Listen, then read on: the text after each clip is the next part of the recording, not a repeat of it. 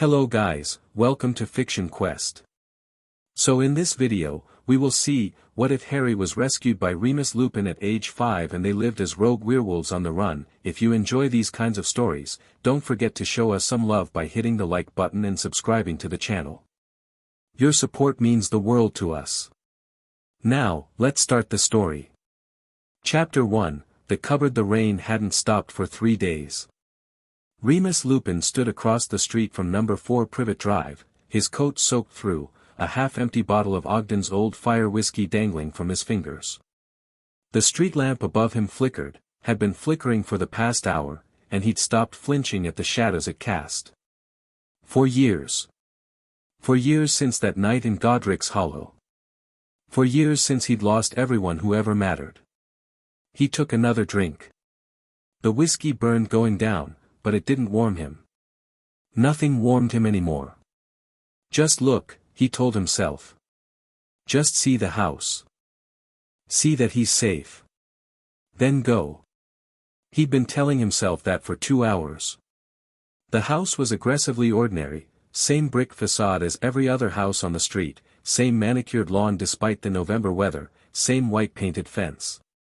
A child's bicycle lay forgotten by the garage door, and through the front window, Remus could see the blue glow of a television set. He's in there.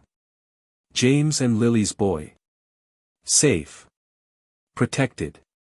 Dumbledore had explained it all, hadn't he? Blood wards. Lily's sacrifice. The safest place in Britain for young Harry Potter was with his mother's family. The magic was ancient and unbreakable. The boy would be loved. Remus took another drink. Loved. He'd wanted to visit.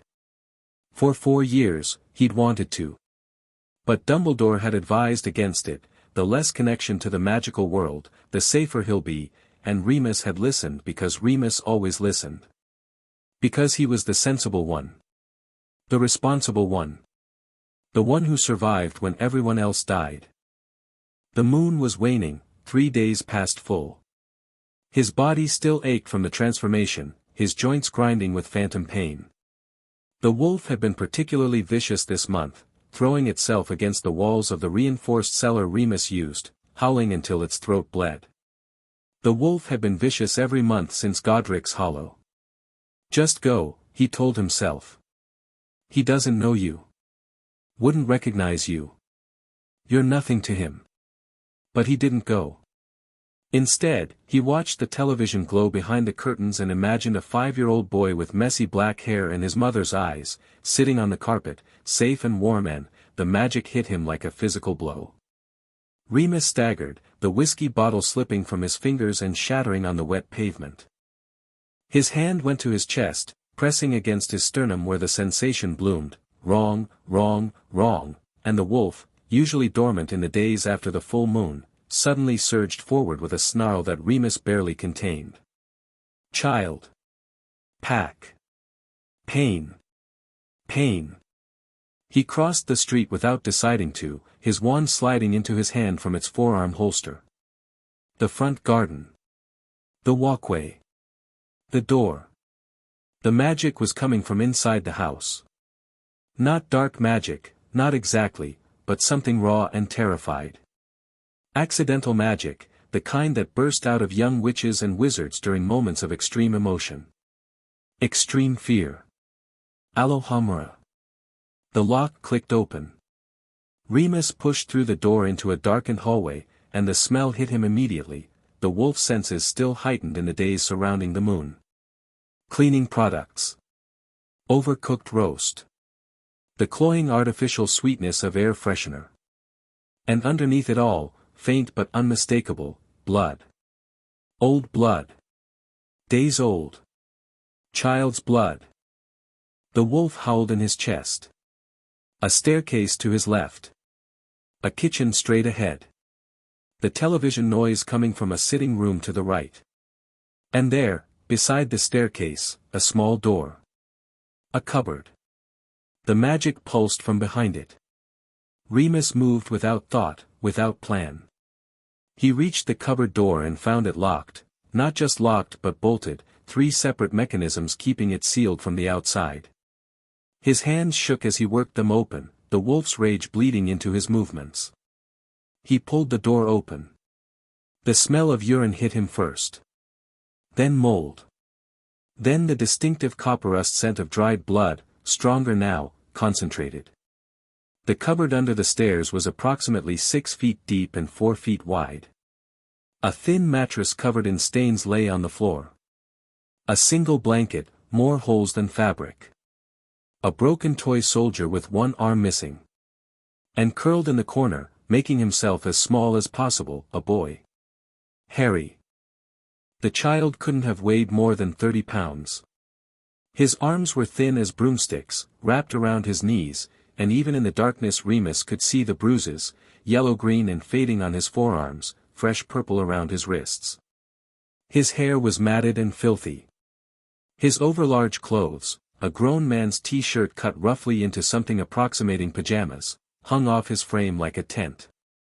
And his eyes, when they finally looked up at Remus, were Lily's eyes. Lily's eyes, in a face that had forgotten what hope looked like. "I'm sorry," the boy whispered, and his voice cracked like he hadn't used it in days. "I'm sorry, I didn't mean to, I'll be good, please, Harry." Remus's voice came out strange, choked. "Harry, I'm not going to hurt you." The boy flinched at his own name. "I'm a friend," Remus said, though friend seemed such an inadequate word. He crouched down, trying to make himself smaller, less threatening. "I knew your parents. Your mum and dad." Something flickered in those green eyes. Fear, still, but underneath it, hunger. Not for food, though clearly there was that too. Hunger for information. For anything. "I don't have parents," Harry said, reciting it like a lesson. "They died in a car crash because my dad was a drunk." The words hit Remus like a cruciatus curse. For a moment, he couldn't breathe. Couldn't think. The wolf was snarling, howling, throwing itself against the inside of his skull with pure murderous intent. Lily and James, reduced to a lie about drunk driving. Their sacrifice, their love, their son, locked in a cupboard and taught to feel grateful for scraps. "That's not true," Remus said, and his voice was steady only through supreme effort. "None of that is true. Your parents loved you very much. Your father was the bravest man I ever knew, and your mother," his voice cracked. "Your mother gave everything to protect you." Harry stared at him, uncomprehending. Then, very quietly, "Are you real?" "I'm real. People aren't nice to me," Harry said, as if explaining something obvious. "So you can't be real. Unless," he wrapped his arms tighter around himself. "Unless I'm being punished. For the bad thing." "What bad thing?" "I don't know." The boy's voice was barely audible. "I never know. Things just happen. Bad things. And then I get punished. Accidental magic. He thinks his magic is something evil. Something wrong." Remus moved slowly, carefully, reaching out his hand. Harry watched it come with the wary focus of a trapped animal, every muscle in his tiny body tensed for impact. Remus touched his shoulder, gentle as he could manage. Harry made a sound, a small, broken noise, and the magic that had been building in the cupboard simply released. Not violently. Not in a burst. Just a long, shuddering exhale of power that made the air taste like lightning and grief. "You're real," Harry whispered. "You're actually real. I'm real. And I'm going to get you out of here." "You can't." Harry shook his head rapidly. "If I leave, they'll find me. They always find me. And then it's worse. They won't find you. Not this time. You don't understand, Harry." Remus leaned closer, and for a moment he let the wolf show in his eyes, just a flicker, a glint of amber in the brown. "I understand better than you know. And I promise you, on everything I am, no one will ever hurt you again." The boy stared at him. Then, slowly, he uncurled from his defensive ball. His hand, so small, so thin, reached out and touched Remus's wrist. His fingers were cold. "What's your name?"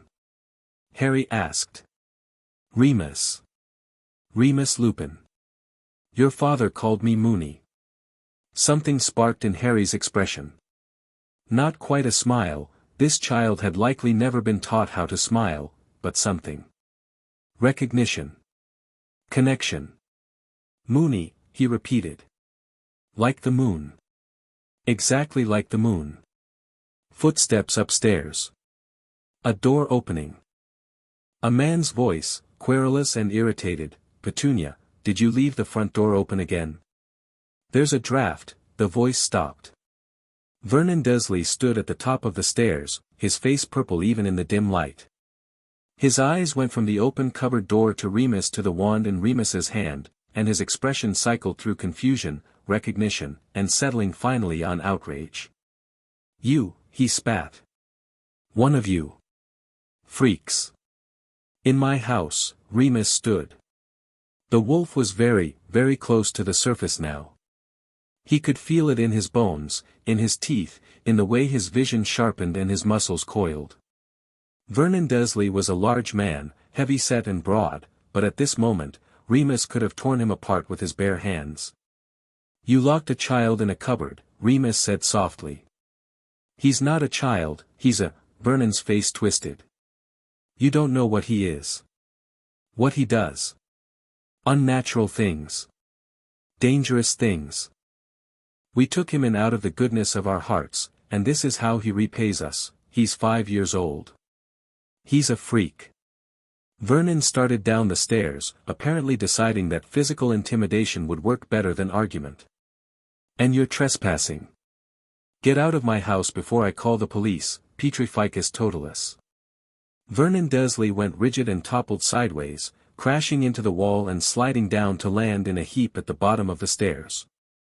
His eyes, the only part of him that could still move, were wild with terror. Remus stepped over him. "Where is his aunt?" he asked, conversationally. Vernon's eyes flicked toward the sitting room. Remus found Petunia Dursley on the sofa, a cup of tea frozen halfway to her lips. She'd been watching television, some program about home renovation, and the remote control slipped from her fingers as Remus entered. "You," she breathed. "I remember you. From the wedding. Lily's wedding. Petunia. Get out." Her voice was shrill, panicked. "Get out of my house. We have rights. We're normal. You can't just—" "I found your nephew in a cupboard." Petunia's mouth snapped shut. "He was bleeding. He thought I was there to punish him for something he couldn't name." Remus's wand hand was trembling. The wolf wanted blood. The wolf wanted to make an example that would be remembered for generations. He didn't know his parents' names. He'd never seen a photograph of his mother. "We did our duty," Petunia said, and there was something almost like defiance in her voice. "We took him in. Fed him. Clothed him. Protected him from your kind. Do you know what he does? Do you know the things that happen around him? He's dangerous. He's a child. He's her son." The word dripped with old poison. Lily's son. And he's just as wrong as she was, just as contaminated. We tried to stamp it out of him. For his own good. For everyone's good. Remus stared at her. This was Lily's sister. Lily, who had laughed like sunlight. Lily, who had hexed James Potter 6 times before agreeing to one date. Lily, who had stood between her infant son and the darkest wizard in a century and never flinched. This was her sister. "I'm taking Harry," Remus said. "You can't." "I am." Dumbledore said. "Dumbledore," Remus said quietly, "doesn't know what you are. But I do. I know exactly what you are. And if you ever come near Harry again, if you so much as speak his name, I will come back. Do you understand me, Petunia? I will come back.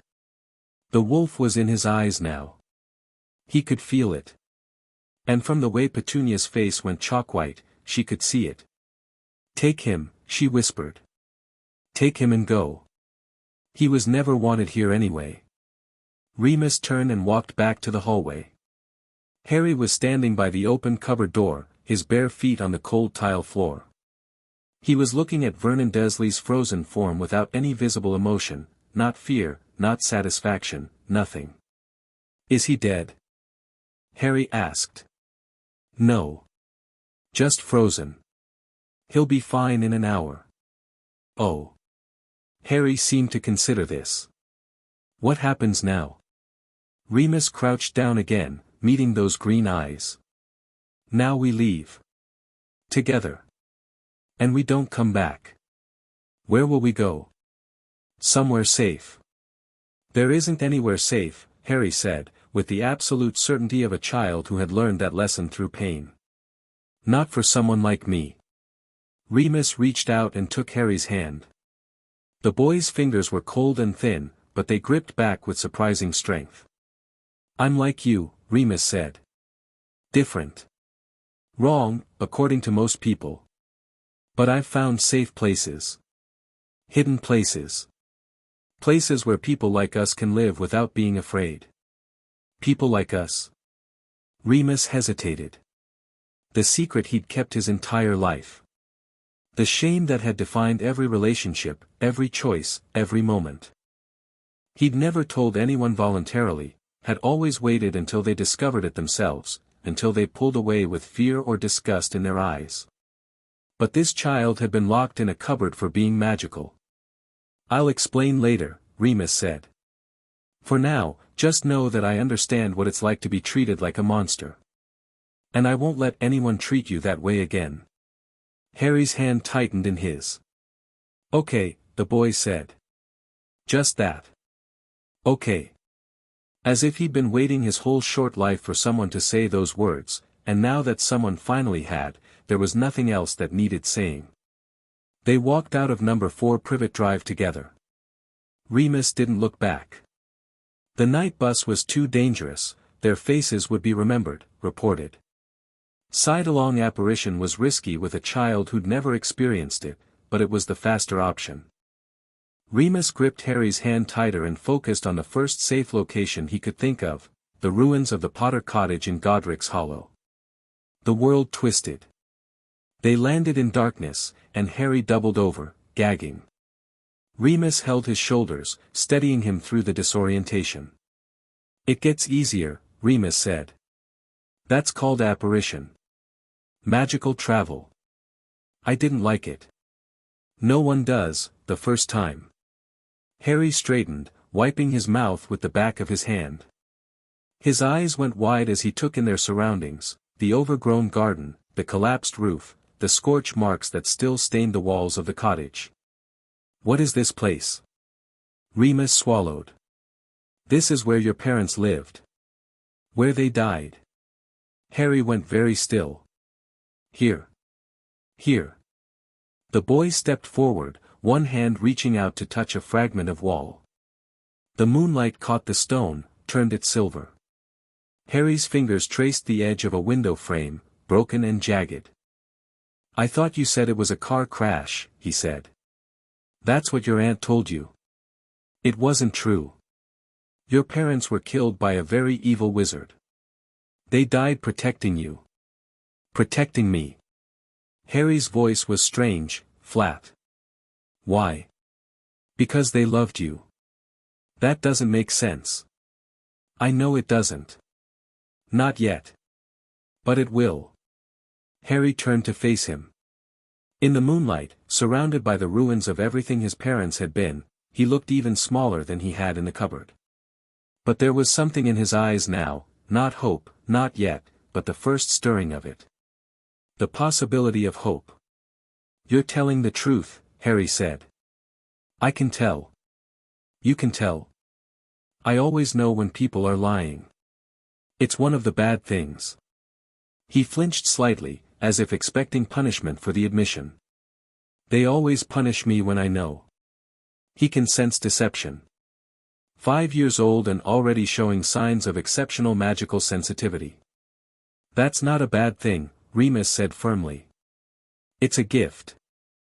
A useful one. A gift? Yes.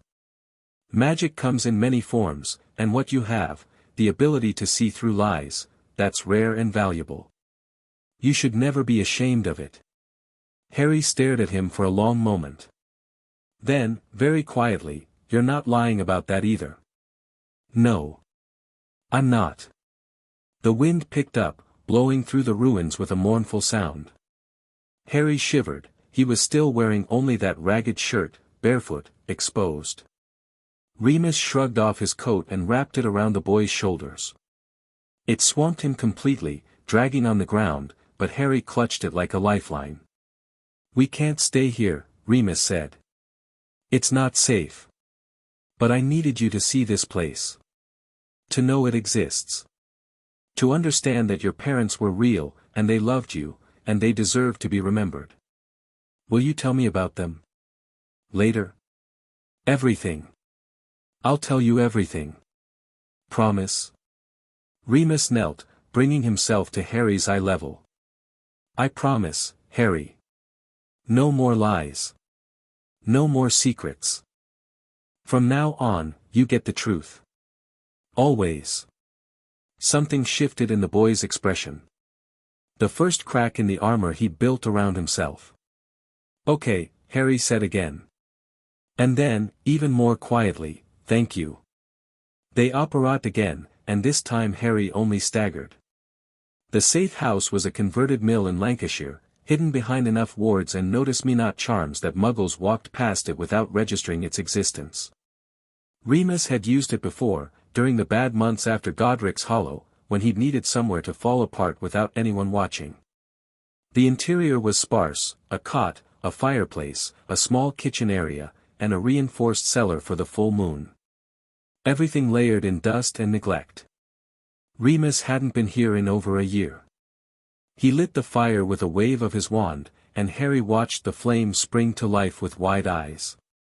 Magic is real, the boy said, as if still trying to convince himself. Very real. And I'm magical. Yes. And that's not bad. No, Harry. That's not bad at all. Harry moved closer to the fire, holding out his thin hands to the warmth. The coat was still wrapped around him, trailing behind like a royal train. In the flickering light, Remus could see the details he'd missed in the darkness, the old scars on Harry's arms, thin white lines that might have been from a belt or a switch. The hollows of his cheekbones. The way his collarbone jutted through the too thin skin. They starved him. Beat him. Locked him in darkness and told him he was evil for existing. The wolf howled for blood. Remus pushed it down. There would be time for anger later. Right now, what Harry needed was safety. Warmth. Food. Are you hungry? Remus asked. Harry's head snapped toward him, and there was something almost feral in the response, a desperation quickly suppressed. I'm okay. When did you last eat? Silence. Harry. I don't remember. The admission came out small, shameful. It's been a while. But I'm used to it. I don't need much. Merlin. Merlin and Morgana and every god that ever was. Remus went to the kitchen area, rummaging through the cupboards. The food here was preserved with stasis charms, still fresh despite the abandonment. He found bread, cheese, some dried fruit. Nothing elaborate, but solid. Real. He brought it to Harry and watched the boy's eyes go wide. This is for me. All for you. Eat as much as you want. Harry reached out with trembling fingers, touching the bread like he expected it to disappear. Then he took a bite, and his whole face changed, a kind of wondering disbelief, as if he'd forgotten that food could taste good. He ate too fast, barely chewing, and Remus had to stop him. Slow down. You'll make yourself sick. There's more. There will always be more. Always. Always. Harry slowed down. He ate the bread, and the cheese, and half the dried fruit before his body decided it had reached capacity. Then he curled up by the fire, Remus's coat still wrapped around him, and looked at the flames with heavy eyes. "You're not going to leave, are you?" he asked. "No. People always leave." "I won't." "How do you know?" Remus settled on the floor beside him, close enough to touch but not crowding. "Because I've spent 4 years alone. Because I lost everyone I cared about, and I thought there was nothing left worth living for. And then I found you." Harry's eyes flickered to him. "You were alone too?" "Yes." "Did people hurt you?" "In different ways." "Yes." "Because of the bad things? The magic?" Remus hesitated. The truth pressed against his teeth, demanding release. But Harry had already had too much truth for one night, there would be time for the rest. "Because of what I am," he said finally. "But I survived. And so will you. Together." Harry was quiet for a long moment. Then he shifted, just slightly, leaning into Remus's side. The contact was tentative, testing, ready to withdraw at the first sign of rejection. Remus didn't move. Slowly, by degrees, Harry relaxed. The tension bled out of his small frame. His breathing deepened. "Moony," he murmured, already half asleep. "Like the moon." "That's right. I like the moon. It's always there. Even when you can't see it." Remus's throat tightened. "Yes. It is. You'll be like that too. Always there. Always, Harry. I promise." The boy's eyes closed. Within minutes, his breathing evened into the rhythm of deep sleep, the first real sleep, Remus suspected, that he'd had in a very long time. Remus sat beside him and watched the fire burn, and felt something unlock in his chest. Something he'd thought was dead forever. Purpose. He'd failed Lily and James. Failed Sirius, wherever his treacherous soul had ended up. Failed Peter, who'd been a better man than any of them suspected until the end. Failed everyone he'd ever loved. But Harry was alive. Harry was here. Harry was his now, to protect and raise and teach. He wouldn't fail again. The first week was the hardest. Harry didn't know how to be a child. He woke at dawn and waited silently for instructions, for chores, for punishment. He flinched at sudden movements. He ate whatever was given to him with mechanical efficiency and never asked for more. He said, "Please," and "Thank you," and "I'm sorry," with the reflexive desperation of someone who'd learned that the right words could sometimes ward off pain. Remus had to teach him everything. Not magic, that would come later, but the basics of being human. How to ask for what he needed. How to say no. How to exist in a space without constantly calculating threat vectors and escape routes. "You don't have to clean," Remus said, finding Harry scrubbing the kitchen floor at 6 in the morning. "That's not your job." "But I have to earn my keep." "No. You don't. You're a child. Your job is to be a child." Harry stared at him, uncomprehending. "You can play," Remus tried. "Do you know how to play?" "Play. Games. Toys. Imagination. Things you do for fun." The word "fun" seemed to confuse Harry more than anything. It took Remus 3 days to understand why Harry had never been allowed to play. The toy soldier with the missing arm, the only possession in his cupboard, had been stolen from Dudley's trash, and when the Dursleys found out, they'd beaten him for it. "I should have killed them," Remus thought, and the wolf agreed enthusiastically. "I should have torn their throats out and left them bleeding on their perfect carpet." But he hadn't. And now he had to live with that choice, along with all his others. The magic came easier than the emotional healing. Harry's power was remarkable, raw and uncontrolled, bursting out at unexpected moments, but strong. Stronger than Remus had ever seen in an untrained child. When Harry finally let himself feel something, anger, fear, hope, things happened. Lights flickered. Windows cracked. Once, during a nightmare, he levitated 6 inches off the cot without waking. Remus started with the basics, breathing exercises, focus techniques, the first principles of intentional magic versus accidental magic. Harry absorbed it all with desperate intensity, this validation that his bad things were actually good things, normal things, things to be cultivated rather than punished. "You're doing wonderfully," Remus said, after Harry managed to summon a spoon from across the room. "That's beyond what most children can do at your age." Harry glowed.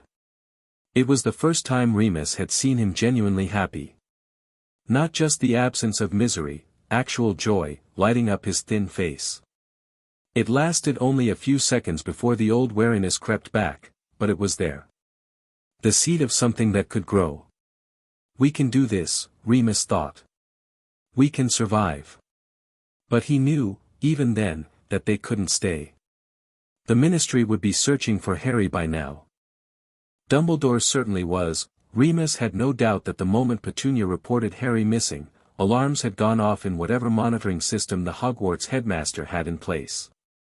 The blood wards failing. The chosen one vanishing. The careful plans of 16 years, suddenly derailed. Remus didn't feel guilty about that. He couldn't afford to. What he felt, increasingly, was afraid. Because running from the Ministry was one thing. Running from Albus Dumbledore, the most powerful wizard in Britain, possibly the world, was another. And there were others who would be looking. Others with darker purposes. The werewolf community had networks. Lines of communication that ran beneath the surface of wizarding society, invisible to those who didn't know where to look. Remus had cultivated contacts over the years, mostly out of necessity, places to stay during full moons, sources of wolfsbane when he could afford it, warnings about Ministry crackdowns and anti-werewolf violence. Now he used those networks to listen. The news was troubling. Someone was asking about Harry Potter. Not the Ministry, their inquiries were clumsy, obvious, filtered through official channels. This was different. Quiet questions in the wrong places. Money changing hands. A name that made other werewolves go pale and changed the subject. Greyback. Fenrir Greyback, who had bitten Remus when he was 4 years old. Fenrir Greyback, who ran the largest werewolf pack in Britain, a pack built on violence and domination, on the philosophy that wizards were prey and werewolves were predators. Fenrir Greyback, who collected children. He wants Harry. He knows about Harry, and he wants him. The thought made Remus's blood run cold. "We need to leave Britain," he told Harry, 2 weeks after the rescue. They were sitting by the fire, Harry practicing the summoning charm with small objects while Remus pretended to read. "There's danger here. People who would hurt you if they found us. Because of who I am. Because of who you are, and because of what I am. Britain isn't safe for either of us." Harry processed this with the unsettling calm he applied to most information. "Where would we go?" "East. There are werewolf communities in Romania, in the Carpathians. Old packs that follow the old ways. They don't like the Ministry, and they don't like," Remus hesitated. "They don't like the man who's looking for you." "A man is looking for me?" "Yes." "Is he a bad man?" "The worst man I know." Harry nodded slowly. "Then we should go. Before he finds us." So practical. So accepting. 5 years old and already understanding that the world is full of people who want to hurt him. The thought broke Remus's heart. But it also strengthened his resolve. "There's something I need to tell you first," Remus said. "Something important. Something I should have told you from the beginning." Harry turned to face him fully, giving him that complete attention that always made Remus feel slightly unworthy. You know how I said I understand what it's like to be treated as a monster? Yes. It's because I am one. At least, according to most people. Remus took a breath. I'm a werewolf, Harry. Once a month, when the moon is full, I transform into a beast. I have no control over it. I become dangerous, violent, barely human. That's why I'm called Moony. It was a nickname your father gave me, back when we were friends at school.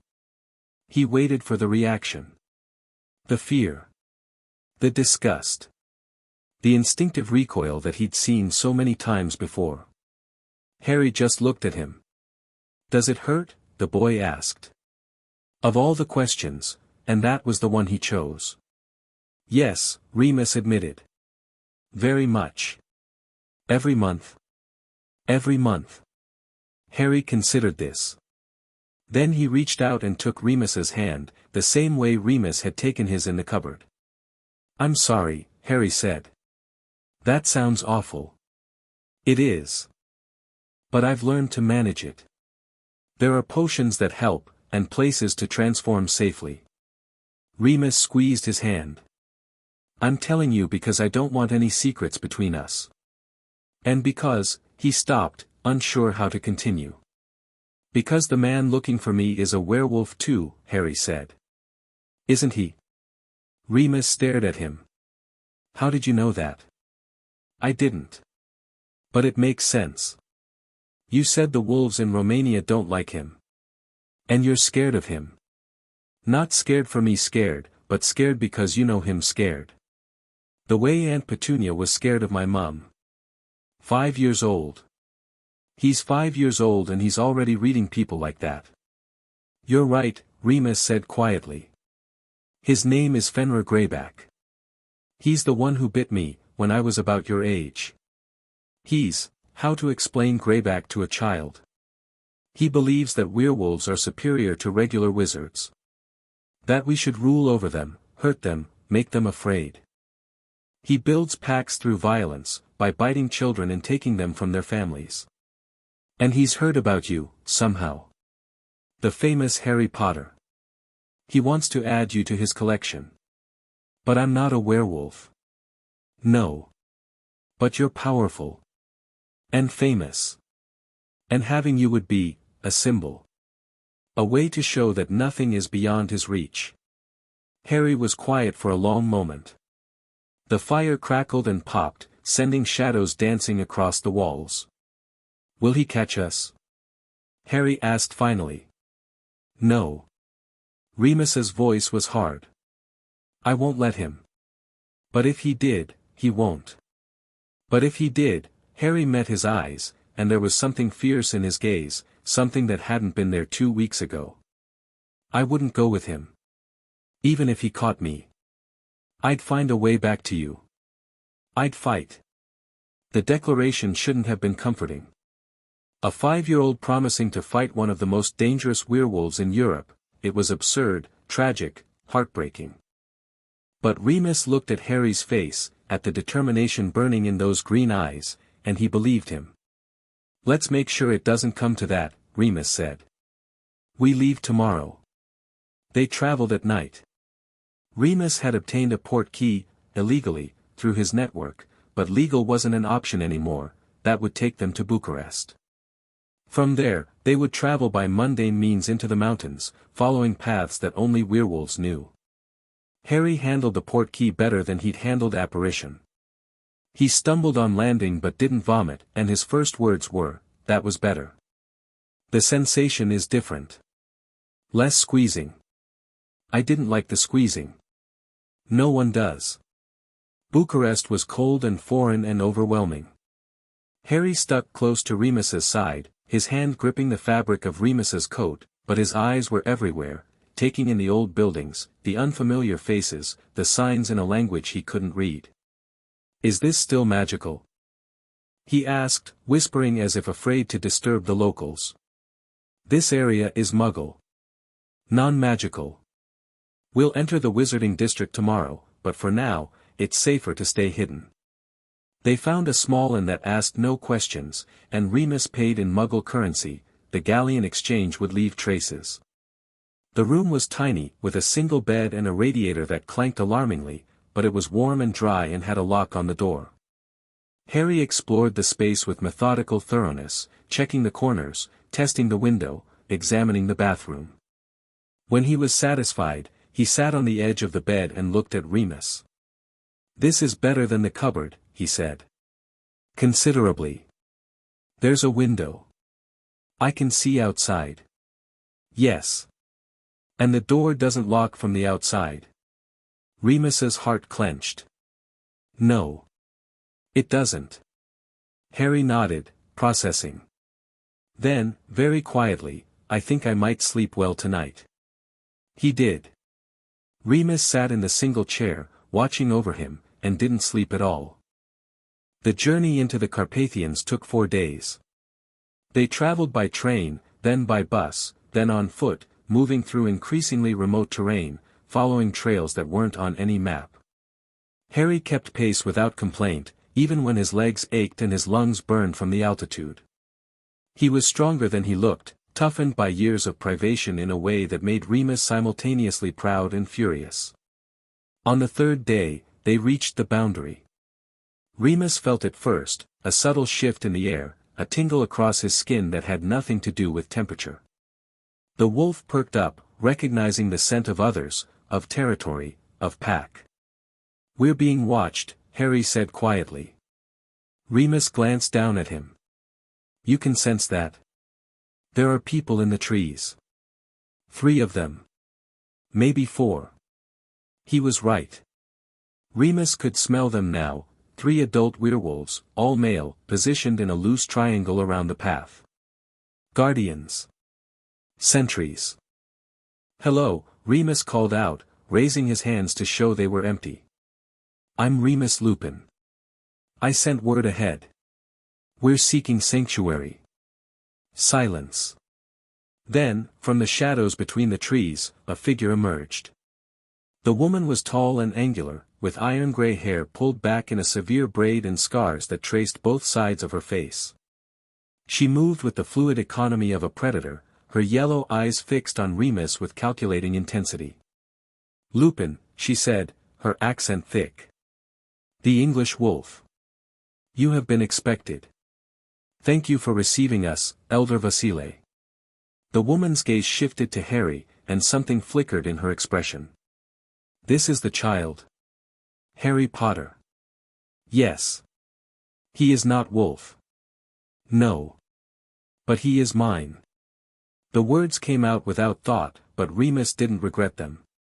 They were true. Had been true since the moment he'd opened that cupboard door. Elder Vasile studied Harry for a long moment. Harry stared back, unflinching, chin raised slightly in a gesture of defiance that Remus hadn't taught him.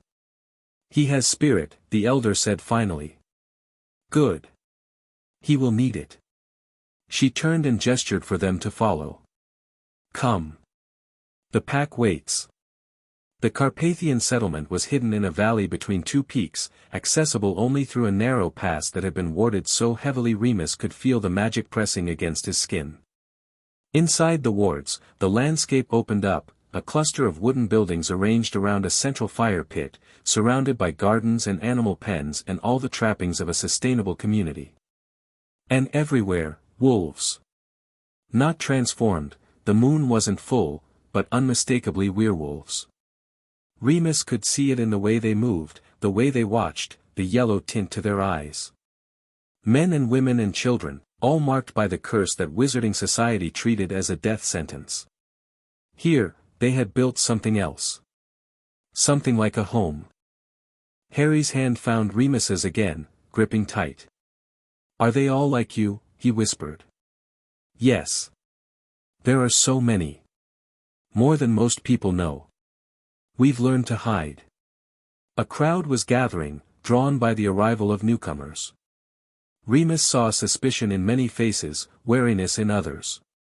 They knew who he was, word traveled fast among wolf communities, but that didn't make them welcoming.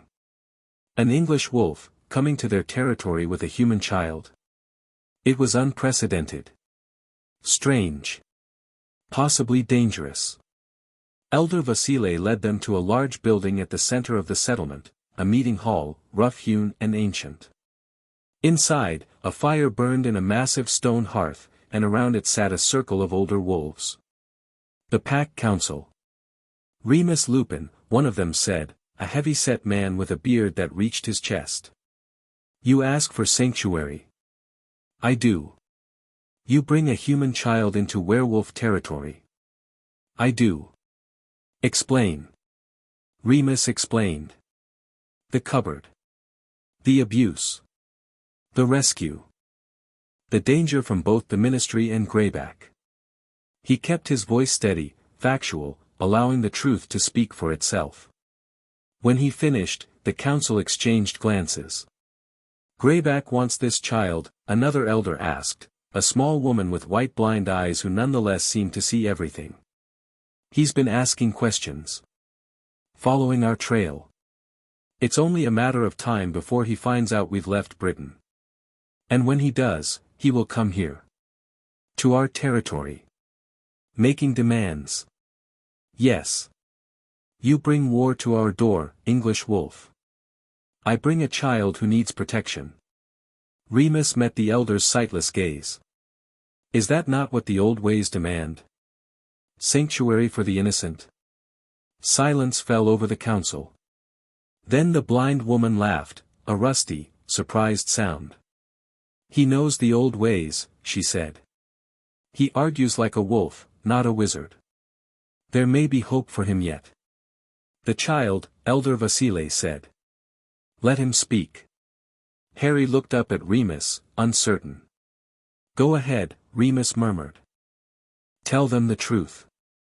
Harry stepped forward, still wrapped in Remus's coat, still impossibly small and thin. He faced the council of ancient werewolves without visible fear. I was kept in a cupboard, he said. For being magical. They told me I was bad. Wrong. Evil. Mooney saved me. He's the only one who's ever been kind to me. He paused, choosing his next words carefully. I don't know why the bad man wants me. I don't know why anyone wants me. But Mooney says I'm safe here, and Mooney doesn't lie. If you let us stay, I promise I won't cause trouble. I'm good at being quiet and small. You won't even notice I'm here. Something shifted in the council's energy. The wariness faded, replaced by something softer. He speaks with the voice of a survivor, the blind elder said quietly. I know that voice. We all do. The vote, Elder Vasile said. All in favor of granting sanctuary? One by one, hands rose. It was unanimous. They stayed in the Carpathians for 6 months. Harry thrived. The mountain air and regular meals filled out his frame, putting flesh on his bones and color in his cheeks. He grew 3 inches in the first 2 months alone, his body finally freed from the starvation that had stunted it. The Pack's children, initially suspicious of the human in their midst, eventually accepted him as a curiosity and then as a friend. Harry learned their games, their language, their ways. And the magic lessons continued. Remus taught him the formal aspects, wand movements, with a practice wand, since Harry was still too young for his own, incantations, magical theory. But the Pack elders taught him other things, older things, the kind of magic that didn't require wands or words. Meditation techniques to sense magical energy. Physical training that pushed his small body to its limits. The ability to read people, to sense their intentions, to tell truth from lies with perfect accuracy. You have gifts, Elder Vasile told Harry one evening, after a particularly successful lesson. Strong gifts. The wizards will want to control them. We teach you to control them first. Why? Because a gift that controls you is a weapon others can turn against you. A gift you control is yours, forever. Harry absorbed this wisdom like he absorbed everything, completely, intensely, making it part of himself. The full moons were difficult. Harry had to be kept away from the Pack during transformations, even in the relatively civilized environment of the Carpathian settlement, werewolves were dangerous when changed. He stayed in a warded cottage at the edge of the community, watched over by one of the blind elder's human apprentices, and listened to the howling in the darkness. "What's it like?" he asked Remus once, the morning after. "Being a wolf?" Remus, still aching and exhausted from the transformation, considered the question. "It's different. Like being someone else. Someone who doesn't think in words, only in instinct. Hunger. Fear. Territory. Pack. Do you remember it after? Fragments. Impressions. Not clearly. Does it hurt?" "Yes." Harry was quiet for a moment. Then, "I'm sorry you have to do that alone." "I'm not alone. The pack transforms together. It helps. But I can't be there." "No. Someday I want to help. Somehow." Remus reached out and ruffled his hair, one of the few physical affections Harry had learned to accept. "You help by being safe. That's enough." But Harry's expression suggested he didn't agree. News filtered in from Britain, carried by travelers and the wolf networks. The ministry was in an uproar. Harry Potter, the boy who lived, had vanished from his relative's home. The official story was kidnapping. A dark wizard, possibly a surviving Death Eater, had somehow breached the legendary blood wards and stolen the child. Aurors were searching. Dumbledore was searching. The entire wizarding world was searching. Remus Lupin's name hadn't been connected to the disappearance yet, but it was only a matter of time. Petunia Dursley might not report his involvement. She'd be too afraid of exposure, of having to explain why her nephew was locked in a cupboard, but someone would figure it out eventually. His visits to Godric's Hollow. His questions about Harry over the years. The pieces would come together. More troubling were the other rumors. Greyback was on the move. His pack had grown larger, meaner, more organized. He was making alliances with dark wizards, with criminal elements, with anyone who could offer him power and resources. And he was still asking about Harry Potter, no longer quietly, but openly, letting it be known that he had a claim on the boy. "He says he will bite him," one of the younger wolves reported, returned from a scouting mission to the lowlands. "Says the Potter boy belongs to him by right of prophecy." "Prophecy?" Remus asked sharply. "There are rumors. That the boy is destined for something great. That whoever controls him controls the future." The young wolf shrugged. "Greyback believes it. Or wants others to believe it. Either way, he is becoming obsessed." The council met that night, and Remus was not invited. He waited outside the meeting hall with Harry, watching the stars wheel overhead, and tried to quiet the dread building in his chest. When Elder Vasile emerged, her face was grim. "Greyback has made contact," she said. "He knows the boy is here." Remus's heart stopped. "How?" "It does not matter how. What matters is what happens next. He has made a demand: surrender the child, or face the consequences." "What did the council decide?" Elder Vasile smiled, a hard, fierce expression that showed teeth. "We told him to come and take him, if he dares." Relief flooded through Remus, followed immediately by fresh fear. "He will come." "Yes. With his pack. His allies.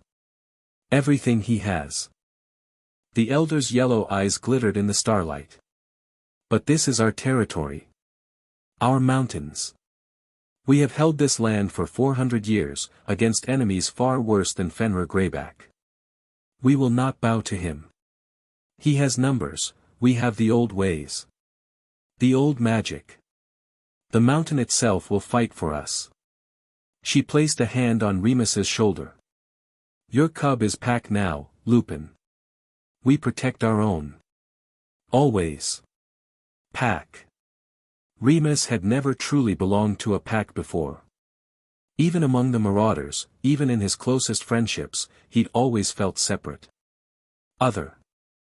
The wolf they tolerated because they loved him, not because they understood him. But here, in the Carpathians, among wolves who lived by the old ways, here, for the first time, he belonged. "Thank you," he managed. "Thank the boy." Elder Vasile's expression softened slightly. "He has reminded us why we fight. It has been too long since we had a cub to protect." The attack came on the night of the full moon. Greyback wasn't stupid. He knew the pack would be transformed, feral, dangerous, but so would his own wolves. The difference was discipline. The Carpathian pack had learned to channel their wolf selves, to maintain some semblance of control and cooperation even during transformation. Greyback's wolves were chaos incarnate, running on pure instinct and savagery. Harry was in the warded cottage when the howling started. Not the usual howling of transformation, this was different. War cries. Challenges. The sounds of combat. "Stay here," the apprentice guarding him said, her face pale. "The wards will hold." "What's happening?" "The English wolf. He's come for you." Harry moved to the window, pressing his face against the glass. In the darkness below the cottage, he could see shapes moving, huge, fur-covered shapes, clashing and tearing at each other. Blood spattered the snow. Teeth flashed. And above it all, a howl that wasn't quite a howl, something that carried words, meaning, intent. "Give me the boy." Harry's magic responded before he could think. Energy crackled across his skin, making his hair stand up, making the air taste like copper. The wards around the cottage flared brighter, responding to his power. "Don't," the apprentice said, grabbing his arm. "If you interfere, I have to help." "You can't. You're not a wolf. You'll just be, I have to help." The cottage door blew off its hinges. Harry didn't know how he did it. One moment he was arguing with the apprentice, the next moment his magic was surging through him like a tidal wave, breaking through barriers he didn't even know existed. The door flew outward and Harry ran after it, out into the chaos of the battle. The cold hit him first, mountain cold, winter cold, the kind that froze your breath in your lungs.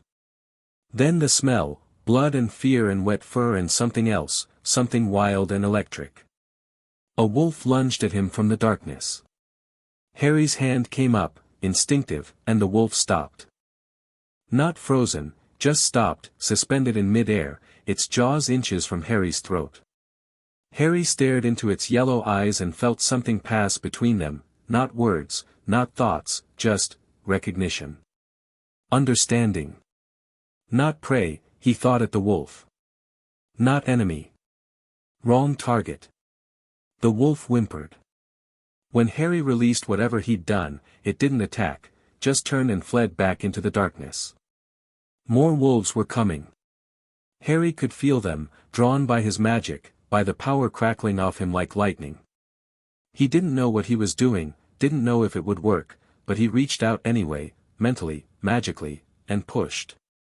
"Stop." The command rippled outward like a stone dropped in a pond. And one by one, the attacking wolves stopped. Froze. Looked around in confusion, as if waking from a dream. Only one wolf kept moving. He was the largest Harry had ever seen, massive, black-furred, with scars crisscrossing his muzzle and a mouth full of broken teeth. He padded toward Harry with deliberate slowness, and his eyes were intelligent. Aware. Almost human in their cruelty. Greyback. "So," the wolf said, and it was wrong, so wrong, hearing human words from an animal throat, "the cub has teeth." Harry's magic was fading, the surge of power draining out of him. He could feel himself trembling, feel the exhaustion waiting to crash over him. But he didn't run. "Go away," he said, his voice steadier than he felt. "I don't belong to you. Everything belongs to me, eventually." Greyback took another step closer. "Your parents didn't understand that either. Thought they could protect you. Thought love and sacrifice meant something." His lips pulled back in a smile. "But here you are. Alone. Unprotected. Mine for the taking. He's not alone. Another wolf emerged from the shadows, smaller than Greyback, brown-furred, scarred, but moving with a purpose that made the larger wolf pause. Remus. Even transformed, Harry knew him. Knew the way he moved, the sound of his breathing, the particular amber shade of his eyes. Lupin. Greyback's voice dripped contempt. My old cub. Have you come to watch me claim a new one? Remus didn't answer with words. He just lunged. The two wolves crashed together in a tangle of fur and teeth and claws. They rolled across the bloody snow, snapping at each other's throats, tearing at each other's flanks. Remus was smaller, leaner, less experienced, but he was fighting for something more than territory or dominance. He was fighting for his pack. Harry watched, frozen, as the battle raged. He wanted to help, tried to summon more of that strange power that had stopped the other wolves, but there was nothing left. He'd emptied himself completely in that one desperate command. Greyback pinned Remus to the ground, jaws closing around his throat, and the rest of the pack arrived. Elder Vasile led them, her silver fur streaming in the wind, her yellow eyes blazing. Behind her came the others, the council, the guardians, the parents and children of the Carpathian settlement. They flowed over Greyback like a wave, pulling him off Remus, driving him back with sheer numbers. This is pack, Harry thought, watching them fight together. This is what it means. Not just family. Not just friends. Something more. Something unbreakable. Greyback broke free, bleeding from a dozen wounds. He looked around at the wolves surrounding him, at his own forces scattered and confused, and something like calculation flickered in his eyes. This isn't over, he snarled at Harry. You're mine. You'll always be mine. One day, you'll understand that. Then he turned and ran, vanishing into the darkness of the mountain. His wolves followed, those who could still run. And it was over. The aftermath was bloody. 3 of the Carpathian wolves were dead. A dozen more injured, some seriously. The settlement itself was damaged, cottages broken, wards weakened, the sense of safety that had taken centuries to build now fractured. But they had won. Harry sat by the fire in the meeting hall, wrapped in blankets, watching as the pack tended to their wounded. Remus lay nearby, back in human form, his body covered in bandages and healing paste. The fight with Greyback had nearly killed him, there was a ragged scar on his throat that would never fully fade. But he was alive. They both were. You did something, Elder Vasile said, settling beside Harry. She too had transformed back, her grey hair loose around her shoulders, exhaustion carved into every line of her face. During the battle, the wolves stopped.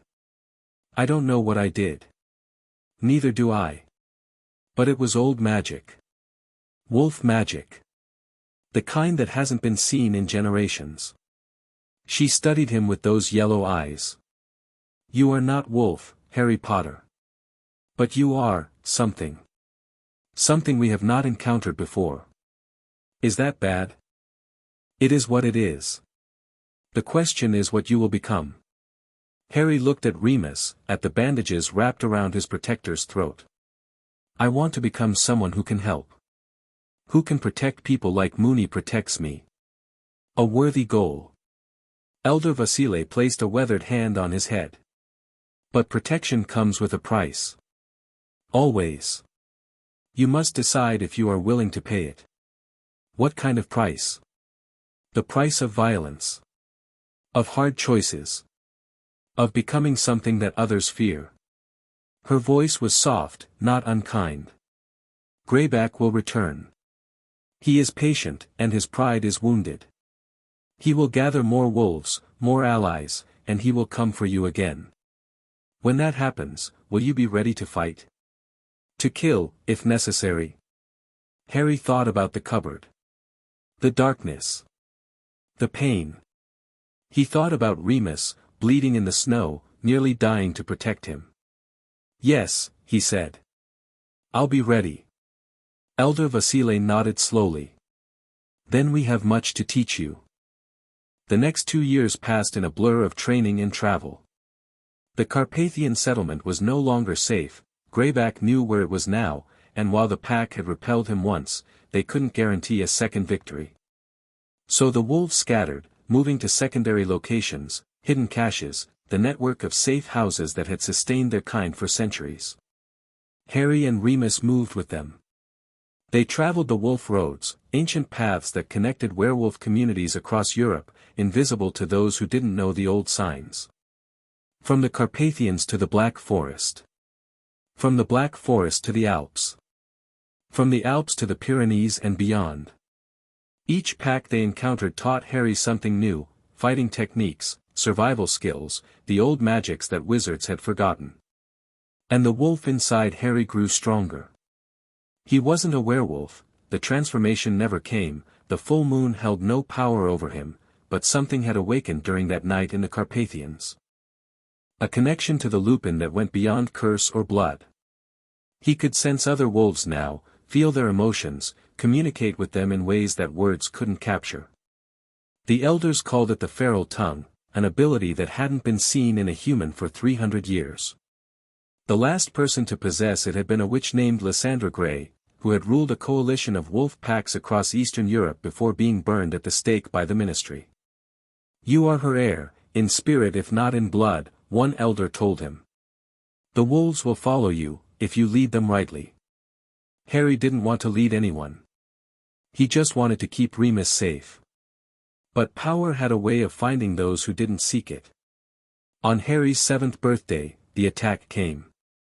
Not from Greyback, from Ministry Aurors, somehow tracking them through the wards and protections of their current safe house. There were 6 of them, trained battle wizards, efficient and ruthless. Remus fought. Harry ran. But one of the Aurors caught up with him, cornered him in a dead-end alley between 2 buildings. The man raised his wand, his face cold and professional. "Harry Potter. By order of the Ministry of Magic, you are to be taken into protective custody." Harry's magic erupted. The Auror went flying, crashing into a wall with enough force to crack the stone. Harry stood there, trembling, power crackling across his skin, and for a moment, just a moment, he saw the wolf looking out through his own eyes. Kill. The thought wasn't his. Wasn't human. It was pure instinct, pure predator, and it terrified him. He didn't kill the Auror. He ran, instead, finding Remus in the chaos, grabbing his hand, disapparating to their emergency rendezvous point. But the memory of that moment stayed with him. The wolf inside, wanting blood. He'd promised Elder Vasile he would be ready to fight. To kill if necessary. He hadn't realized what that would cost. 3 weeks later, they were traveling through the forests of Belarus when Greyback's wolves found them. Not Greyback himself, just a scouting party, 3 young wolves tasked with tracking and reporting. They emerged from the trees at twilight, already half transformed, their eyes yellow and hungry. Remus drew his wand. "Harry, run." "No." "Harry, I said no." The wolves charged. And Harry reached out, not with his wand but with his mind, and spoke to them. "Stop." It wasn't a command this time. It was a conversation, a rapid exchange of images and emotions and instincts that happened faster than thought. Harry showed them what he was, what he could do, what he was becoming. He showed them the choice, fight and die, or walk away and live. 2 of the wolves turned and fled. The third, younger, angrier, more feral, kept coming. Remus stepped forward to intercept, but Harry was faster. His magic surged, not to kill but to dominate, overwhelming the young wolf's mind with sheer force of will. The wolf collapsed, whimpering, submitting. Harry stood over him, breathing hard. "Go back to Greyback," he said aloud. "Tell him I'm not afraid of him. Tell him that every wolf he sends, I'll send back the same way. And tell him," his voice hardened. "Tell him that one day, when I'm ready, I'm coming for him." The wolf scrambled to his feet and ran. Remus was staring at Harry with an expression he couldn't read. "What?" Harry asked. "You've changed." "I know. Is that a good thing?" Harry thought about the question. About the wolf inside him, growing stronger. About the power that scared him even as he learned to wield it. About the war that was coming, whether he wanted it or not. "I don't know," he admitted. "But it's what I am now. I have to make it good." Remus nodded slowly. Then he crossed the distance between them and pulled Harry into a hug, careful, gentle, the way he always was. "I'm proud of you," he murmured. "Even though I'm becoming something strange. Especially because of that. Strange is just another word for unique. And you, Harry Potter, are the most unique person I've ever known." Harry hugged him back, hard. This is Pack, he thought again. This is family. This is what I fight for. And if the fight changed him, if it made him harder, fiercer, more dangerous, then so be it. The wolf that ran alone died alone. But Harry Potter hadn't been alone for 2 years. And he never would be again. The full moon rose over the forest, silver-white and swollen. Remus had found a cave, deep enough that the transformation wouldn't draw attention, secure enough that Harry could wait nearby without danger. The wolfsbane potion they'd obtained from a sympathetic apothecary would keep Remus's mind intact, if not his body. "You don't have to stay," Remus said, already feeling the change begin. "It's not pretty." "I know." Harry settled against the cave wall, wrapped in his cloak, his wand in his hand. "I'm staying anyway." "Harry, you stayed with me. Every night in the cupboard, even though I didn't know you were there. Every nightmare, every bad day, every moment when I thought I couldn't keep going. You stayed." Remus's face twisted, the first spasms of transformation making his features shift. "That's different." "No. It's not." The change took him, then. Bones cracking, flesh stretching, the man disappearing into the wolf. Harry watched without flinching, keeping his breathing steady, his presence calm. When it was over, the wolf that had been Remus lifted its head and looked at him. Harry reached out with the feral tongue, not commanding, just connecting. "I'm here. You're safe. Pack." The wolf's tail wagged, once. Then it settled down on the cave floor, curled around itself, and closed its eyes. Harry watched over it until dawn. Morning came gray and cold. Remus woke human, shivering and naked, his body aching from the transformation. Harry had a blanket ready, and water, and the last of their food supplies. "How do you feel?" Harry asked. "Like I was turned inside out and put back together wrong." Remus managed a weak smile. "Same as always. You slept.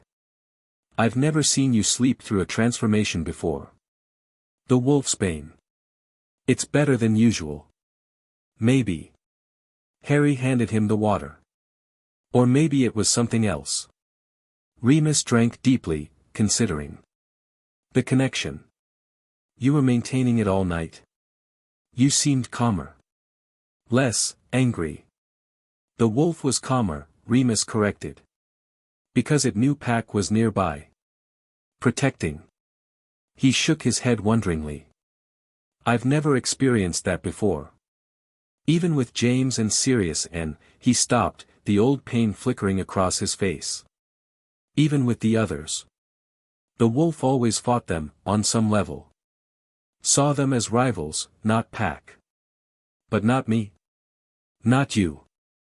Remus reached out and touched Harry's face, a brief, gentle contact. "You're different, Harry. I don't know if it's the magic or the training or just who you are, but the wolf accepts you. Trusts you. Is that good? It's unprecedented." A pause. "But yes. I think it's good." They broke camp and moved on, following the wolf road south. There were rumors of a gathering, multiple packs meeting to discuss the growing threat of ministry persecution and Greyback's expanding influence. If they could reach it in time, they might find allies. Resources. Information. They might find a way to finally stop running. Remus? Harry asked, as they walked through the lightning forest. Yes. Do you think we'll ever be able to go home? Remus was quiet for a long moment. Where is home, for you? Harry considered. The cupboard? The Carpathian settlement?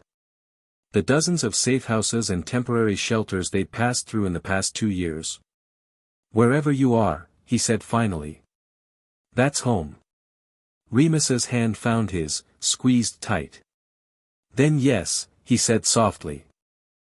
I think we'll find our way home. Eventually. They walked on, into the morning light, toward whatever future awaited them. Together. 6 months later. The safe house in Krakow. Harry's 10th birthday. The letter arrived by owl, despite their best efforts to remain untraceable.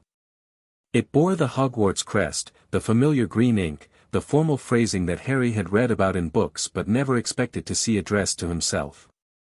Dear Mr. Potter, we are pleased to inform you that you have been accepted at Hogwarts School of Witchcraft and Wizardry. Harry stared at the letter, then at Remus. They found us, he said.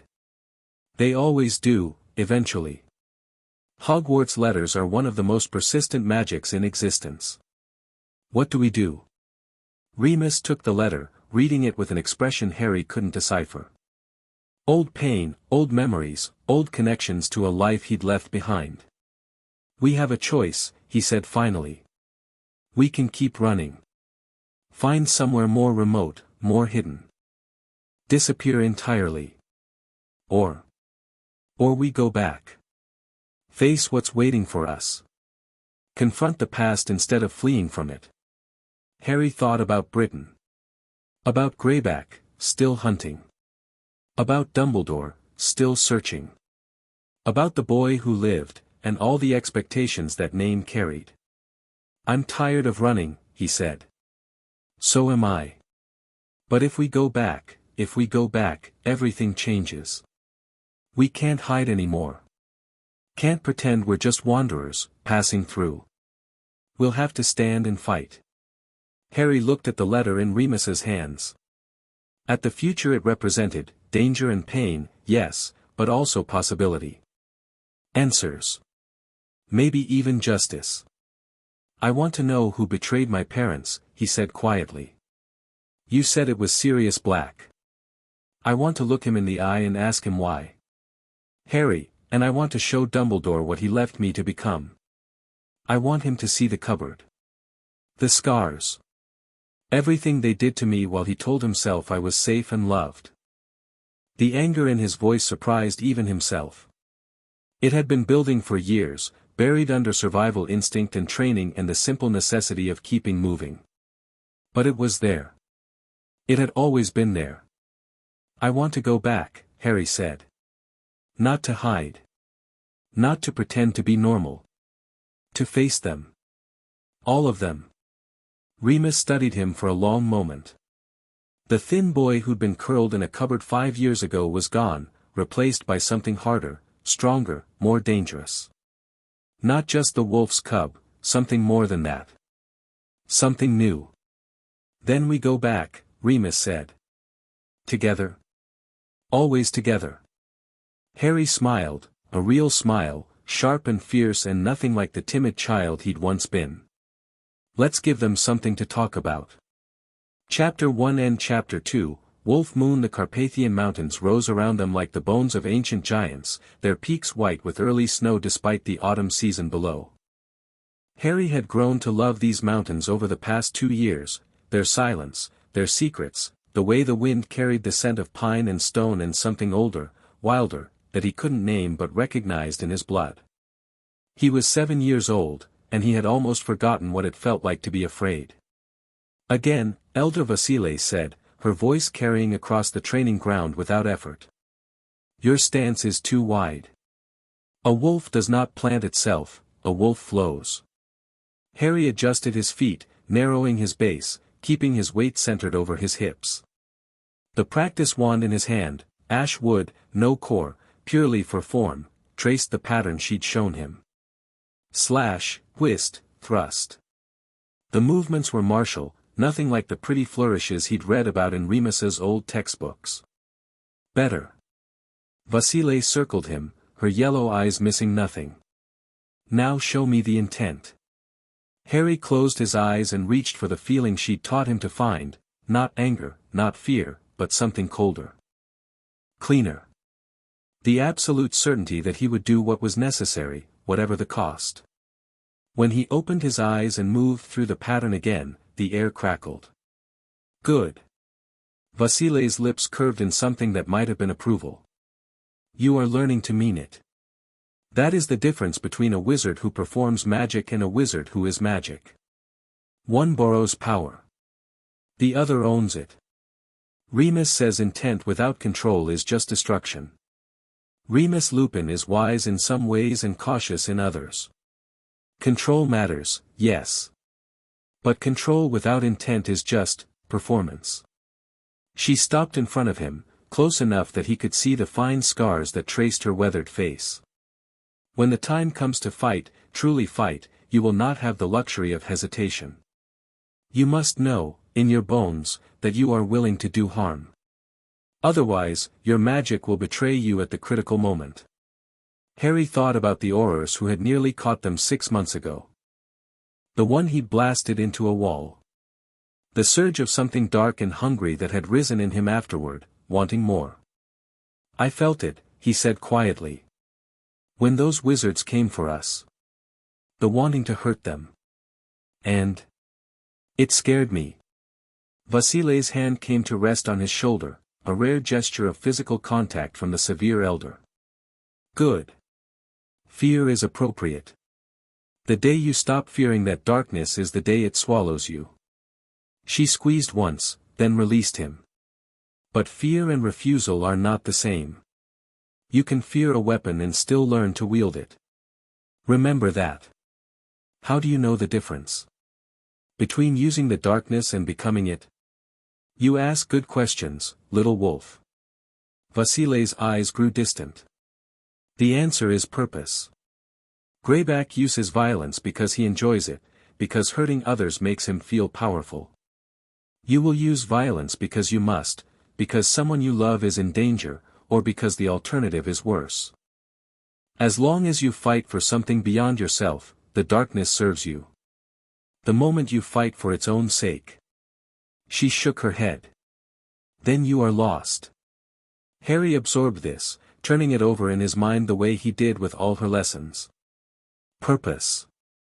Protection. Fighting for something beyond yourself. Remus, he thought.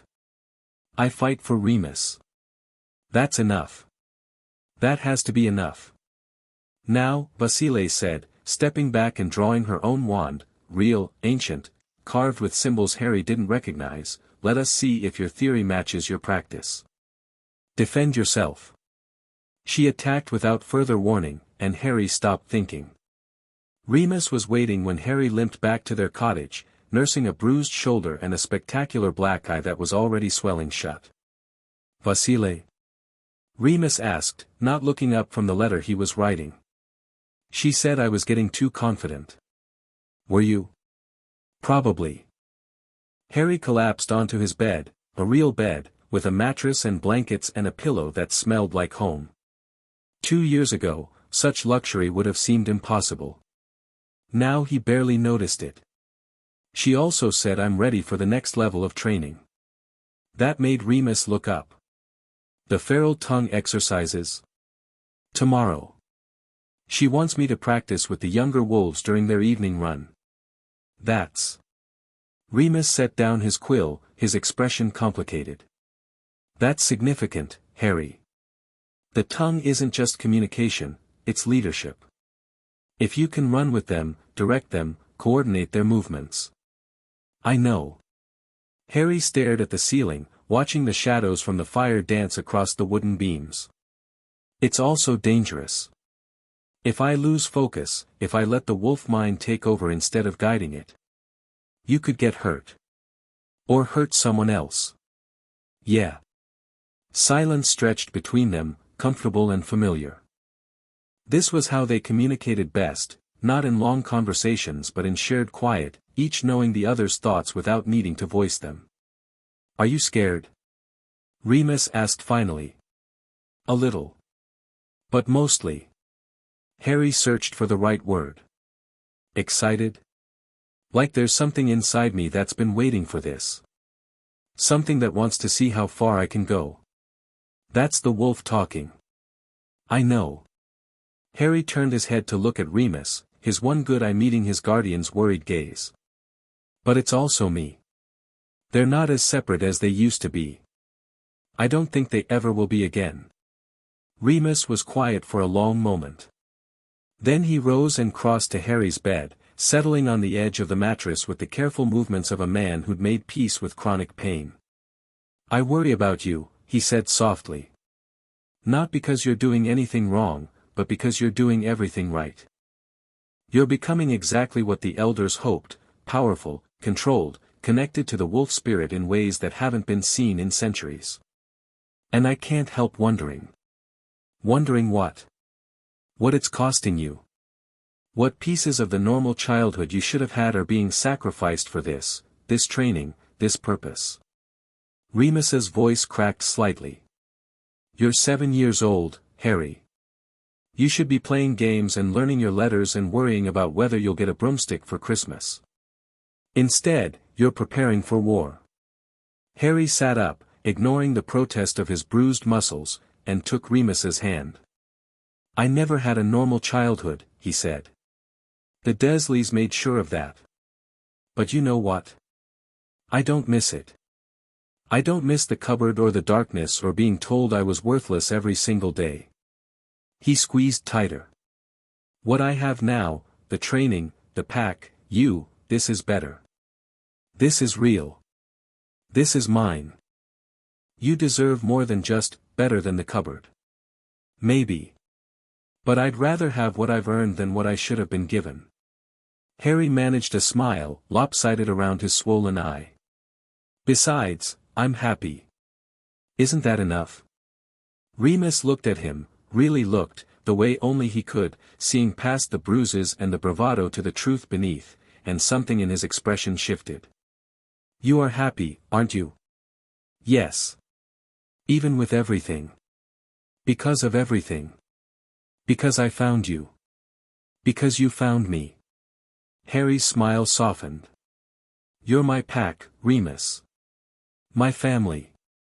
Everything else is just details. Remus pulled him into a hug, careful of his injuries but fierce in its intensity. Harry hugged him back, breathing in the familiar scent of books and tea and something wild, something wolf. I love you, Remus murmured into his hair. Whatever else happens, whatever you become, I want you to know that. I love you. I know. Harry's voice was muffled against Remus's chest. I love you too. They stayed like that for a long time, while the fire crackled and the wind howled outside and the mountains stood silent guard around them. The next evening, Harry stood at the edge of the settlement's central clearing, watching the younger wolves gather. There were 6 of them, children between the ages of 10 and 14, all born to the pack or bitten young enough to have grown up among the wolves. They moved with the unconscious grace of their kind, loose-limbed and alert, their eyes already carrying hints of amber despite the hour until moonrise. You're the human boy, one of them said, a girl named Katia, maybe 12, with dark hair and darker eyes. The one who speaks the tongue. I'm Harry. I know who you are. Her tone wasn't hostile, exactly, but it wasn't friendly either. The elders say we have to run with you. Let you practice on us. I won't force you to do anything. That's not what the tongue is for. Isn't it? Another wolf, Mihai, the oldest, built like a young bull despite his age. I've heard the stories. Lysandra Gray could make entire packs do her bidding. Could turn enemies into allies with a thought. She could also die screaming while her own wolves tore her apart, once the wizards broke her concentration. Harry kept his voice even. I'm not trying to control anyone. I'm trying to communicate. There's a difference. Is there? Yes. Harry stepped forward, meeting Mihai's challenging gaze without flinching. Control is what Greyback does. He uses fear and pain to make wolves obey him. What I do, what I'm learning to do, is more like translating. Taking the thoughts and feelings I want to share and putting them into a form that the wolf mind can understand. And if we don't want to understand, then you don't. The tongue isn't mind control. It's an offer of connection. You can always refuse. Mihai stared at him for a long moment, something shifting in his expression. Then, unexpectedly, he smiled. The little human has teeth, he said to the others. Maybe this won't be so boring after all. The tension in the group eased, just slightly. Harry allowed himself to breathe. So, Katia asked, how does this work? Elder Vasile says we run together. Just a normal evening run, nothing formal. While we're moving, I'll try to reach out, share images, feelings, directions. See if you can sense what I'm sending. See if you can send back. And if something goes wrong, then we stop and try again later. Harry shrugged. This is practice. Nobody's expecting perfection. The elders are expecting something, Mihai pointed out. They wouldn't be letting you train with us otherwise. The elders are expecting me to learn. Learning means making mistakes. Harry glanced toward the eastern sky, where the first hints of moonrise were beginning to color the clouds. We should start.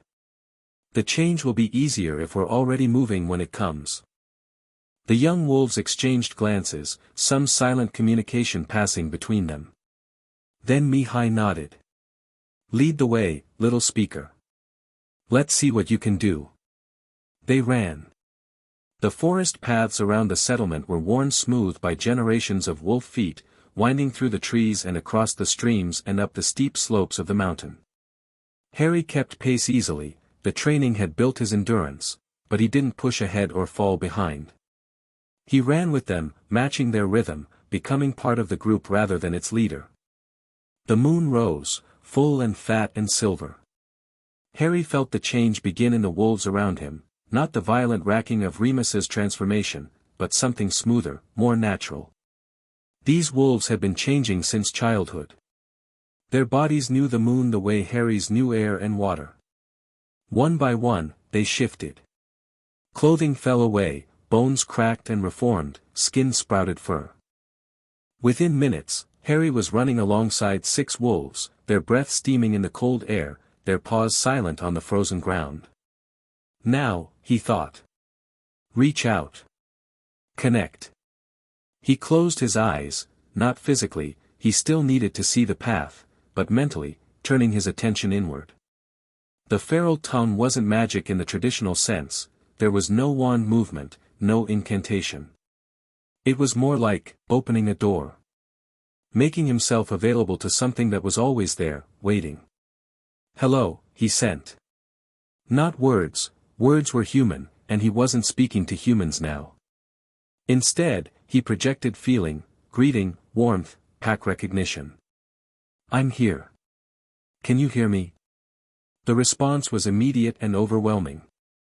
6 minds, 6 sets of wolf senses, 6 streams of emotion and instinct, all flooding into him at once. The smell of the forest, richer and more complex than any human nose could process. The feel of the ground beneath paws, every stone and root and frozen leaf transmitting information. The singing joy of movement, of running with pack mates under the mother moon. Harry staggered, nearly losing his footing. Too much, he realized. Too fast. Pull back. He narrowed his focus, concentrating on just one wolf, Mihai, the largest, running on his right flank. The flood reduced to a stream, then a trickle. He could feel Mihai's presence clearly now, curiosity, competitiveness, a grudging interest in what Harry was trying to do. "Can you hear me?" Harry sent again, more carefully this time. A flicker of acknowledgement. Something that might have been yes. "I'm going to try something. Just an image. Tell me if it works." Harry pictured the stream they'd crossed earlier, the way the moonlight had silvered its surface, the cold clean smell of it, the stepping stones that made crossing easy. Mihai's ears pricked forward. He slowed, turned, looked at Harry with those amber eyes, and Harry felt understanding pass between them. Not words, but meaning. "You saw it," Harry sent. "We all did," came the reply, not from Mihai alone, but from all 6 wolves at once. Somehow, without meaning to, Harry had opened the connection wider. He was speaking to the whole group now, and they were speaking back. "You're loud," Katia sent, her mental voice carrying the same skeptical edge as her human one. "Very loud for a human." "Sorry. I'm still learning." "Don't be sorry. Just, be quieter. We can hear you fine." Harry adjusted, pulling his projection back, and felt the connection smooth out. Less overwhelming now. More like a conversation and less like drowning. "Where should we run?" he asked. "You tell us," Mihai sent. "That's the point, isn't it? See if you can lead." Harry hesitated. Leading meant making choices. Making choices meant taking responsibility. But that was what he'd been training for, wasn't it? There, he sent, projecting an image, the high ridge to the north, where the trees thinned and the valley spread out below like a tapestry of silver and shadow. "I want to see the moon from up there." The pack turned as one, flowing around him, adjusting their course without discussion or disagreement. Harry felt their acceptance, not submission, not obedience, but trust. They were following him because they chose to. It was the most exhilarating feeling of his life. They ran together up the mountain, the human boy and the wolf children, moving as a single unit through the frozen forest. Harry felt himself slipping deeper into the connection, losing the hard edges of his human thoughts, becoming something more fluid and instinctive. The wolf mind welcomed him, surrounded him, offered him a home. It would be easy, he realized, to stay here forever. To let go of words and worry and the complicated mess of being human. To be pack and only pack, running under the moon until the sun rose and made him remember who he was supposed to be. Easy, the wolf mind whispered. Simple. Right. But Harry had made promises. He had Remus waiting back at the settlement. He had a life beyond this night, responsibilities, a future that required him to be human. He pulled back, gently, keeping the connection but reclaiming himself. The wolves felt him go and let him, understanding somehow that this was necessary. Strong, Katia sent, and this time there was something like respect in her tone. You're stronger than you look, little speaker. I'm learning, Harry replied. They reached the ridge as the moon hit its zenith. Harry stood at the edge of the cliff, 6 wolves arrayed around him, and looked out at a world made silver by moonlight. The valley below, the distant villages with their tiny lights, the mountains marching off toward the horizon, all of it beautiful and wild and free. This is what we are, Mihai sent. This is what the wizards fear. Not the teeth or the claws, this. The freedom. The power of being something they can't control. Is that why they hate us? They hate what they can't understand. And they can't understand this. Mihai's amber eyes met Harry's. But you do, don't you? You understand it perfectly. Harry thought about the cupboard. About the years of being told he was wrong, bad, unnatural. About the way Aunt Petunia had looked at him, with fear and disgust, because he was something beyond her comprehension. Yes, he sent. I understand. The wolves howled, all 6 voices rising together in a song that shook the mountainside. Harry closed his eyes and let the sound wash over him, feeling it in his bones, in his blood, in the deepest parts of himself. He wasn't a wolf. He never would be. But he belonged with them. That much, at least, was true. They made their way back to the settlement as dawn approached, the wolves changing back to human form one by one, shivering in the cold as they gathered their cached clothing. Harry felt the connection fade as human thoughts reasserted themselves, but it didn't disappear entirely. There was a lingering sense of pack bond, a thread of awareness connecting him to the others. That was. Katia shook her head, wrapping her arms around herself. I've never experienced anything like that. The tongue, Mihai said. He was looking at Harry with new eyes, reassessing. The old stories don't do it justice. I didn't do much. Just, communicated. You did more than that. Mihai stepped closer, lowering his voice. When you took the lead, when you showed us where to run, I felt it. We all did. It wasn't just a suggestion. It was, inevitable. Like the idea came from inside our own heads. Harry frowned. I wasn't trying to control, I know. That's what made it work. If you tried to force us, we would have felt it, fought it. But you didn't. You just, offered. And accepting felt right. Mihai's expression was troubled, but not angry. That's power, Harry. Real power.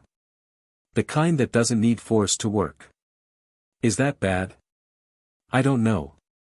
Ask me again in a few years, when we see what you do with it. He walked away, leaving Harry standing in the grey pre-dawn light, wondering if he'd just taken the first step towards something he couldn't understand. Remus was asleep when Harry returned to the cottage, curled in his own bed with a book fallen open on his chest. Harry moved quietly, not wanting to wake him, but Remus's eyes opened anyway, the wolf senses never truly resting, even in human form. How did it go? Remus asked, his voice rough with sleep. Good. I think. Harry sat on the edge of his own bed, suddenly exhausted. The connection worked. I could talk to them, share images, even, lead them. Sort of. Sort of. Mihai said it felt inevitable. Like my ideas became their ideas, without them choosing. Harry met Remus's eyes. Is that what Greyback does? Remus was quiet for a long moment, fully awake now. Greyback dominates, he said finally. He crushes other minds under his own, forces obedience through mental violence. What you described sounds different. How? The accepting felt right, you said. That's not domination, that's persuasion. Leadership. Remus sat up, running a hand through his graying hair. There's a reason the elders are so interested in you, Harry. The feral tongue wasn't just a communication tool for Lysandra Gray. It was what allowed her to unite dozens of packs under a common purpose. She didn't control them, she inspired them. And then she died. Because the wizards feared what she could do. Not because the power itself was evil. Remus leaned forward, his expression intense. Power is a tool. How you use it determines what it means. Lysandra used it to protect her people, to build something better than the scattered, hunted existence werewolves had known before. If she'd lived longer, if the ministry hadn't. He stopped, shaking his head. History is written by the winners, Harry. The wizards called her a dark creature, a menace to civilization. The wolves remember her as a queen. Which was she really? Both. Neither. She was a person with extraordinary abilities who made choices and lived with their consequences. Remus's voice softened. That's all any of us can do. Make choices. Live with them. Try to be better than our circumstances demand. Harry thought about this for a long time. The connection to the young wolves still hummed in the back of his mind, faint, but present. He could feel them, distantly. Mihai's wariness. Katia's curiosity. The others, a blur of emotions he hadn't learned to distinguish yet. I don't want to be a queen, he said finally. Or a king. I just want to protect my pack. Then that's what you'll do. Remus smiled, tired but genuine. Now get some sleep. Vasile will want to hear about tonight, and she's merciless when you're exhausted. Harry lay down, pulling the blankets up to his chin. The bed was warm, the cottage was safe, and Remus was breathing steadily just a few feet away. This is Pack, he thought, letting his eyes drift closed. This is home. He slept without dreams. The next 3 months were the happiest of Harry's life. He trained with Vasile every morning, pushing his magical and physical abilities to their limits. He ran with the young wolves every full moon, deepening the connections of the feral tongue, learning to distinguish individual minds and communicate with increasing precision. He studied with the elders, absorbing history and lore and the old ways that wizards had forgotten, or chosen to forget. And through it all, Remus was there. Teaching, guiding, worrying, loving. The father Harry had never had, in everything but blood. The settlement celebrated Harry's 8th birthday with a feast, the first birthday celebration he'd ever experienced. There was food and music and stories told around the great fire, and Mihai gifted him a knife he'd made himself, the blade etched with wolf runes, and Katia grudgingly admitted that he wasn't completely useless for a human, which from her was practically a declaration of eternal friendship. That night, after the celebration wound down, Harry sat with Remus on the ridge overlooking the valley. "Thank you," Harry said. "For what?" "Everything. The last 3 years. Finding me. Teaching me. Bringing me here." Harry leaned against Remus's shoulder. "I never knew life could be like this." "Like what?" "Good. Just, good." Harry watched the stars will overhead. "I used to think something was wrong with me. That I was broken, somehow, and that's why bad things happened. Now I know the truth, there was never anything wrong with me. The Dursleys were wrong. The cupboard was wrong. But me." He touched his chest. "I was always okay. I just needed someone to see it." Remus's arm came around his shoulders, pulling him close. "You're more than okay, Harry. You're extraordinary. I'm trying to be. You're succeeding." They sat in comfortable silence, watching the night sky. Somewhere in the forest below, a wolf howled, one of the pack, running the late patrol. Harry felt the distant pulse of the feral tongue connection and smiled. "Remus? Do you think we'll ever have to leave here?" The question had been building for weeks, born from overheard conversations and the worried looks the elders sometimes exchanged. Something was coming, Harry could feel it in the tension that rippled through the pack, could hear it in the way people stopped talking when he approached. Remus was quiet for a long moment. "I hope not," he said finally. "But I can't promise. There are forces in the world that don't care what we hope for. Greyback? Among others." Remus's arm tightened around him. "The world is complicated, Harry. There are people who want to hurt us for what we are, and people who want to use us for what we can do, and people who simply don't care about anything except their own power. Staying safe means staying hidden, and staying hidden gets harder every year. What if we stopped hiding? Then we'd have to fight. Maybe that's not such a bad thing." Remus pulled back to look at him, his expression unreadable. "You sound like your father, sometimes. James was always ready for a fight. Did that get him killed?" "Yes. And no." Remus's voice was soft, sad. "James died protecting the people he loved. He made a choice to stand and fight when he could have run. I've spent years wondering if that was brave or foolish, and I still don't know the answer. Maybe it was both. Maybe." Remus brushed Harry's hair back from his forehead, tracing the lightning scar that marked him as the boy who lived. "I want you to have choices, Harry. That's what all this training is about, not making you into a weapon, but giving you options. When the time comes, I want you to be able to choose your own path. What if my path means fighting? Then I'll fight beside you. Promise?" Promise. Harry leaned back against Remus's shoulder, watching the stars, and tried not to think about the darkness gathering on the edges of their peaceful life. But the darkness was thinking about him. The attack came on the winter solstice, the longest night of the year. Harry was in the training hall with Vasile, working on advanced ward-breaking techniques, when the first scream split the air.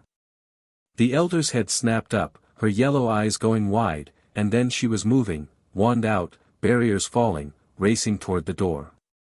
"Stay here," she ordered. "But, stay here." She was gone before Harry could argue, the door slamming behind her. More screams now. The sounds of combat, spells impacting, wolves howling, voices raised in pain and fury. Harry's hand found his practice wand, useless as it was, and his heart hammered against his ribs. Remus. Where's Remus? The feral tongue connection blazed to life, a dozen wolf minds suddenly clamoring for attention. Fear, confusion, pain, the pack was under attack, and Harry could feel every terrified heartbeat. "Greyback, someone sent me hi," his mental voice thick with panic. "Greyback is here. With an army." Harry didn't think. He just moved. The training hall door burst open under his magic, not the practice wand, just raw power, instinctive and desperate. He ran into the night, into chaos, into war. The settlement was burning. Cottages that had stood for centuries were engulfed in flame, their ancient timbers cracking and groaning. Bodies lay in the snow, some human, some wolf, some twisted somewhere in between. The pack was fighting, clusters of desperate resistance holding against waves of attacking wolves. And at the center of it all, huge and terrible and grinning with bloody teeth, stood Fenrir Greyback. He was mid-transformation, caught between human and wolf in a form that shouldn't have been possible outside the full moon. His fur was matted with gore, his claws dripping, his yellow eyes bright with savage joy. "There you are," he called, his voice a rumbling growl that carried across the battlefield. "My little prize. I've been looking for you." Harry's magic surged, wild and uncontrolled. The snow around him melted instantly, turned to steam, rose in a cloud that obscured his vision. He pushed it back with an effort of will, refusing to let fear make him stupid. "Where's Remus?" he demanded. Greyback's grin widened. "The weak one. The half-wolf who thought he could protect you." He gestured lazily, and Harry's eyes followed. Remus was on the ground, 20 feet away. Not moving. Everything went white. Later, Harry wouldn't remember crossing the distance. Wouldn't remember the wolves who tried to stop him, or what happened to them. Wouldn't remember anything except the sight of Remus lying in the snow, blood pooling beneath him, his face pale as death. Remus. Remus, wake up. Wake up. He's not dead. Greyback's voice, right behind him. Not yet. I wanted you to watch. Harry turned. The monster was close now, close enough to touch. Close enough to see every scar, every twisted feature, every trace of the violence that had made him what he was. "You're going to come with me now," Greyback said, almost gently. "You're going to join my pack. My real pack, not these pathetic holdouts who think they can hide from the world." He reached out a clawed hand. "You have so much potential, little one. So much power. I felt it, the night you broke my wolves' minds. That's not a human gift. That's wolf magic, pure and ancient. I can teach you to use it properly. I'll never go with you. You will. Because the alternative is watching everyone you love die." Greyback's hand gestured at the battle still raging around them. "My wolves outnumber yours 3-1.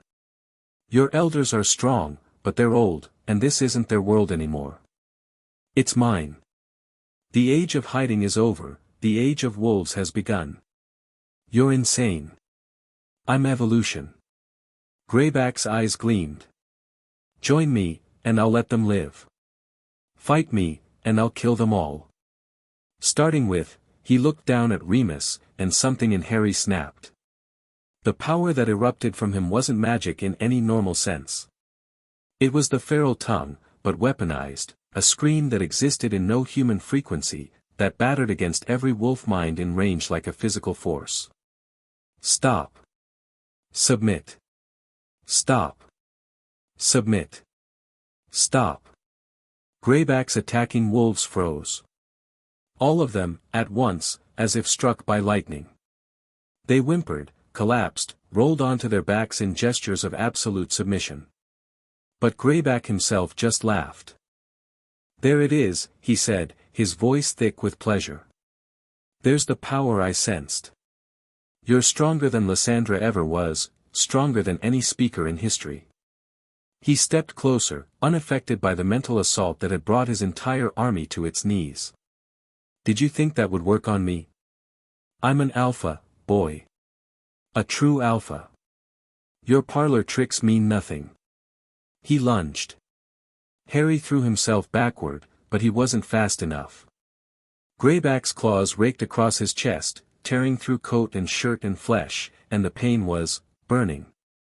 Harry screamed, not mentally but aloud, and his magic answered, a burst of raw force that sent Greyback flying backward. But the damage was done. Harry could feel something spreading from the wounds, something hot and wrong and horribly familiar. No. No, no, no, there, Greyback said, picking himself up from the snow. Now you're mine. The bite will take by the next full moon, and then you'll understand. You'll feel what I feel, want what I want. You'll be Pack. Harry's vision was blurring. The wounds in his chest were on fire, the infection, because that's what it was, he knew, the werewolf curse spreading through his blood, racing through his system like poison. Remus, he gasped. Remus, help, and Remus answered. Not with words. Not with magic.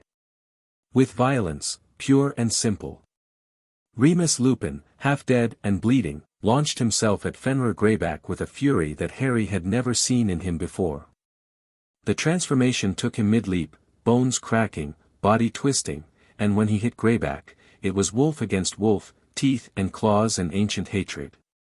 They rolled across the snow, tearing at each other, and Harry watched through fading vision as his guardian, his father, fought the monster that had made them both. Get up, he told himself. Get up. Help him. But his body wouldn't respond. The curse was spreading too fast, overwhelming his system, pulling him down into darkness. The last thing he saw, before the blackness took him, was Remus standing over Greyback's retreating form, bloody, broken, but alive. Then everything went dark. Harry woke to pain. Every inch of his body ached. His chest, where the claws had torn him open, burned with a heat that felt like it went down to his bones. His muscles were cramped, his skin too tight, his blood moving wrong. He opened his eyes and found Elder Vasile watching him. You survived, she said. That's good. Remus, alive. Badly wounded, but healing. The wolf regeneration is strong in him. Harry tried to sit up, and the pain knocked him back down. Easy. Vasile's hand pressed him gently back into the bed. The curse is working through you. It will take time. The curse. Harry's voice was barely a whisper. Yes. Greyback's bite took hold. By the next full moon, you will transform. Vasile's yellow eyes were unreadable. You will be wolf, like the rest of us. Harry stared at the ceiling, trying to process this. Trying to feel something, horror, fear, despair. But all he could feel was the burning in his chest and a strange, distant calm. I always knew this was possible, he said finally. Living among wolves. Running with them. Using the tongue. He turned his head to look at Vasile. Maybe it was always going to happen. Perhaps. Or perhaps Greyback's obsession created an inevitability that wouldn't otherwise have existed. She shrugged. It doesn't matter now. What matters is what you do with it. What do I do with it? That depends on you. Vasile rose, moving toward the door. Some who are bitten lose themselves to the wolf, become feral, violent, uncontrollable. Others learn to balance both natures, to be more than either alone could be. She paused, looking back at him. You already have a stronger connection to the wolf spirit than any bitten human I've ever known. Whether that makes the transformation easier or harder. Another shrug. We shall see. She left. Harry lay in the darkness, feeling the curse move through him, and tried to find the fear he knew he should be feeling. It wasn't there. Instead, there was only the feral tongue connection, stronger now than ever before. He could feel the pack all around him, the survivors, gathering their dead, beginning the long work of rebuilding. He could feel their grief and their anger and their determination. And underneath it all, he could feel something else. Something that was growing inside him, feeding on the curse, becoming something new. The wolf. Hello, he sent tentatively. Hello, the wolf sent back. Harry closed his eyes and let himself drift, feeling the boundary between human and animal grow thinner with every passing moment. He was changing. Becoming something else. Something that might be monster, or might be savior, or might be both. He supposed he would find out soon enough. Remus came to see him the next day. The older wolf moved stiffly, bandages visible beneath his shirt, but his eyes were clear and alert. He settled into the chair beside Harry's bed and simply looked at him for a long moment. I'm sorry, he said finally. I should have protected you. You did protect me. You fought Greyback. You drove him off. Not before Remus's voice broke. Not before he did this to you. Harry reached out, ignoring the pain it caused, and took Remus's hand. Now we're the same, he said. Remus flinched. This isn't something to be celebrated, Harry. The curse it's a burden. A weight that never gets lighter. Every month, for the rest of your life, you'll transform. You'll lose yourself to the wolf. You'll wake up not knowing if you've hurt someone, killed someone. I know what it is. I've watched you go through it for 2 years. Watching isn't the same as experiencing. No. Harry squeezed his hand. But I'm not afraid. The wolf and we've already been talking. I can feel it inside me, and it's not what I expected. Remus went very still. You can feel the wolf. Already? Ever since I woke up. It's like the feral tongue, but internal. A connection that's always there, always present. Harry tried to find the words to explain. I think the training helped. Having the wolf magic already in me, even before the bite. My mind is used to holding 2 things at once. That's not how it works. The wolf is supposed to be separate, a different consciousness entirely. The integration only happens during transformation, and even then, maybe I'm different. Remus stared at him, something like hope warring with fear in his expression. The elders, he said slowly, have theories about the feral tongue. About what it means to have such a strong connection to the wolf spirit before being bitten. They think. He hesitated. They think it might change the nature of the curse. Make it something other than what it is for the rest of us. Something better.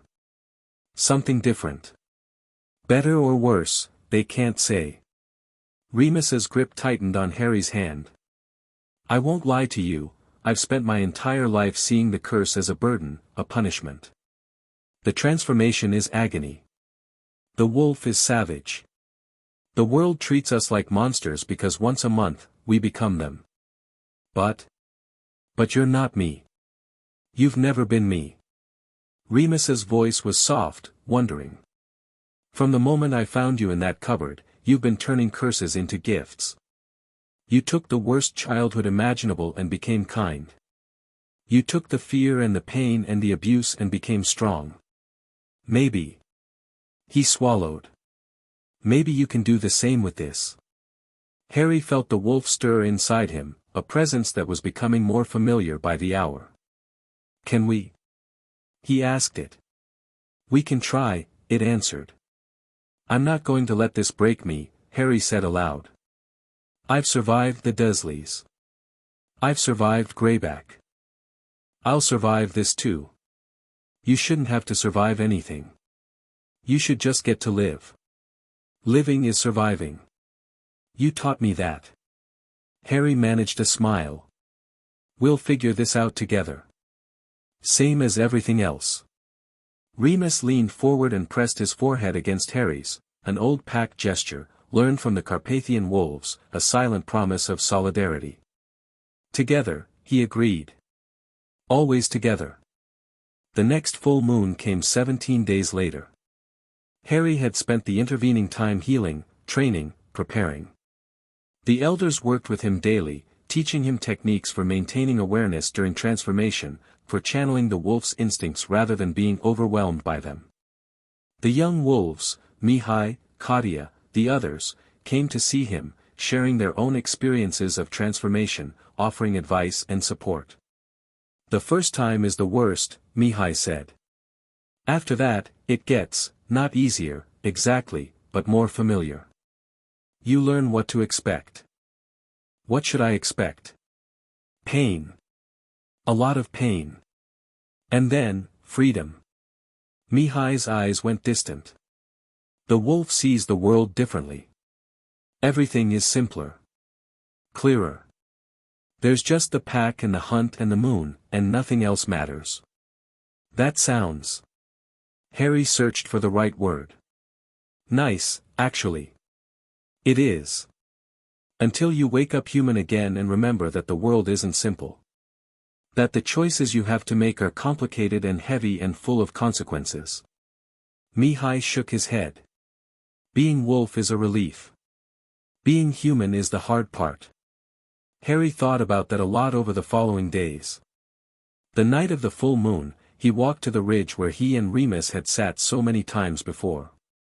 The pack gathered around him, not just the young wolves, but everyone who could still walk. They formed a loose circle, their eyes reflecting the moonlight, their presence a comfort he hadn't known he needed. Remus stood beside him, already beginning to tremble as the moon rose higher. Are you ready? He asked. No. Harry looked at the silver disk climbing the sky. But I don't think anyone's ever ready. True enough. Remus managed a strained smile. Remember, the wolf is not your enemy. It's not something separate from you, it's part of you, just like your magic, just like your mind. The more you fight it, the harder the transformation. The more you accept it, the easier it becomes. The more you become yourself. The moon crested the mountains, and the transformation began. Harry had watched Remus change dozens of times. He thought he knew what to expect. He was wrong. The pain was beyond anything he'd imagined, bones breaking and reforming, muscles tearing and knitting back together, every cell in his body rearranging itself according to a blueprint that his human mind couldn't comprehend. He screamed, fell to his knees, felt the world fragmenting around him, and then the wolf was there. Not fighting him. Not trying to take over. Just, present. A second consciousness sliding into place alongside his own, offering itself as an anchor against the storm of agony. Hold on, it said. This is the worst part. It passes. Harry held on. The pain crested, peaked, and then, suddenly, began to fade. He blinked, and the world had changed. Colors were muted but shapes were sharper. Sounds were clearer, layered, full of information his human ears had never detected. And the smells. The smells were everything. He could smell the pack around him, each individual scent as distinct as a face. Remus, familiar and beloved. Vasile, old and wise. Mihai, young and fierce. Katya, sharp and suspicious. The others, a tapestry of relationships and emotions written in pheromones. This is what you experience, he thought at Remus. Every month. This is what it's like. The wolf beside him, his guardian, his father, his pack, pressed a furry shoulder against his own. Welcome, Remus sent. Welcome to the other side. Harry raised his muzzle to the moon and howled. The sound that emerged was clear and strong and full of joy, the joy of transformation, of completion, of finally understanding something that had been waiting his whole life to be understood. The pack howled with him, their voices joining in a chorus that echoed off the mountains and rose toward the stars. And somewhere in the darkness, far away but not far enough, Fenrir Greyback heard that howl and began to plan. But that was a problem for tomorrow.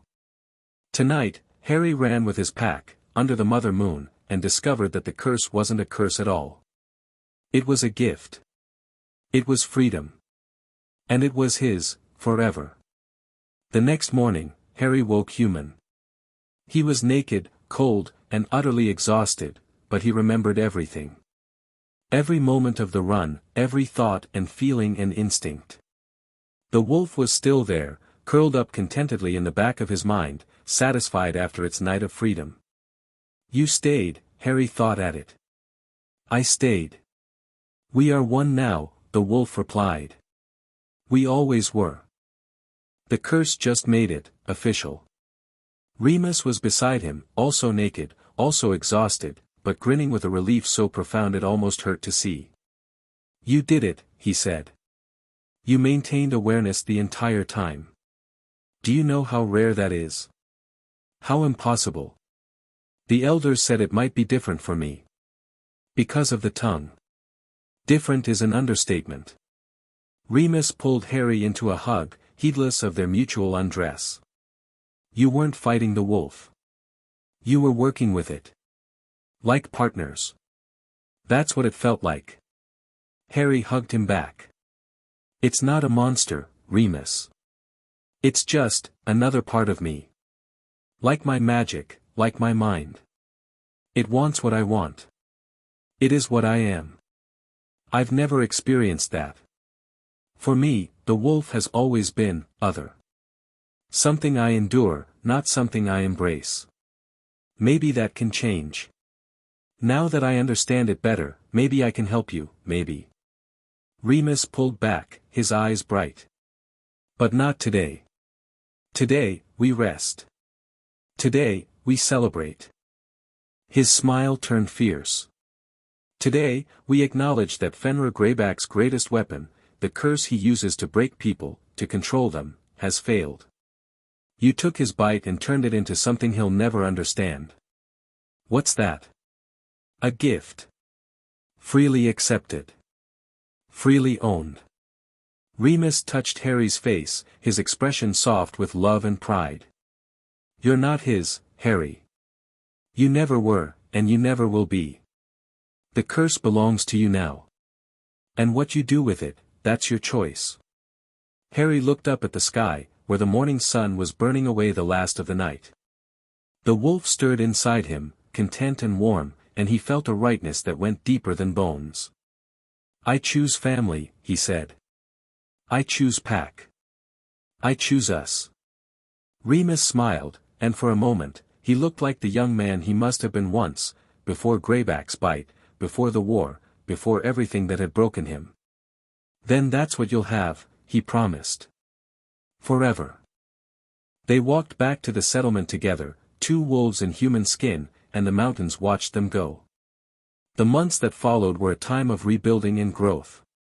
The pack had been badly wounded by Greyback's attack, 37 dead, many more injured, but they were not broken. Under Elder Vasile's leadership, they began the work of repairing their home, strengthening their defenses, preparing for the war that everyone knew was coming. Harry threw himself into the work with a focus that surprised everyone, including himself. He trained harder than ever, pushing his magic and his wolf instincts to their limits. He ran with the pack every full moon, leading more often than not, his connection to the feral tongue growing stronger with each transformation. He sat in on strategy meetings, learning the politics of the werewolf world, the alliances and enmities, the competing factions, the complicated relationship with wizarding society. And he grew. Not just in skill, but in height and presence. The scrawny child who'd been pulled from a cupboard was becoming something else, lean and quick and watchful, with green eyes that seemed to see too much and a smile that rarely reached them. "You're different," Katia said one evening, after a particularly brutal training session. "Since the bite. More dangerous." "Is that a compliment?" "An observation." She studied him with those sharp wolf eyes. "You used to feel like a visitor here. Someone we were protecting, helping. Now you feel like..." She paused, searching for the word. "Like what?" "Like pack," she said finally. "Like you belong. Like you'd kill for us, if you had to." "I would." "I know. That's what makes you dangerous." She punched his shoulder, not gently. "Don't go getting killed before you've earned it properly." "I'll do my best." Harry's 9th birthday came and went, another feast, more gifts, more evidence that he had a family now, a real one. A week later, he killed for the first time. It happened fast. A scouting party, 3 of Greyback's wolves, tracking the pack's new location. Harry and Mihai intercepted them before they could report back. "Let me handle this," Mihai said, already drawing his wand. "You're still too young," but the lead scout was faster. His spell caught Mihai in the chest, sending him flying backward, and Harry acted on pure instinct. The magic that erupted from him wasn't pretty or elegant. It was brutal, efficient, and absolutely lethal. The scout was dead before he hit the ground, his throat torn out by a force that was part spell and part wolf. The other 2 fled. Harry stood over the body, breathing hard, feeling the wolf howling triumph in his blood, and waited for the guilt to come. It didn't. Mihai picked himself up, wincing, and came to stand beside him. "You saved my life," he said quietly. "Yes. Does it bother you? The killing?" Harry looked at the dead scout. At the blood soaking into the snow.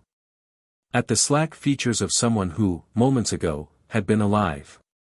"He would have killed you," Harry said. "He would have killed both of us, and then led Greyback's army back to our home. To our pack." He met Mihai's eyes. "No. It doesn't bother me. That's..." Mihai hesitated. "That's either very good or very bad." "I know." Harry turned away from the body. "I'll figure out which eventually. Right now, we need to deal with the other 2 before they reach their master." They tracked the fleeing scouts for 3 hours. Only one of them made it back to Greyback's territory, and even that one carried wounds that would take weeks to heal. The message was clear: the Potter boy wasn't prey anymore. Remus found out about the killing that evening. Harry expected anger, disappointment, another lecture about the darkness that lived inside everyone. Instead, Remus just sat with him by the fire, silent, his presence a comfort that didn't require words. "I'm not sorry," Harry said finally. "I know I should be, but I'm not." "I know." "Is that bad?" Remus was quiet for a long moment. "I killed people, during the war. Death Eaters, mostly, people who had chosen to follow Voldemort, who had done terrible things and would have done worse if they'd lived." He stared into the fire. "I didn't feel sorry then, either. I felt justified. Righteous. Like I was protecting the people I loved by removing threats to their safety. And now? Now I understand that the feeling of righteousness is dangerous. That it's the first step toward becoming someone who kills easily, without thought, without remorse." Remus turned to look at him. "But that's not what I saw in you today. You didn't kill for pleasure, or for dominance, or because you enjoyed it. You killed to protect. There's a difference." Vasile said the same thing. "That as long as I fight for something beyond myself, the darkness serves me." Vasile is wise. Remus's hand came to rest on Harry's shoulder. "But wisdom isn't the same as certainty. The line between necessary violence and unnecessary violence isn't always clear. You'll have to find your own way, make your own choices, and live with the consequences. I know. And I'll be here. Whatever you decide, however you choose to handle the darkness inside you. Remus's grip tightened. That's what pack means. You don't have to carry it alone. Harry leaned into the contact, letting the warmth of it chase away the cold that had been building in his chest. Thank you, he murmured. Always. The seasons turned. Winter became spring, became summer, became autumn. Harry trained, fought, grew, and waited for Greyback's next move. It came in November, on the 3rd anniversary of Harry's rescue from the cupboard. Not an attack, not directly. Instead, a message, carried by a human courier who'd been paid handsomely to venture into werewolf territory. To the false speaker, it read. You killed my wolves. Turned my own pack against me. Made yourself into something that challenges my rule. I could destroy you. I have the numbers, the power, the will. You and your pitiful pack of holdouts would fall in a single night if I chose to commit my full strength. But I don't want to destroy you. I want to teach you. You have potential, more potential than any wolf I've bitten in 100 years. You could be great, Potter. You could stand at my right hand when the new age dawns, when werewolves take their rightful place as rulers of the magical world. I'm going to give you one more chance. Join me willingly, and I'll spare your pack. Refuse, and I'll come for you with fire and fury. Not today. Not tomorrow. But soon. When you least expect it. When you've almost forgotten to be afraid. Your choice. Make it wisely. Fenrir Greyback. Harry read the letter twice, then handed it to Remus. Well, he said, I guess he's not giving up. Did you expect him to?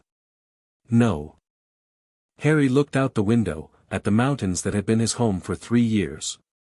I think it's time to start planning our next move. What do you have in mind? Harry smiled, and there was nothing of the abused child left in his expression. Only the wolf, patient and deadly and certain. I think, he said, it's time to stop running. The next morning, Harry asked Elder Vasile to call a council meeting. The request was unusual. Harry had never initiated formal proceedings before, but the elder agreed without question. The council gathered in the great hall, the surviving leaders of the Carpathian pack, their yellow eyes fixed on the young wolf who had become so central to their future. You've all seen Greyback's message, Harry began, standing at the center of the circle. He's offering me a choice, submit or be destroyed. I think you can guess my answer. Murmurs around the circle. Some approving, some worried. But refusing isn't enough. If we just wait for him to attack again, we're playing his game. He chooses the time, the place, the terms. Harry's voice was steady, certain. I want to change that.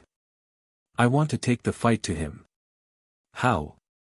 Elder Vasile's voice cut through the murmurs. Greyback controls the largest werewolf army in Europe. His territory spans 3 countries. His allies include dark wizards, criminal elements, even some within the Ministry of Magic itself. We are strong, but we are not. I'm not talking about a frontal assault. Harry began to pace, his movements fluid, wolf-like. Greyback's power comes from fear. The wolves follow him because they're afraid of what happens if they don't. But fear is a brittle foundation. It breaks when something stronger comes along. And you think you can be that something stronger? I think I already am. Harry stopped pacing, facing the council directly. The feral tongue isn't just communication, it's connection. When I reach out to a wolf, truly reach out, I'm offering them something Greyback never can, partnership. Choice. The ability to follow without being enslaved. You're talking about stealing his wolves. I'm talking about freeing his wolves. Harry's eyes blazed. Every pack he's conquered, every wolf he's bitten and broken, they're prisoners. They follow him because they see no alternative. But there is an alternative. We are the alternative. Silence in the council chamber. Then, slowly, Elder Vasile began to smile. You truly are Lysandra Gray reborn, she said softly. She spoke of the same things. Freedom. Choice. A nation of wolves united not by fear but by common purpose. She died before she could finish what she started. Yes. But perhaps. Vasile looked around at the other council members. Perhaps her heir can succeed where she failed. What are you proposing, Harry Potter? Another elder asked, the blind woman, her sightless eyes somehow fixed directly on him. Specifically. What would you have us do? Harry took a deep breath. This was it. The moment that would define everything that came after.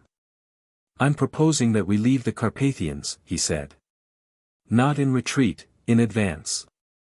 We scatter, move in small groups, spread across Greyback's territory. And everywhere we go, we reach out. To the wolves who are tired of living in fear. To the packs that have been crushed under his rule. To anyone who's willing to listen to a different message. And the message is? That we don't have to be monsters. That the curse doesn't define us, our choices do. That there's a way to be wolf and still be free. Harry's voice rose, filled with passion he didn't try to hide. Greyback wants me to join him or die. I'm offering him a third option, watch everything he's built crumble, not through violence, but through hope. The blind elder laughed, that rusty, surprised sound Harry remembered from his first day in the settlement. Hope, she said. The most dangerous weapon of all. Is that a yes? The council looked at each other. Silent communication passed between them, the subtle language of pack, older than words. Then Elder Vasile spoke. It will be difficult. Dangerous. Many of us may die. I know. And there's no guarantee of success. Greyback has been building his power for decades. We might spread our message and fail. We might reach out to his wolves and find them too broken to respond. I know. But. Vasile's smile widened.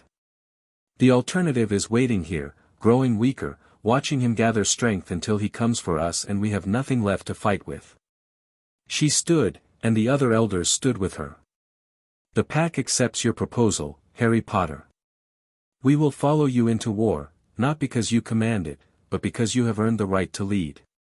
Harry felt something swell in his chest, pride, gratitude, determination. Thank you, he said. I won't let you down. See that you don't. Vasile's voice was dry, but her eyes were warm. Now, let's begin planning. We have a tyrant to overthrow. The next 18 months were a whirlwind. True to Harry's plan, the pack scattered across Europe, moving in small groups, reaching out to werewolf communities that had been crushed under Greyback's rule. Harry himself traveled with Remus and a handful of the most trusted wolves, Mihai, Katia, two of the older fighters who remembered what life had been like before Greyback's rise to power. The work was slow, dangerous, and often heartbreaking. Many wolves were too afraid to listen. Some had been so broken by Greyback's domination that they couldn't imagine any other way of life.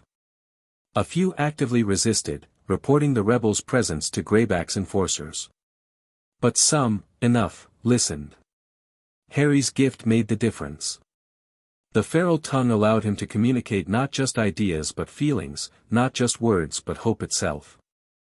When he reached out to a frightened wolf, he wasn't just telling them that freedom was possible, he was showing them, sharing his own experience of transformation, of choice, of pack bonds built on trust rather than terror.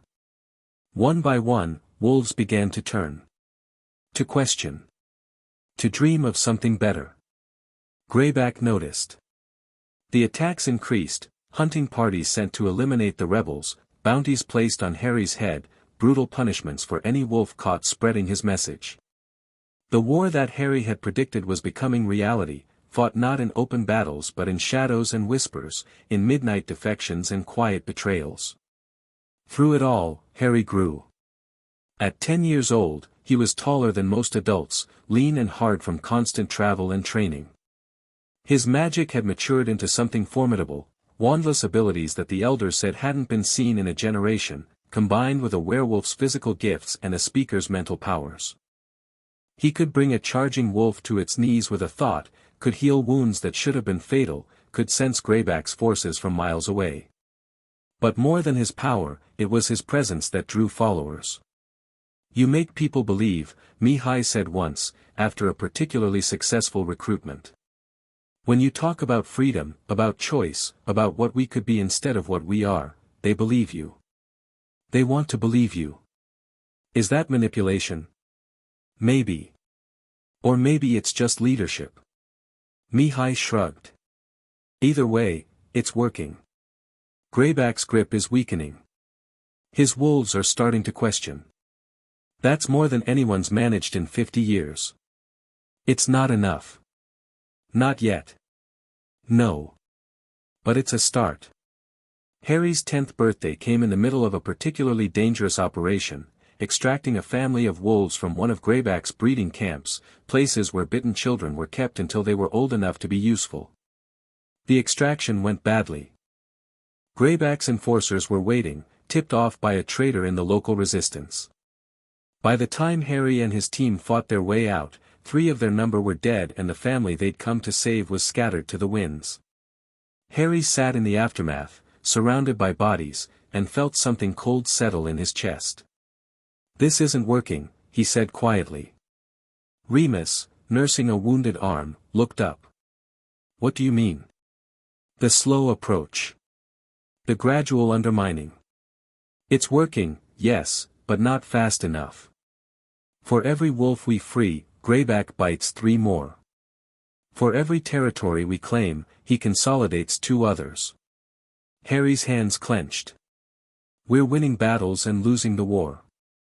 What do you suggest?" "I don't know. Something bigger. Something that changes the game entirely." Harry looked at the distant mountains, at the moon rising behind them. "There has to be a way to end this. To take Greyback down once and for all. Killing him would help. Would it? He's not the disease, he's just the symptom. Even if we kill him, someone else will rise to take his place. Another alpha, another tyrant, another excuse for wizards to fear us and hunt us. Then what?" Harry was silent for a long moment. The wolf inside him was pacing, restless, full of ideas that didn't quite form into words. "We need to go back," he said finally. "To Britain. To the wizarding world." Remus went very still. "Why?" "Because that's where it started. The fear, the persecution, the laws that made us less than human. Greyback is powerful because the system supports him, the Ministry's anti-werewolf policies drive wolves into his arms. If we want to change things permanently, we have to change the system itself. That's ambitious. It's necessary." Harry met Remus's eyes. "I've been thinking about my parents. About why they died, what they were fighting for. Voldemort wasn't just a dark wizard, he was the product of a world that valued blood purity over everything else. Greyback is the same thing, just from a different angle. The problems we're fighting aren't wolf problems, they're wizard problems. And wizard problems need wizard solutions. You're talking about politics. Influence. Playing the game on their terms.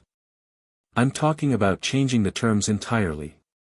Harry stood, stretching muscles sore from battle. "There's a prophecy about me. I don't know the details, but I know it exists. Greyback mentioned it once, and I've heard others reference it. The boy who lived, destined for something great." His laugh was bitter. "I always hated that idea. Being marked by fate, predetermined to play some role I never chose. And now? Now I'm wondering if I can use it. If the wizarding world wants to believe I'm special, destined, important, maybe I can make them believe in a future where wolves aren't monsters." Harry looked at the moon, full and fat and silver. "Maybe I can use their own prophecy against them. Remus was silent for a long moment. Then he stood, came to Harry's side, and put a hand on his shoulder. "It's risky," he said. "Going back.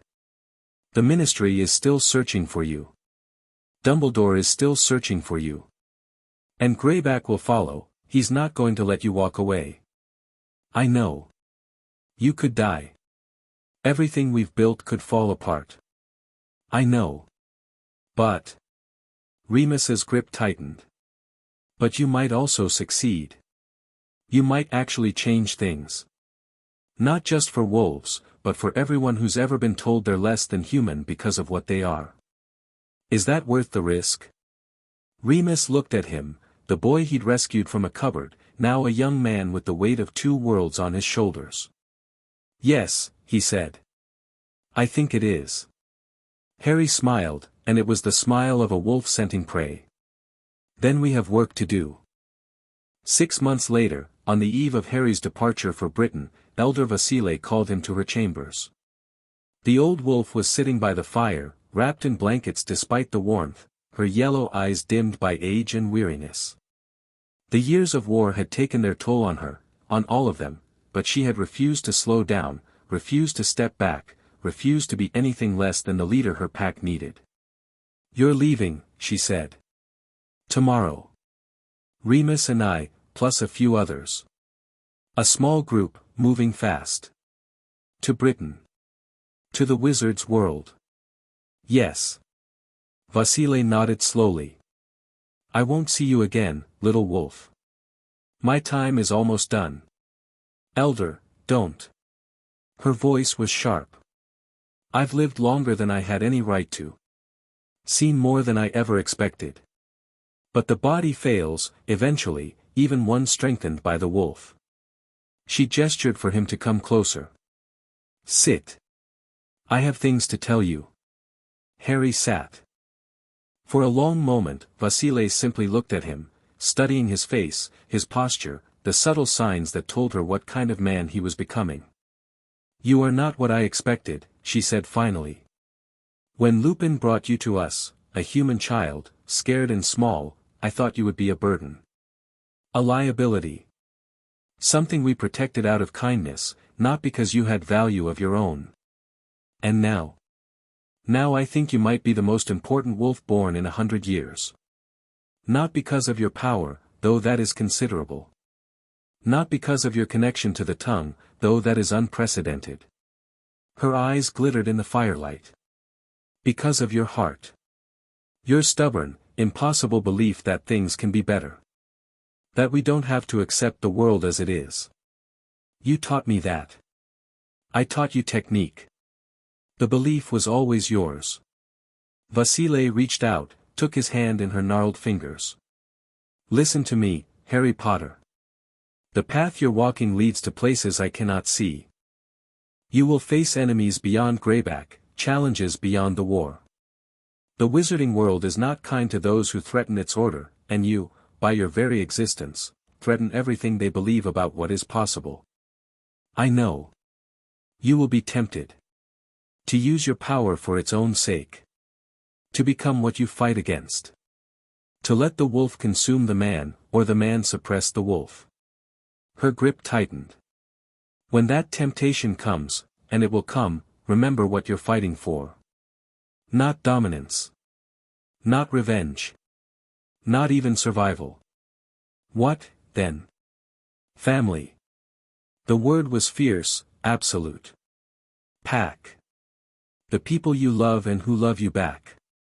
As long as you hold on to that, as long as you fight for something beyond yourself, the darkness cannot claim you." Harry felt tears prick his eyes. "I'll remember." "See that you do." Vasile released his hand, settling back into her blankets.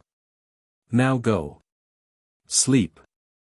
You have a long journey ahead, and the moon rises early tomorrow." Harry stood to leave, then turned back. "Elder. Thank you. For everything."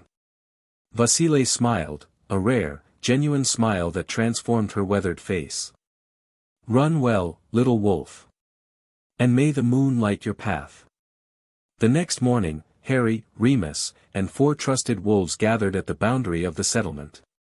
The pack had come to see them off, hundreds of wolves, human and transformed alike, filling the slopes around them. Elder Vasile was not among them. She had said her goodbyes the night before, in her own way.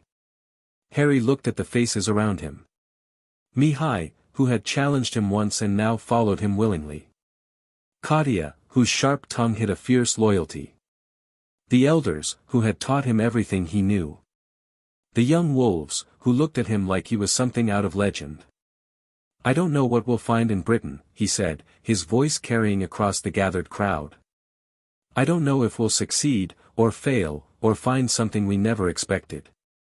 But I know this, whatever happens, we are pack. Across distance, across borders, across whatever trials await us. Nothing can break that bond." The wolves howled their agreement, a sound that echoed off the mountains and rose toward the sky. "We'll come back," Harry promised. "When the work is done, when the war is won, we'll come back. Until then, hold the territory. Protect the weak. Remember what we're fighting for." He turned to Remus, who was watching him with an expression of mingled pride and sadness. "Ready?" Remus asked. "No." Harry smiled. "But let's go anyway." They walked through the boundary, leaving the settlement behind. The morning sun was just beginning to crest the mountains, painting the snow in shades of gold and rose. Behind them, the pack howled one final farewell. Ahead lay Britain, and Greyback, and Dumbledore, and all the complications of the world Harry had been born into but never truly known. He was 10 years old, and he was going home. Chapter 2 and Chapter 3, The Old Ways. The black forest pressed in around them, ancient and watchful, its shadows deeper than any darkness Harry had known in the mountains. He'd been traveling for 6 months now, through Romania and Hungary and Austria, following the wolf roads that connected werewolf communities across the continent, and he'd learned to read forests the way other children read books. This one was old. Dangerous. Full of things that didn't want to be found. "We're being followed," Remus murmured, not breaking stride. "3 of them. They've been tracking us since the border." Remus glanced at him, a flicker of surprise crossing his features.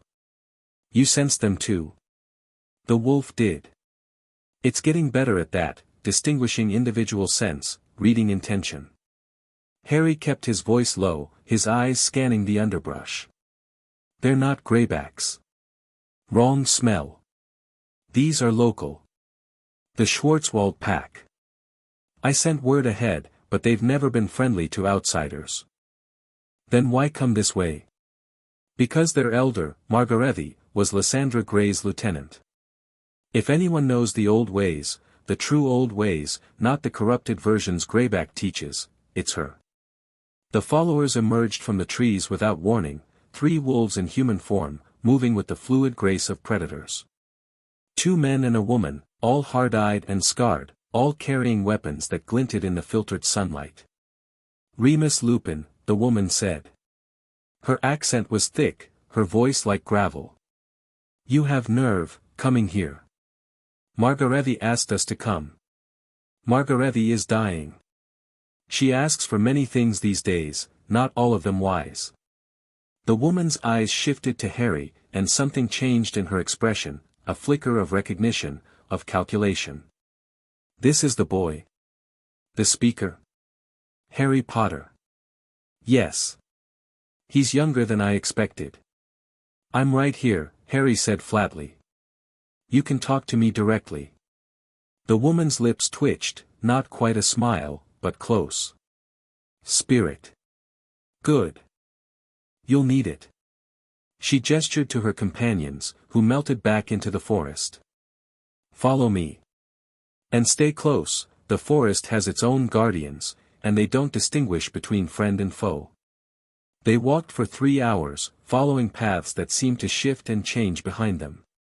Harry felt the forest's magic pressing against his senses, old wards, layered deep, designed to confuse and misdirect.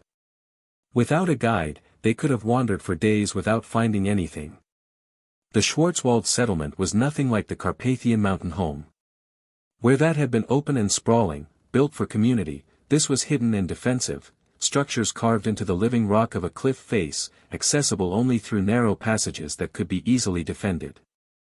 The wolves who lived here moved like shadows, watching the newcomers with suspicion that bordered on hostility. "Wait here," the woman, Greta, Harry had learned, instructed. "Margarethe will see you when she's ready." They waited in a small chamber carved from stone, lit by torches that burned with a pale blue flame. Harry used the time to reach out with the feral tongue, trying to get a sense of the pack around them. What he found surprised him. "They're afraid," he said quietly to Remus. "Not of us, of something else. Something coming. Greyback? Maybe. Or maybe something worse." Harry frowned, trying to parse the emotions he was sensing. "There's a wrongness here. Like they're waiting for the other shoe to drop." Before Remus could respond, the chamber door opened and Greta returned. "She'll see you now." "The boy only." Remus tensed. "I'm not leaving him alone, it's okay." Harry touched his arm, feeling the older wolf's protective instincts flaring.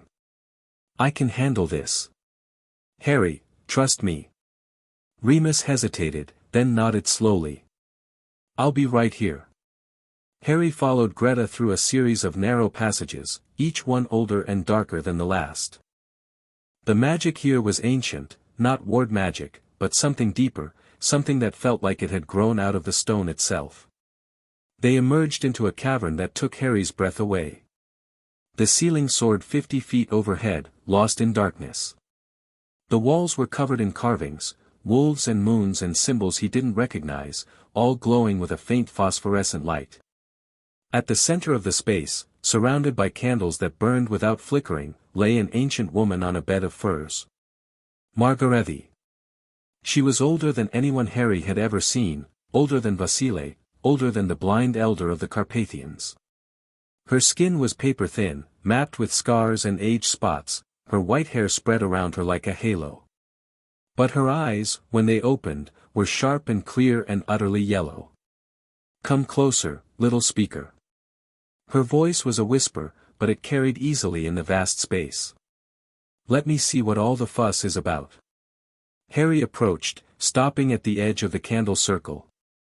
He could feel power radiating from the old woman, not aggressive, not threatening, but present in a way that made his wolf sit up and take notice. "You're stronger than I expected," Margarethe said. "The tongue sings in you like a bell. I haven't felt its like since. Since Lysandra? Since before Lysandra. Since the old queens, the ones who ruled before the wizards drove us into hiding." Her eyes narrowed. "You know that name. Who told you?" "Everyone. She's legend among the wolves. She was my friend." Margarethe's voice cracked slightly. "My sister in all but blood. We were going to change the world together, unite the packs, challenge the wizards' dominance, build something that would last for generations." A bitter laugh. "Instead, she died screaming while I hid in the mountains and pretended I couldn't hear." "I'm sorry." "Don't be. I made my choice. I've lived with it for 70 years. Margarethe struggled to sit up, and Harry moved instinctively to help her. Her hand gripped his arm with surprising strength. "I've been watching you, little speaker. Through the whisper networks, through the wolves who've pledged to your cause. You're doing what we should have done, spreading the old ways, challenging Greyback's corruption, building something real. I'm trying. You're succeeding. That's why he fears you." Margarethe's yellow eyes bored into his. "That's why he's coming." "Coming here?" "Not yet. But soon. He knows about me, knows I'm the last one alive who remembers the true rituals, the true powers. He wants that knowledge, and he'll do anything to get it." Her grip tightened. "But I'm not going to give it to him. I'm going to give it to you." Harry's breath caught. "What do you mean?" "The feral tongue is only the beginning, child. A foundation. There are deeper magics, older magics, that were lost when Lysandra died. Magics that could unite every wolf in Europe under a single will. Magics that could make you a queen, or a tyrant, depending on how you use them. I don't want to be either. No. You want to be free. You want your pack to be free. Margarethe smiled, and despite her age, despite everything, there was something fierce in it. That's why you're the right one to carry this knowledge. Because you don't want power for its own sake. You want it for what it can do. She released his arm and lay back, exhausted. I'm dying, she said matter-of-factly. My body gave up years ago, only the wolf keeps me going, and even that is fading. I have weeks, maybe days. Not enough time to teach you properly. Then how? There's a ritual. An old one, from before the wizards came. A way to pass knowledge directly from one mind to another. Margarethe's eyes found his. It's dangerous. For both of us. But it's the only way to ensure the old ways survive. What kind of danger? The ritual requires a complete merging of minds, not just surface thoughts, but everything. Memories, emotions, instincts. For a few moments, we will be one person. Her voice was grave. If your will isn't strong enough, my consciousness could overwhelm yours. You would become me, or a confused mixture of both, or simply, nothing. Harry considered this. The wolf inside him stirred, curious rather than afraid. And if it works? You will know everything I know. Every ritual, every technique, every secret that Lysandra shared with me. The full depth of the old ways, preserved in living memory. Margarethe's smile returned, sad and fierce. You will be the most powerful speaker to walk the earth since the old queens themselves. Why me? Why not one of your own pack? Because none of them have the gift. The tongue can be learned, to a degree, but true speaking, the kind that changes nations, requires something inborn. Something that can't be taught. She studied him. You have it. The strongest natural gift I've ever encountered. What you've accomplished already, untrained, is remarkable. With the full knowledge of the old ways. She didn't finish the sentence. She didn't need to. When? Harry asked. Tonight. The moon is waxing, not full, but close enough. The magic will be at its peak. I need to tell Remus, tell him. Bring him if you like, he can't participate, but he can witness. He can be there if. She paused. If it goes wrong. Harry nodded slowly, feeling the weight of the decision settling onto his shoulders. This was what he'd been searching for, knowledge, power, the tools to change things. But the cost. I'll do it, he said. Margarethe's eyes softened. I know. That's why I called you here. She reached out, touched his face with trembling fingers. You remind me of her. Lysandra. The same fire, the same stubborn belief that things can be better. Her hand dropped. Don't make her mistakes, little speaker. Don't let the power consume you. I won't. See that you don't. Margarethe closed her eyes. Now go. Rest. You'll need your strength tonight. Remus took the news about as well as Harry expected. Absolutely not. Remus, a mind merge with a dying elder. Based on magic no one's seen in centuries. Harry, this is insane. It's necessary. It's suicide. Remus was pacing, his wolf energy making him restless, dangerous. What if something goes wrong? What if her consciousness overwhelms yours? I just found you, I just built a life with you, I'm not going to watch you throw it away on some ancient ritual that might not even work. It will work. You can't know that. No. But I trust her.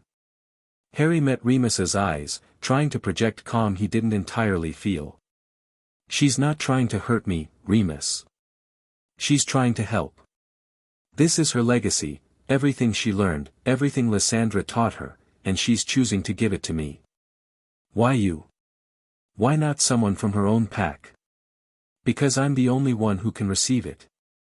The gift has to be natural, inborn. She says mine is the strongest she's ever seen. Remus stopped pacing, his expression torn. This is about more than just knowledge, isn't it? This is about the war. About Greyback. It's about everything. The war, the future, what we're trying to build. Harry stepped closer, taking Remus's hands. You taught me that power is a tool. That how you use it determines what it means. Well, this is a tool I need.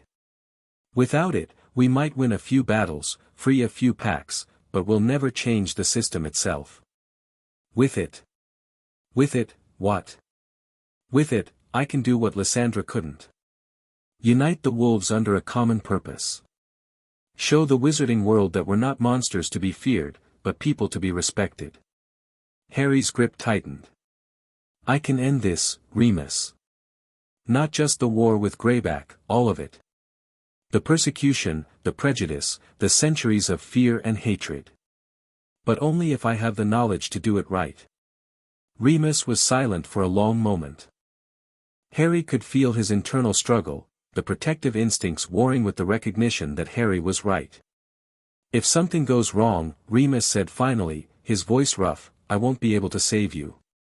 This kind of magic, I don't even understand it, let alone know how to counter it. I know. And you still want to do this? Yes. Remus pulled him into a fierce hug, holding on like he was afraid Harry might disappear. Then I'll be there, he whispered. Whatever happens. I'll be right there beside you. The ritual chamber was deeper in the mountain than Harry had been before, a space that felt less like a cave and more like a temple. The walls were covered in the same glowing carvings, but here they moved, shifting and flowing in patterns that seemed to respond to the moonlight filtering through a crack in the ceiling. Margarethe lay at the center of a ritual circle, her frail body surrounded by candles and artifacts Harry didn't recognize. Greta and 3 other elders stood at the cardinal points, their faces grave. Remus waited at the edge of the chamber, close enough to watch but outside the ritual space. His presence was a comfort, an anchor, even if he couldn't participate. Are you ready? Margarethe asked. Harry knelt beside her, inside the circle. Yes. Then let's begin. The elders started to chant, low, rhythmic words in a language Harry didn't know but somehow understood. The candles flickered, then burned brighter. The carvings on the walls began to move faster, their light intensifying. Margarethe reached up and placed her hands on either side of Harry's face. Don't fight it, she whispered. Let me in. Let yourself in. Her consciousness touched his like a wave crashing against a cliff. Harry had experienced the feral tongue many times, the merging with wolf minds, the sharing of thoughts and emotions. This was different. This was total. Margarethe's entire self, 70 years of memory and knowledge and experience, flooding into him without filter or restraint. He saw her childhood, a small village in Bavaria, destroyed by ministry aurors hunting dark creatures. He saw her transformation, bitten at 15 by a desperate wolf who thought he was saving her from worse. He saw her years of wandering, of hiding, of learning to hate everything she was. And then he saw Lysandra. The memories came faster now, overwhelming. Lysandra teaching her the tongue. Lysandra building the first united packs. Lysandra standing before an army of wolves, her voice ringing out across the moonlit plain, promising them a future worth fighting for. The rituals, Harry thought desperately. The knowledge, it came. Wave after wave of it, techniques and secrets and powers he'd never imagined. How to strengthen the tongue until it could reach across continents. How to heal wounds that should be fatal. How to call wolves who'd never heard your voice and make them want to follow. And darker things too. How to break a mind instead of joining it. How to turn the pack bond into a weapon. How to make yourself into something that no one could stand against. You must know both, Margarethy's voice whispered in his mind. The light and the dark. The healer and the destroyer. Only by understanding them both can you choose between them. The flood of knowledge was becoming too much. Harry felt himself starting to lose coherence, his own memories and experiences drowning under the weight of hers. Hold on, he told himself. Remember who you are. The cupboard. The darkness. Remus's hand, reaching through the door. The Carpathian Mountains. Running with the pack. The joy of the first transformation. I am Harry Potter. I am wolf and human both. I am not Margarethy, I am myself. He pushed back, not against the knowledge but against the consciousness behind it. Accepting the information while rejecting the identity. Letting her memories become his resources without letting them become his self. Good, Margarethy whispered. Strong. Stronger than I was, at your age. Stronger than Lysandra. I'm sorry. Don't be. This is what I wanted. What I hoped for.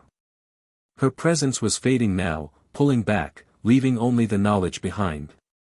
Use it well, little speaker. Build what we couldn't. And remember, the last thought came through like a dying breath, the wolves are not the enemy. Fear is the enemy. Ignorance is the enemy. Fight those, and you fight for us all. Then she was gone. Harry gasped, snapping back to himself, his body shaking with the aftermath of the merge. The candles had burned out. The carvings on the walls were still. The elders stood frozen, staring at him with expressions of awe and fear. Beside him, Margarethy's body lay motionless, a peaceful smile on her ancient face. She was dead. And Harry was changed forever. The knowledge settled into him over the following days like water soaking into earth. Some of it was immediately accessible, techniques he could use right away, understandings that clicked into place like puzzle pieces. Other parts were deeper, buried, emerging only when he needed them or when something triggered a connection. The Schwarzwald pack treated him differently after the ritual. Where they'd been suspicious before, now they were almost reverent. Word had spread of what he'd done, taking Margarethy's legacy, surviving the merge that should have destroyed a mind as young as his. He was no longer just the speaker from the Carpathians. He was something more. Something that made even Greta lower her eyes when he passed. You're handling it better than I expected, Remus said, a week after the ritual. They were preparing to leave, their next destination a pack in northern Germany that had sent word of interest in the cause. The knowledge, or the attention? Both. Harry considered the question. The truth was, he was struggling with both, but not in the ways Remus probably feared. The knowledge is, a lot, he admitted. There's so much of it. Things I never knew were possible, things that scare me when I think about them too closely. But it's not overwhelming. It's like having access to a library I haven't explored yet. I can feel it's there, but I don't have to read every book at once. And the attention? That's harder. Harry looked around at the Schwarzwald wolves, still watching him from a respectful distance. They look at me like I'm something special. Something more than human, or more than wolf. I don't want that. I just want to be. Harry. Yeah. Just Harry. He managed a small smile. Is that weird? Having all this power, all this knowledge, and just wanting to be normal? No. Remus's voice was soft. That's probably the healthiest thing about you. They left the Black Forest that afternoon, following the wolf roads north. The journey took 2 weeks, passing through territory that was increasingly under Greyback's influence. They moved carefully, avoiding towns, staying to the deep forests where the old magic still held. The pack they were meeting, the Harz Mountain Wolves, had been conquered by Greyback a decade ago. Their alpha had been killed, their customs suppressed, their young wolves taken for Greyback's armies. But the resistance had never been fully crushed, and when word of Harry's movement reached them, they'd sent a careful message: "We remember the old ways. We want to remember them again." The meeting was set for a clearing deep in the mountains, far from any human settlement. Harry arrived with Remus and 2 of the Schwarzwald wolves who'd volunteered to help, finding a gathering of perhaps 30 werewolves already waiting. Their leader was a woman named Frida, middle-aged, scarred, with the bearing of someone who'd been fighting for longer than she could remember. She studied Harry with assessing eyes as he entered the clearing. "You're younger than the stories say," she said. "The stories exaggerate. Mostly. Do they?" Frida's gaze was piercing. "They say you took Margarethi's legacy. That you know things no living wolf has known for generations. That you can reach into minds and change what you find there." "I don't change minds. I reach out to them, share what I'm feeling, offer connection. Whether they accept is their choice." Pretty words. Easy to say before the testing. Harry felt his wolf stir, responding to the challenge in her tone. "Is that what this is? A test?" "Of course it is. You think we'd commit to following a stranger based on rumors and hope?" Frida stepped closer, her pack forming a loose circle around them. "Greyback has wolves among us, spies, informants. For all I know, you're one of them. A pretty face with a pretty story, sent to root out resistance." "I'm not." "Prove it." "How?" Frida smiled, and there was nothing friendly in it. "The old way. Mind to mind. Show me what you are, speaker. Show me everything, and let me show you the same." Harry had expected something like this. The merge with Margarethi had taught him that true trust among wolves, the old kind, the deep kind, couldn't be built on words alone. It required vulnerability. Exposure. The willingness to be seen completely. "Agreed," he said. The clearing went silent. "Harry," Remus started, but Harry held up a hand. "It's okay. This is how it has to be." Frida approached until they stood face to face, close enough for Harry to see the fine lines around her eyes, the old wounds that had never fully healed. "Ready?" she asked. "Yes." She reached out with her mind, not as gently as Margarethi had, but with a kind of desperate roughness, the touch of someone who'd been betrayed too many times to trust easily. Harry opened himself to it, letting her in, showing her everything. The cupboard. The beatings. The boy who'd learned to fear his own shadow. Remus, reaching through the door. The first real kindness Harry had ever known. The Carpathians. The training. The transformation that should have been a curse and became a gift instead. The war. The killing. The cold pragmatism that had replaced innocent hope. And underneath it all, running through everything like a thread of gold, purpose. The absolute determination to make things better, to build something worth having, to prove that the world didn't have to be as cruel as it had been to him. Frida gasped and pulled back, her eyes wide. "You're..." She shook her head, struggling for words. "You're real. Everything they said, it's true. I told you I wasn't a spy." "No. You're something else entirely." Frida turned to her pack, who were watching with a mixture of confusion and anticipation. "He's what we've been waiting for. What we've been hoping for since Greyback took our home." Frida, one of the older wolves, started. "I shared minds with him. I saw." Her voice was fierce, absolute. "He's not Lysandra reborn, he's something new. Something that might actually succeed where she failed." She turned back to Harry and, to his shock, lowered herself to one knee.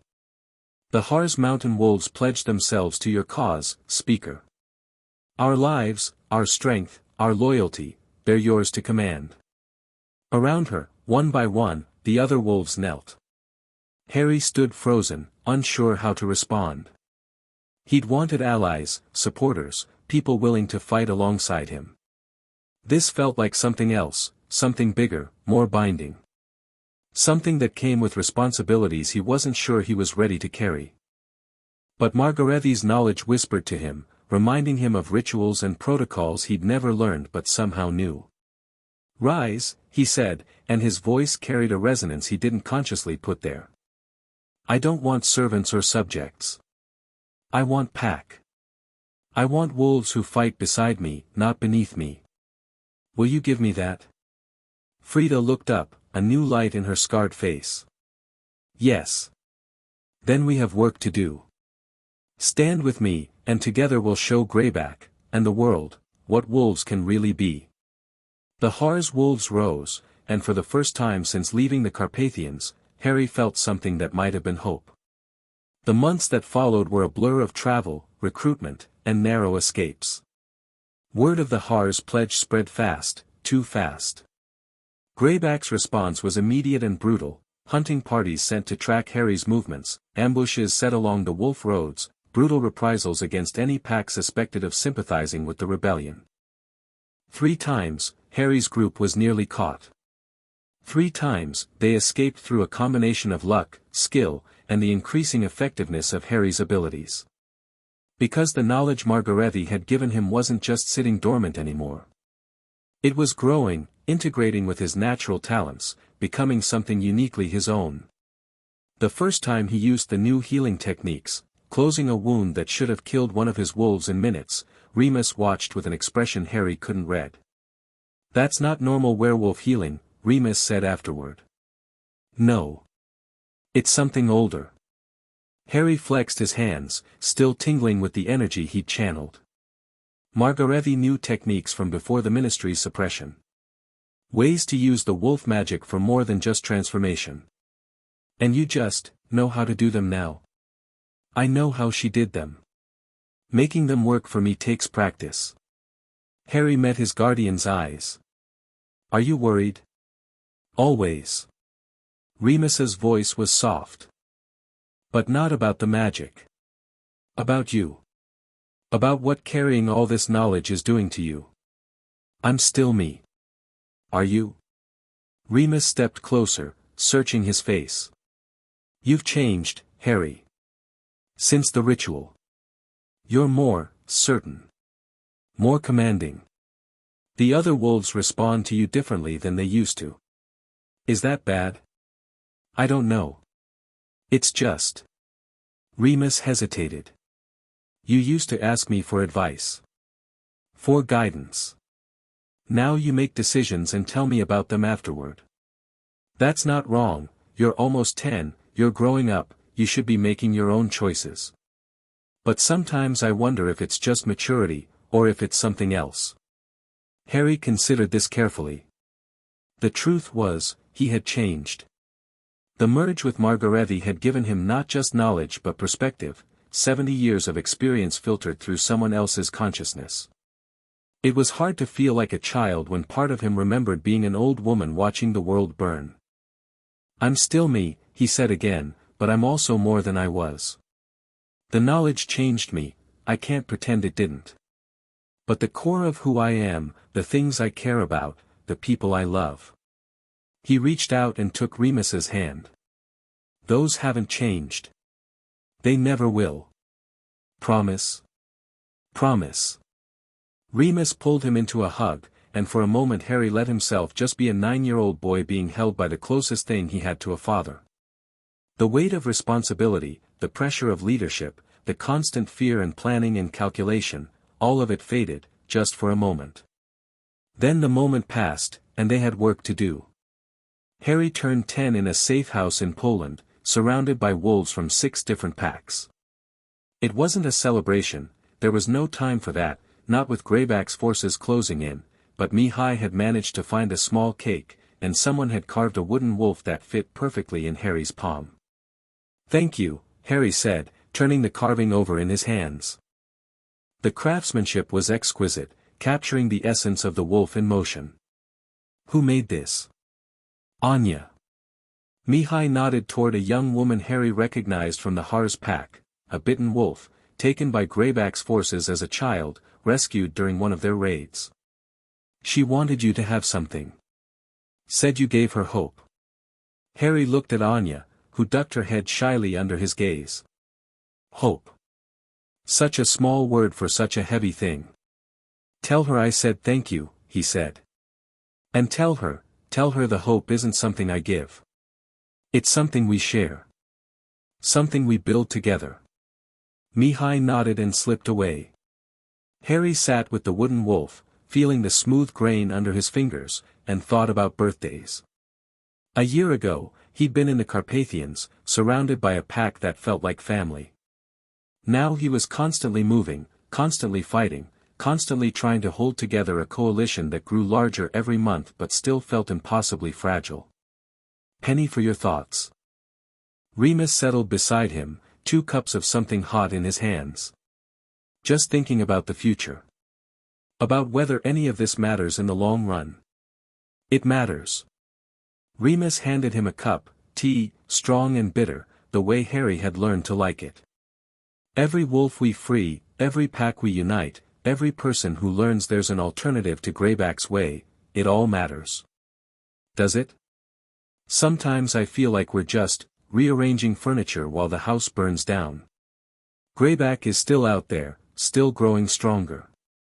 The Ministry is still passing laws that make our lives impossible. And even if we win, even if we somehow take down Greyback and unite all the packs, what then? Then we keep building. Keep teaching. Keep showing the world that wolves aren't monsters. And if they don't listen? Remus was quiet for a moment. Then we keep trying anyway. That's what hope is, Harry. Not the certainty that things will get better, but the commitment to work towards something better whether it seems possible or not. Harry sipped his tea, letting the warmth spread through him. Margarethi believed in hope. Lysandra did too. They both died for it. Maybe. Or maybe they died because they let hope become certainty. Because they believed they were destined to succeed, rather than committed to trying. Remus's voice was gentle. You're different. You don't believe in destiny, you believe in choice. In doing what's right because it's right, not because you're sure it'll work. I don't know if that's a compliment or a criticism. Neither. Just an observation. Remus smiled, a rare genuine expression that made him look younger. You're 10 years old, Harry. You've already done more, survived more, accomplished more than most people do in a lifetime. Whatever happens next, that can't be taken away from you. I don't want to be remembered for what I've done. I want to be remembered for what I built. Then build. And let the future worry about the remembering. Harry raised his cup in a small toast. To building. To building. They drank together, and for a moment, the weight didn't seem quite so heavy.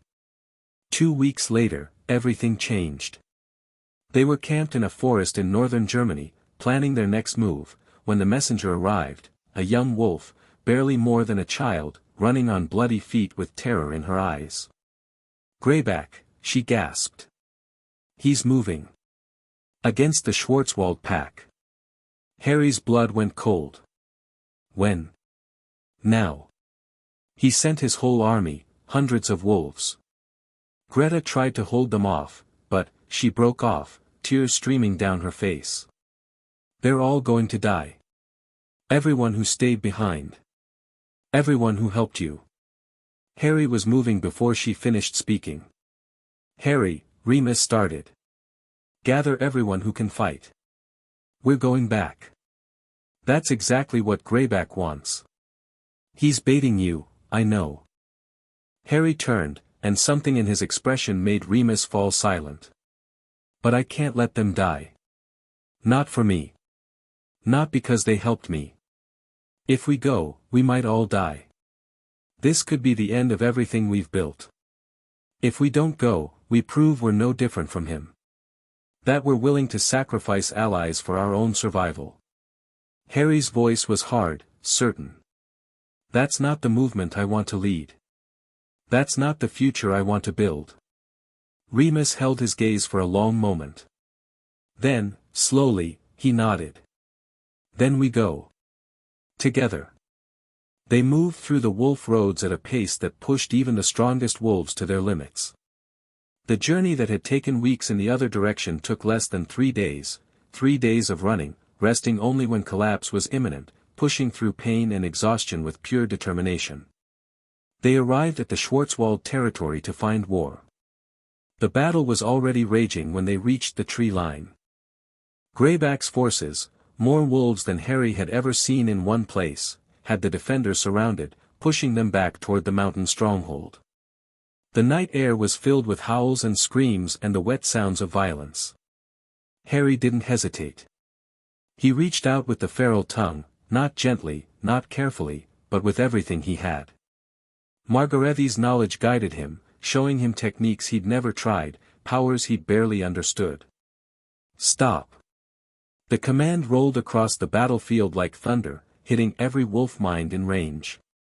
For a split second, everything froze, attackers and defenders alike, caught in the grip of a will stronger than any of them had ever encountered. I am Harry Potter. I am the speaker. And this ends now. Greyback's wolves looked around in confusion, their battle rage interrupted by something they couldn't understand. The defenders, those still standing, stared at Harry with expressions of shocked hope. And from the center of the enemy force, a figure emerged. Fenrir Greyback was enormous, easily the largest wolf Harry had ever seen, even in human form. He moved through his frozen army with casual arrogance, his yellow eyes fixed on Harry with hungry intensity. There you are, he said, his voice carrying across the sudden silence. My little prize. I've been waiting for you. Let them go. Harry stepped forward, his wolves spreading out behind him.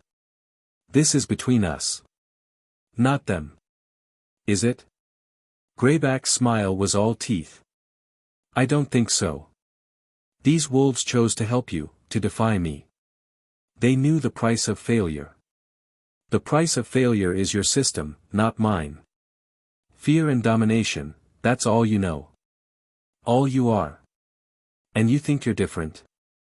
Greyback laughed, a harsh sound that echoed off the mountains. You think your pretty words and your fancy magic change what wolves really are. We're predators, boy. We survive by being stronger than everything else. That's the only law that matters.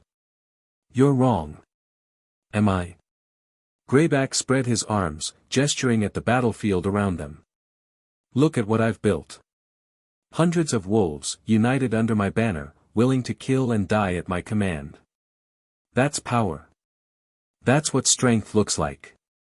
That's fear. And fear breaks. Harry reached out again with the tongue, not commanding this time but offering, sharing what he felt, what he believed, what he was fighting for. You think they follow you because they want to. They follow you because they have no choice. Give them a choice, and see what happens. The offer rippled through Greyback's army like a stone dropped in water. Harry felt minds touching his, tentatively at first, then with growing hunger. Wolves who had been broken for years, suddenly glimpsing something they'd forgotten was possible. Freedom. Connection. Pack that was chosen rather than imposed. Greyback's eyes narrowed. What are you doing? Showing them what you can't. Harry held his gaze without flinching. Stand down, Greyback. This doesn't have to end in blood. Oh, but it does. Greyback's form began to shift, bones cracking, fur sprouting. You've challenged my authority. Turned my wolves against me. There's only one answer to that. He charged. Harry had been preparing for this moment since the night Greyback first bit him. Every lesson, every training session, every scrap of knowledge Margarethi had given him, all of it built toward this. He didn't try to match Greyback's strength. He didn't need to. As the massive wolf lunged, Harry stepped aside and reached, not into Greyback's mind, which was too strong to manipulate, but into the pack bonds that connected him to his army. The bonds of fear and dominance that Greyback had spent decades building. And he cut them. Greyback stumbled, suddenly disconnected from the wolves who had been extensions of his will. Around him, his army collapsed, not in violence, but in confusion, the mental chains that had bound them suddenly shattered. What? Greyback whirled, staring at wolves who no longer responded to his commands. What did you do? Freed them.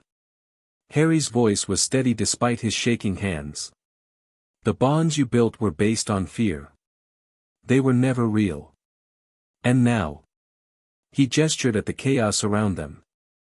Now they have a choice. Greyback's face contorted with rage.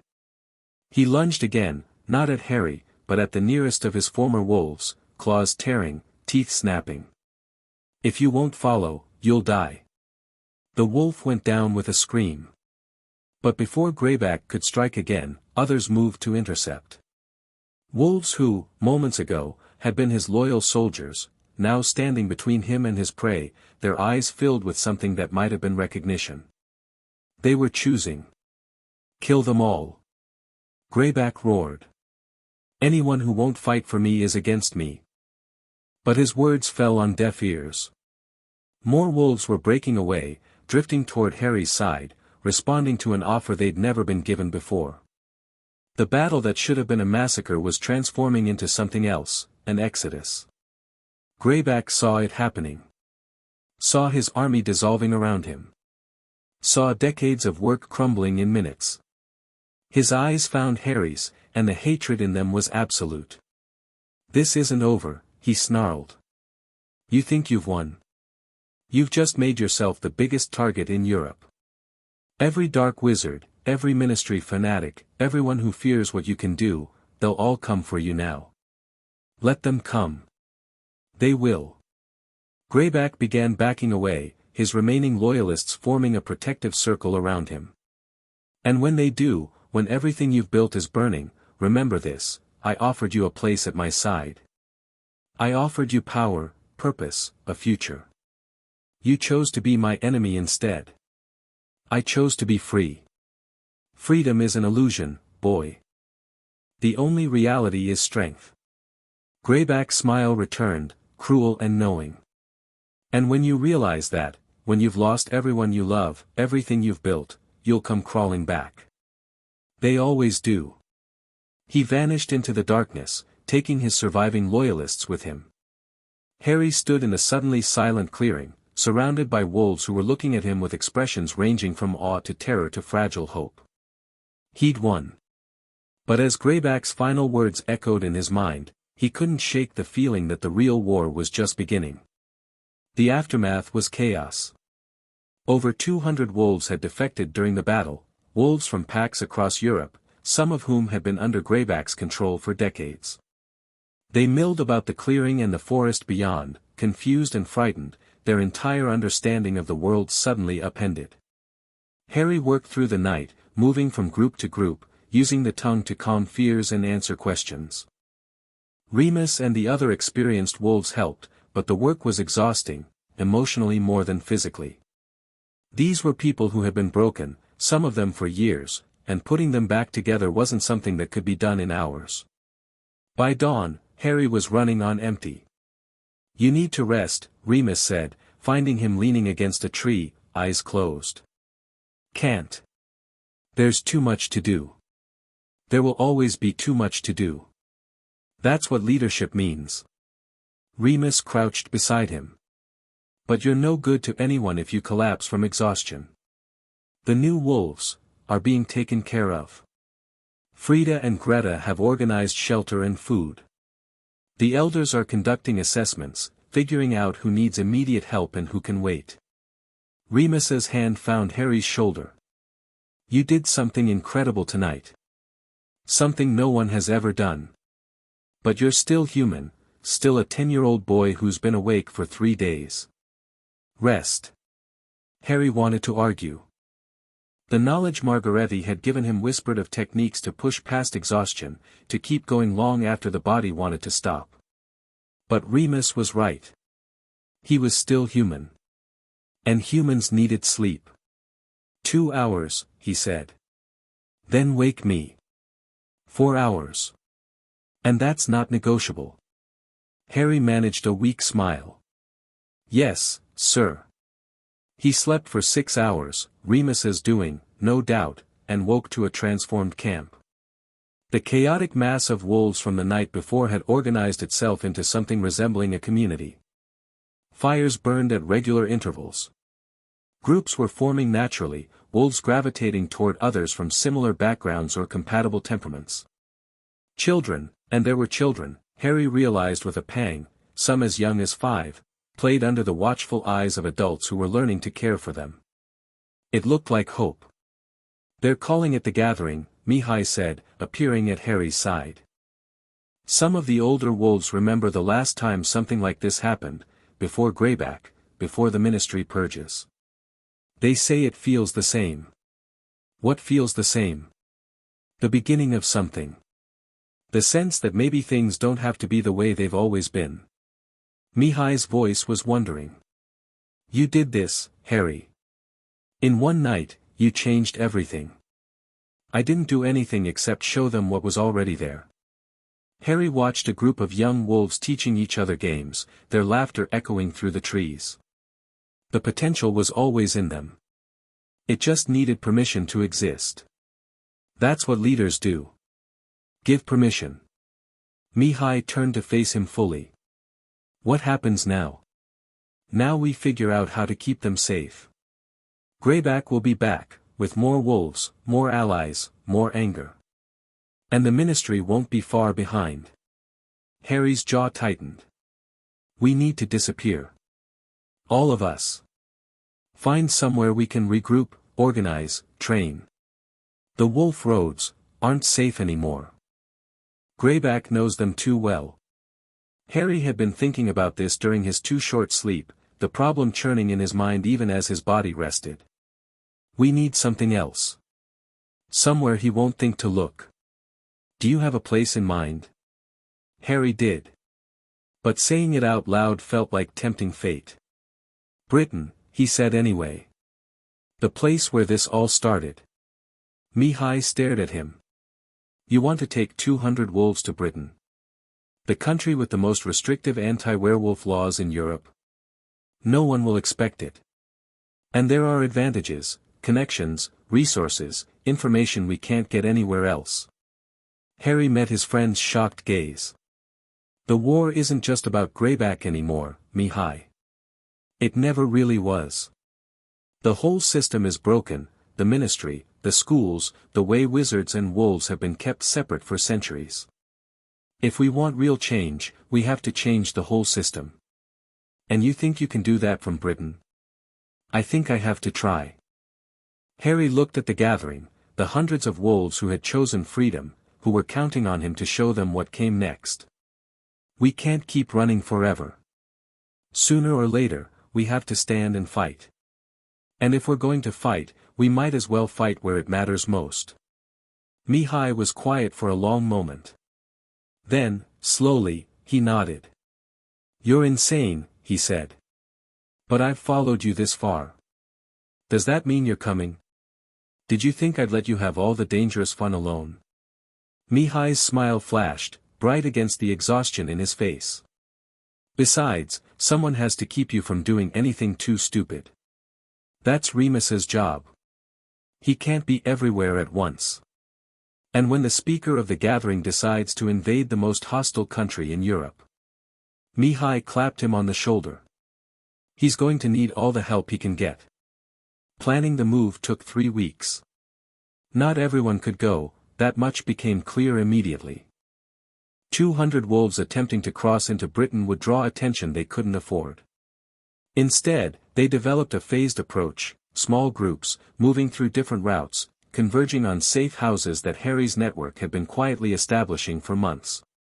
The first group left on the new moon, 15 wolves, including Remus and Harry, traveling by Portkey to a location outside Edinburgh. From there, they would establish a base and begin receiving the others. The night before departure, Harry sat with the elders of the gathering, representatives from a dozen different packs, united by their choice to follow him. "You're sure about this?" Greta asked. Her face was still bruised from the battle, her arm in a sling, but her eyes were as sharp as ever. "Britain is the belly of the beast. If the Ministry discovers us, they won't. Harry's voice was confident, even if his heart wasn't entirely. We've been invisible before. We can be invisible again. We were invisible when we were small. When we were scattered and weak. Frida's scarred face was thoughtful. We're something else now. Something that will be harder to hide. Then we don't just hide. We build. We create something that can't be ignored, that can't be destroyed. Harry looked around at the gathered elders, old wolves and young, bitten and born, united by nothing except their shared choice. The wizarding world fears us because they don't understand us. We're going to change that. Not through violence, not through conquest, through showing them what we really are. And what are we? People. Harry's voice was soft but firm.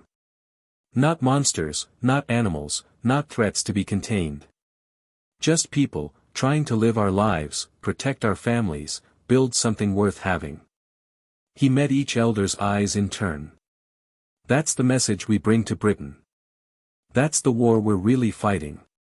Silence around the circle. Then, one by one, the elders nodded. Lead us, Greta said, and her voice held something Harry had rarely heard from her, hope. Wherever you go, whatever you do, lead us. I will, Harry promised. Together.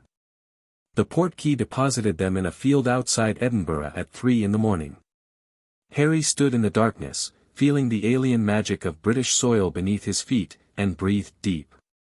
The air smelled different here, cleaner, colder, touched with something he couldn't name but somehow recognized. Home, he thought, and wasn't sure if the word was his or the wolf's. Everyone accounted for? Remus asked, counting heads.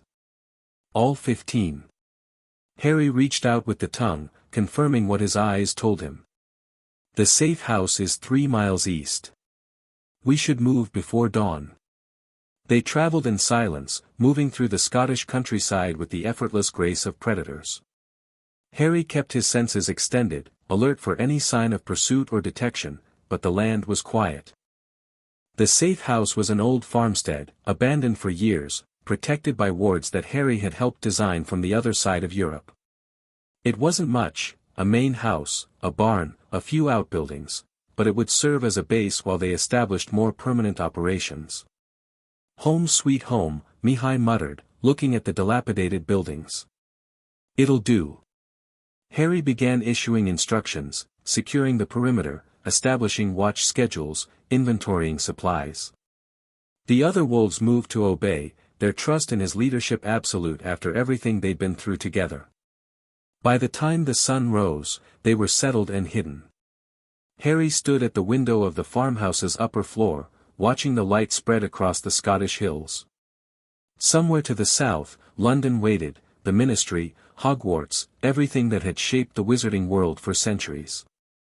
And somewhere closer, though he couldn't say where, Albus Dumbledore was still searching for the boy who lived. I'm home, Harry thought. Ready or not, I'm home.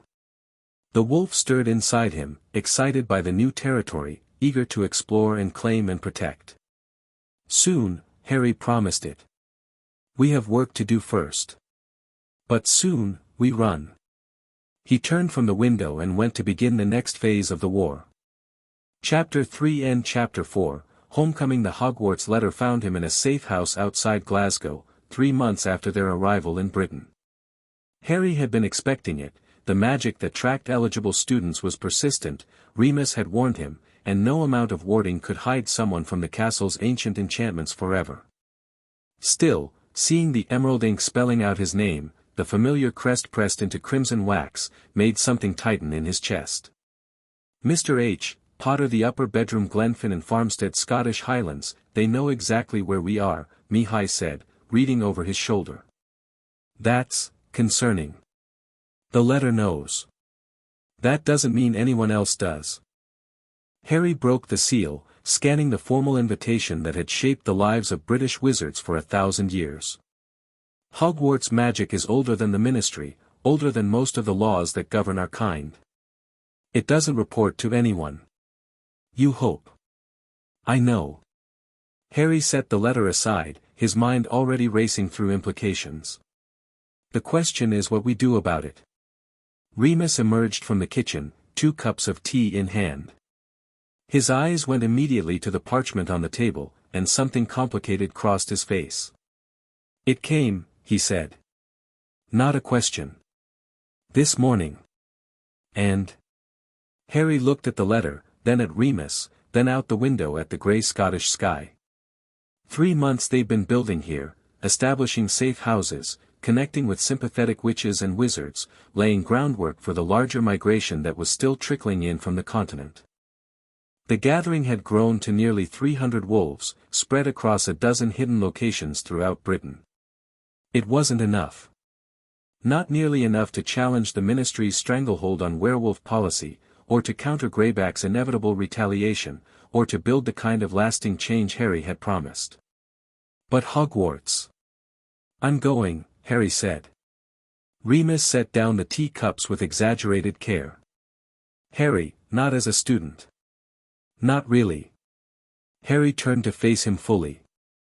"Think about it, Remus. Hogwarts is the center of magical Britain. Every witch and wizard of importance passed through those halls. Every alliance, every rivalry, every connection that shapes our society, they all trace back to 7 years of shared experience in that castle. It's also the domain of Albus Dumbledore. The man who left you with the Dursleys. The man who's been searching for you for 6 years." "I know." Harry's jaw tightened. "That's part of why I need to go. To face him. To show him what his precious protections created. Revenge isn't, it's not about revenge." Harry cut him off, then softened his voice. "It's about truth. Dumbledore built a narrative around me, the boy who lived, hidden away for his own protection, raised in safety and love until he was ready to return to the wizarding world. I need to show him that narrative was a lie. That the choices he made had consequences he never imagined. And if he tries to control you, to take you back into his protection, let him try." Harry smiled, and there was nothing childlike in the expression. "I'm not the scared boy from the cupboard anymore. I'm not even the frightened child you rescued. I'm the speaker of the gathering, and if Albus Dumbledore thinks he can put me back in a box..." He shook his head. "He's about to learn otherwise." Remus was quiet for a long moment. Harry could feel his guardian's internal struggle, the protective instincts warring with the recognition that Harry was right, that this was necessary. "I can't come with you," Remus said finally. "To Hogwarts. Dumbledore knows me, knows my involvement. If I show up, I know. You'll coordinate from outside. Keep the gathering running, maintain our networks, prepare for whatever comes next." Harry crossed the room and took Remus's hands. "This isn't goodbye. It's just, a different kind of together. I don't like it. You don't have to like it. You just have to trust me." Remus pulled him into a hug, fierce, desperate, full of everything he couldn't say. "I do trust you," he whispered. "More than anyone. Just, come back to me. Whatever happens in that castle, whatever Dumbledore tries, come back. Always." Harry held on tight. "I promise." The response letter was simple: "Dear Deputy Headmistress McGonagall, I accept my place at Hogwarts School of Witchcraft and Wizardry. I will require no escort to Diagon Alley, as I have made my own arrangements. I will arrive at platform 9 3/4 on September 1st. Yours sincerely, Harry Potter." The reply came within hours, a formal acknowledgement that barely concealed the shock behind its professional language. Harry could imagine the chaos his letter had caused, the frantic messages flying between Hogwarts and the Ministry, the scrambling to prepare for a return no one had expected. Good, he thought. Let them scramble. Let them wonder. The weeks before term were filled with preparation. Harry traveled to Diagon Alley alone, or apparently alone, with Mihai and 2 other wolves shadowing him from a distance. The trip served multiple purposes, acquiring supplies, certainly, but also announcing his presence. letting the wizarding world see that Harry Potter had returned. The reaction was everything he'd anticipated and more. Whispers followed him down the cobblestone street. Shopkeepers emerged from doorways to stare.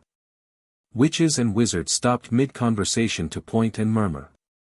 By the time he reached Ollivander's, a crowd had gathered at a respectful distance, watching his every move with hungry fascination. The wand-maker's shop was dusty and dim, unchanged from the descriptions Harry had read in old books. Ollivander himself appeared from the shadows like a ghost, his pale eyes fixing on Harry with unnerving intensity. "I wondered when I'd see you, Mr. Potter." His voice was soft, dreamy. "I remember every wand I've ever sold. Your mother favored willow, 10¼ inches, swishy. Excellent for charm work. Your father, mahogany, 11 inches, pliable. A bit more power." "I need a wand," Harry said simply. "Indeed you do. Though I sense." Ollivander tilted his head, studying Harry with those unsettling eyes. "You've already found magic of your own. Haven't you? A wand is traditional. And I prefer not to draw more attention than necessary." "Ah. Yes." Ollivander's lips curved in something that might have been a smile. "Attention. That will be difficult to avoid, I think, for someone like you." The fitting took hours. Wand after wand passed through Harry's hands, each one feeling wrong in ways he struggled to articulate. Too rigid. Too yielding. Too eager. Too reluctant. Ollivander's excitement grew with each failure, his pale eyes gleaming as the reject pile mounted. "Tricky customer," he murmured. "Very tricky indeed. But I wonder." He disappeared into the depths of the shop and returned with a dusty box, handling it with unusual care. "Holly and phoenix feather. 11 inches. Nice and supple." Ollivander extended the wand, his expression strange. "An unusual combination. And curious, very curious." Harry took the wand, and the world shifted. Power surged through him, not foreign, not imposed, but recognized. The wand knew him. Accepted him. Wanted to be his. Red and gold sparks erupted from the tip, filling the shop with warm light. "Curious," Ollivander repeated, his voice barely a whisper. "The phoenix whose feather resides in your wand gave another feather. Just one other. It is curious that you should be destined for this wand, when its brother gave you that scar." Harry's hand went to his forehead involuntarily. "Voldemort's wand. We do not speak the name." But Ollivander's eyes held no rebuke, only fascination. "I think we must expect great things from you, Mr. Potter. After all, he who must not be named did great things." "Terrible, yes, but great." Harry met those pale eyes without flinching. "I don't intend to be terrible." "No." Ollivander's smile widened. "I don't imagine you do. That might be what makes you more dangerous still." September 1st dawned grey and damp, typical London weather, though Harry wouldn't have known that from experience. King's Cross Station was a chaos of muggles rushing to catch trains, oblivious to the families pushing trolleys loaded with owls and cauldrons toward an apparently solid brick wall. Harry watched them pass through the barrier, one after another, and felt the wolf stir with territorial anxiety. Too many people. Too confined. Trap. Not a trap, Harry told it. An opportunity. He stepped through the barrier and onto platform 9¾ The Hogwarts Express gleamed scarlet in the grey morning light, steam billowing from its engine like dragon's breath. Students and parents crowded the platform, some tearful, some excited, all utterly absorbed in the ritual of departure. None of them noticed Harry at first. He stood at the edge of the crowd, taking it in, the noise, the emotion, the sheer normality of it all. These were children going to school. Families saying goodbye. The everyday magic of growing up. Something he'd never had. Something that had been stolen from him by a cupboard and a lie. Then someone recognized him. It can't be, Harry Potter. The name spread like wildfire. Heads turned. Conversation stopped. Within moments, Harry was the center of attention, surrounded by staring eyes and pointing fingers. He let them look. Let them see the boy who should have been raised in safety and love, thin and wary, dressed in worn traveling clothes, moving with the unconscious grace of someone who'd learned to be ready for violence at any moment. Let them see what Dumbledore's protection had created. Harry Potter. A family pushed through the crowd, red-haired, numerous, and excitable. The matriarch, a plump woman with a kind face, was leading the charge. "Oh, you poor dear, we'd heard you disappeared, are you all right?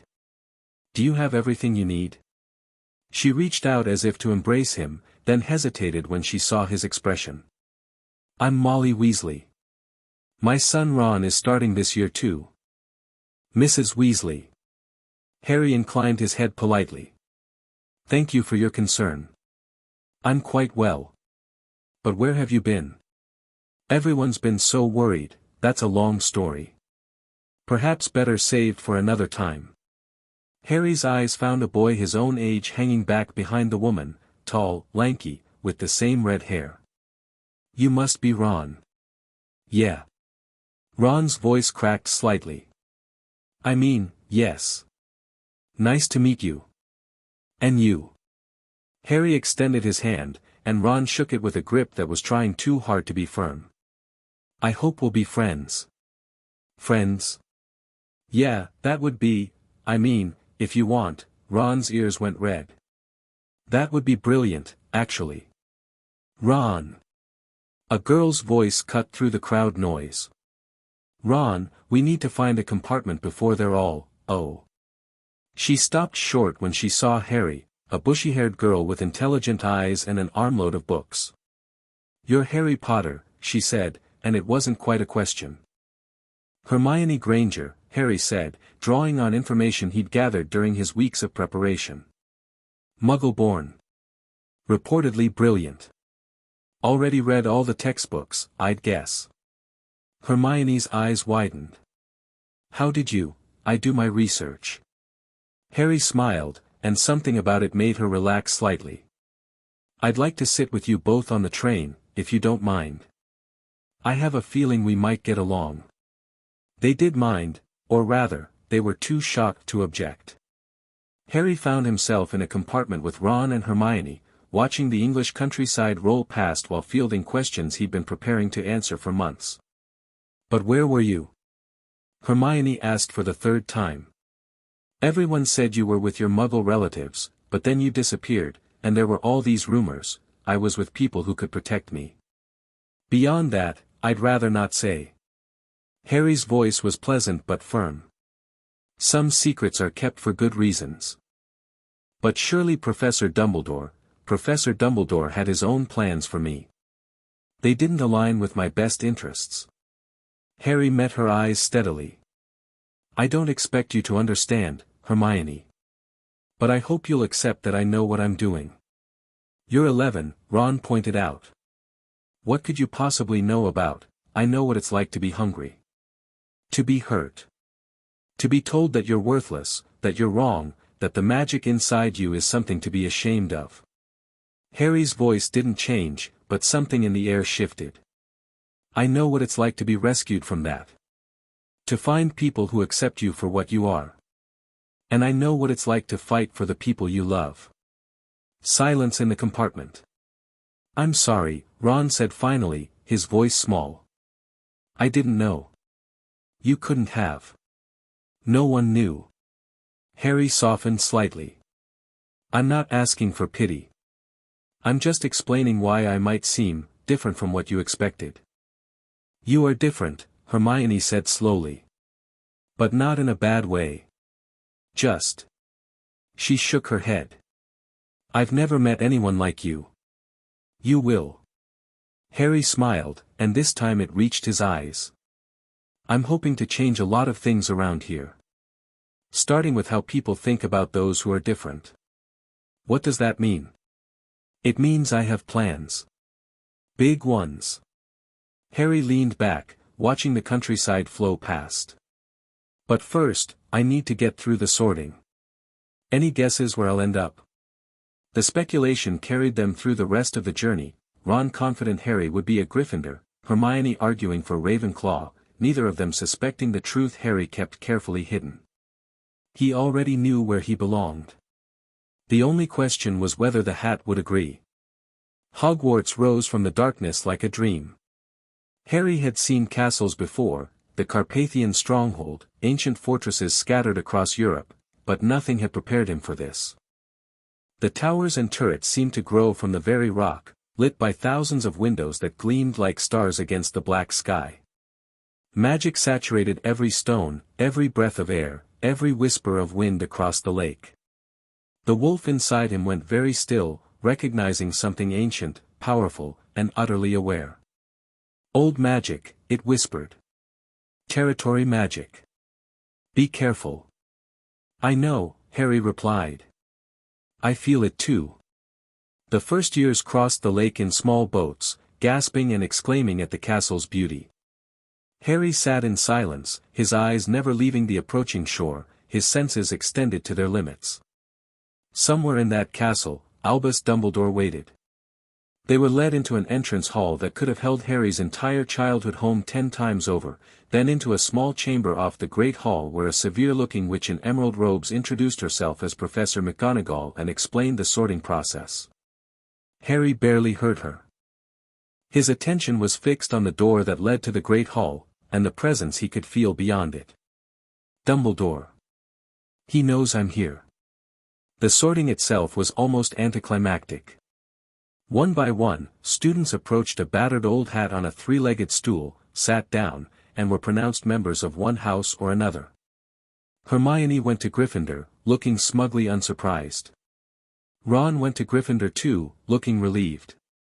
Others Harry didn't know were distributed among the 4 houses, each announcement met with cheers from the appropriate table. Then, Potter, Harry. The whispers that had followed Harry all day reached a crescendo. He walked to the stool with measured steps, ignoring the stares, ignoring the pointing fingers, ignoring the tightness in his chest that might have been fear. The hat settled over his eyes, and darkness fell. Well, well, said a small voice in his ear. What have we here? You know what I am, Harry thought back. I know many things, Mr. Potter. I've been sorting students for 1,000 years. But I've never encountered anything quite like you. The hat's voice was curious, probing. A wolf in boy's clothing. A leader of monsters. A child who's killed and doesn't regret it. Is that supposed to make me feel ashamed? Not at all. Merely observant. The hat seemed to settle more deeply onto his head. The question is where to put you. You've got qualities for all 4 houses, you know. Courage, certainly, facing Greyback alone would earn you a place in Gryffindor 10 times over. Cunning and ambition enough for any Slytherin. Intelligence that would make Rowena Ravenclaw weep with joy. And loyalty, the loyalty of the wolf. Hufflepuff would treasure you. Where do I belong? Belong? That's not how it works. The houses aren't about where you belong, they're about what you value. What matters most to you? A pause. And what matters most to you, Harry Potter, is family. Pack. The people you've chosen to protect. That sounds like Hufflepuff. It could be. But Hufflepuff values fairness, inclusion, hard work. Those matter to you, certainly, but they're not your core. Another pause, longer this time. What's at your core is something older. Deeper. The kind of loyalty that burns. That kills. Gryffindor, then. Perhaps. Gryffindor values bravery, daring, nerve. You have all those in abundance. But there's something else. The hat's voice grew thoughtful. You're planning something, aren't you? Something that requires being in a particular house. Harry didn't respond, but he didn't need to. The hat could read his thoughts as easily as a book. Interesting, the hat murmured. Very interesting. You want Gryffindor because that's where Dumbledore's attention will be focused. Because it's where the boy who lived is expected to go. Because it gives you access to resources and relationships you need. Is that wrong? It's strategic. Nothing wrong with strategy. The hat seemed to chuckle. But I'm going to tell you something, Harry Potter. Something I don't tell most students. The houses aren't cages. They're tools. Use yours wisely, and you can accomplish everything you're planning. Use it poorly. A pause. Well. Let's hope it doesn't come to that. So where am I going? The hat's response echoed through the great hall, amplified by magic that made every student, every professor, every ghost and portrait hear the single word, Gryffindor. The table on the far left erupted in cheers. Harry removed the hat, set it on the stool, and walked toward his new house with measured steps. But as he walked, his eyes found the head table, and the ancient wizard sitting at its center, watching him with piercing blue eyes behind half-moon spectacles. Albus Dumbledore. Their gazes locked for a moment that seemed to stretch into eternity. Harry let the headmaster see him, not the frightened child he'd expected, not the famous boy who lived, but the wolf. The speaker. The leader of 300 werewolves who had infiltrated Britain under Dumbledore's very nose. Something flickered in those blue eyes. Surprise. Concern. And underneath it all, a calculation that Harry recognized all too well. You're trying to figure out how to use me, Harry thought. How to fit me into your plans. Good luck with that. He took his seat at the Gryffindor table, accepted the congratulations of his new housemates, and began planning his next move. The first week at Hogwarts was an education in more ways than one. The classes themselves were almost laughably easy. Harry had been training with werewolf elders since age 6, learning magic that made the Hogwarts curriculum look like children's games. He had to carefully modulate his performance, showing enough ability to avoid suspicion but not so much that questions would be asked. More interesting were the politics. Hogwarts was a microcosm of wizarding society, the blood purity prejudices, the house rivalries, the subtle hierarchies of wealth and connection that determined who rose and who fell. Harry watched it all with the analytical eye of someone who had spent years navigating far more dangerous territories. The Slytherins were the most obvious players, Draco Malfoy and his cronies, throwing around their family names like weapons. But they weren't the real threat. The real threat was the system that created them, the assumptions that went unquestioned, the invisible rules that everyone followed without thinking. Harry intended to question everything. "You're strange," Ron said one evening, watching Harry work through his homework with mechanical efficiency. "I mean, not in a bad way. Just, you're not like other 11-year-olds. "I've never been like other 11-year-olds. "Yeah, but it's more than that. It's like..." Ron struggled for words. "Like you're playing a game the rest of us don't even know exists." Harry set down his quill, giving Ron his full attention. "Can I tell you something? Something I haven't told anyone else here?" Ron's eyes widened. "Yeah. Course. The wizarding world is broken." Harry kept his voice low, aware of the other students scattered around the common room. "Not obviously, it still functions, more or less. But underneath the surface, there's rot. Prejudices that no one questions. Laws that punish people for being different. A system that rewards conformity and crushes anything that threatens the status quo. That's a bit dramatic, isn't it?" "Is it? What do you know about werewolves, Ron?" "They're dangerous. Turn into monsters during the full moon. You have to register if you're bitten, and there are all these laws about where you can work and live and..." Ron stopped, seeing something in Harry's expression. "What? What if I told you that everything you just said is propaganda? That werewolves are people, human beings dealing with a condition they didn't choose, trying to live their lives despite a society that treats them like animals." Ron was quiet for a long moment. I'd say that's a pretty radical opinion. It's not an opinion. It's the truth. I know because I've lived it. Harry held Ron's gaze. I spent years among werewolves, Ron. Real ones, not the monsters from ministry pamphlets, but families and communities and people who would do anything to protect their own. You, what? I was rescued from my relatives by a werewolf. He raised me. Taught me everything I know. And through him, I met hundreds of others, people who have been hunted and persecuted and forced to live in the shadows because wizarding society decided they were less than human. Ron's face had gone pale. Harry, you can't tell anyone this. If the ministry found out, the ministry can try whatever they want. Harry's voice was steel wrapped in silk. I'm not ashamed of where I came from, or who raised me, or what I've learned. I'm just careful about who I share it with. Why are you sharing it with me? Because you asked. And because I think you're better than the prejudices you've been taught. Harry softened slightly. I'm not asking you to agree with me, Ron. I'm just asking you to think. To question the things everyone takes for granted. Can you do that? Ron was quiet for a long time. Then, slowly, he nodded. I can try. That's all I ask. The confrontation with Dumbledore came sooner than Harry expected. He was summoned to the headmaster's office after dinner on his second Friday, a polite note delivered by Owl, requesting his presence at 8 o'clock. Harry read it twice, then burned it with a whispered word. The gargoyle guarding the entrance leaped aside when Harry approached, revealing a spiral staircase that moved like an escalator. At the top, an oak door stood open, revealing a circular room filled with strange silver instruments, portraits of sleeping headmasters, and one very awake phoenix perched on a golden stand.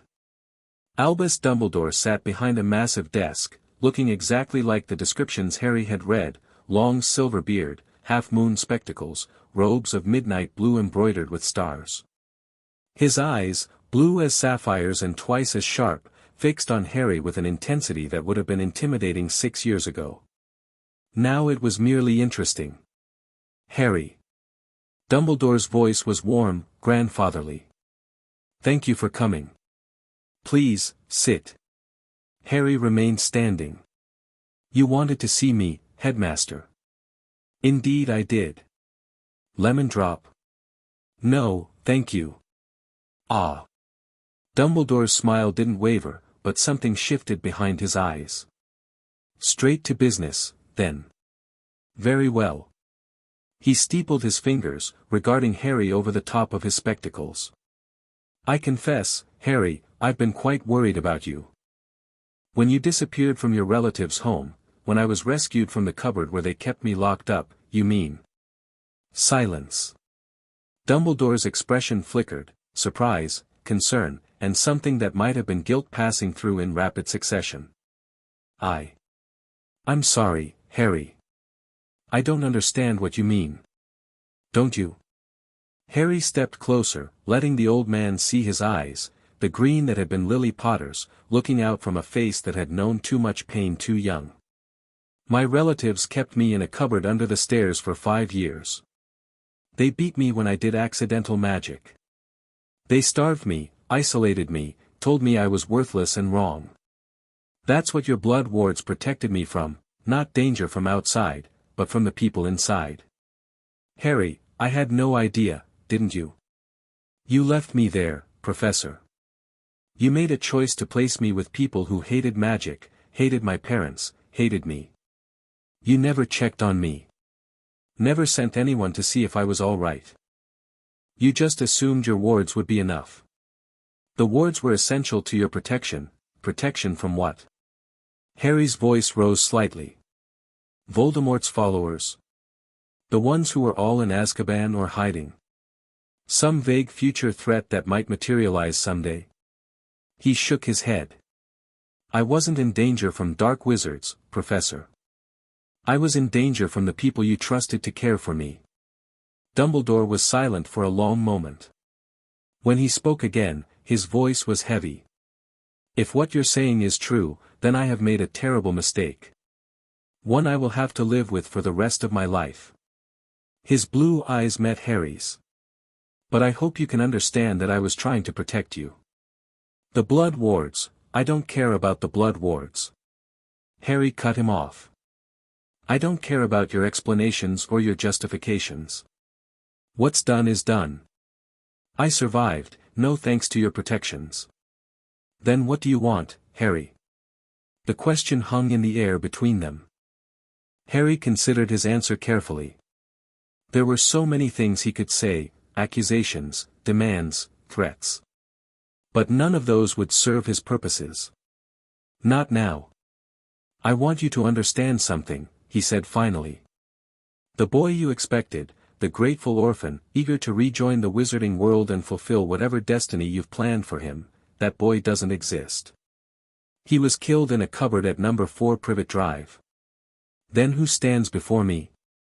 Someone who's learned to survive. Who's built a family from nothing. Who's seen what the wizarding world does to those it considers less than human. Harry's voice was steady, absolute.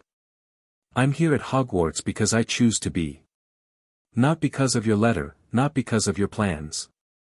Because this is where I need to be to accomplish my goals. And what are your goals? Change.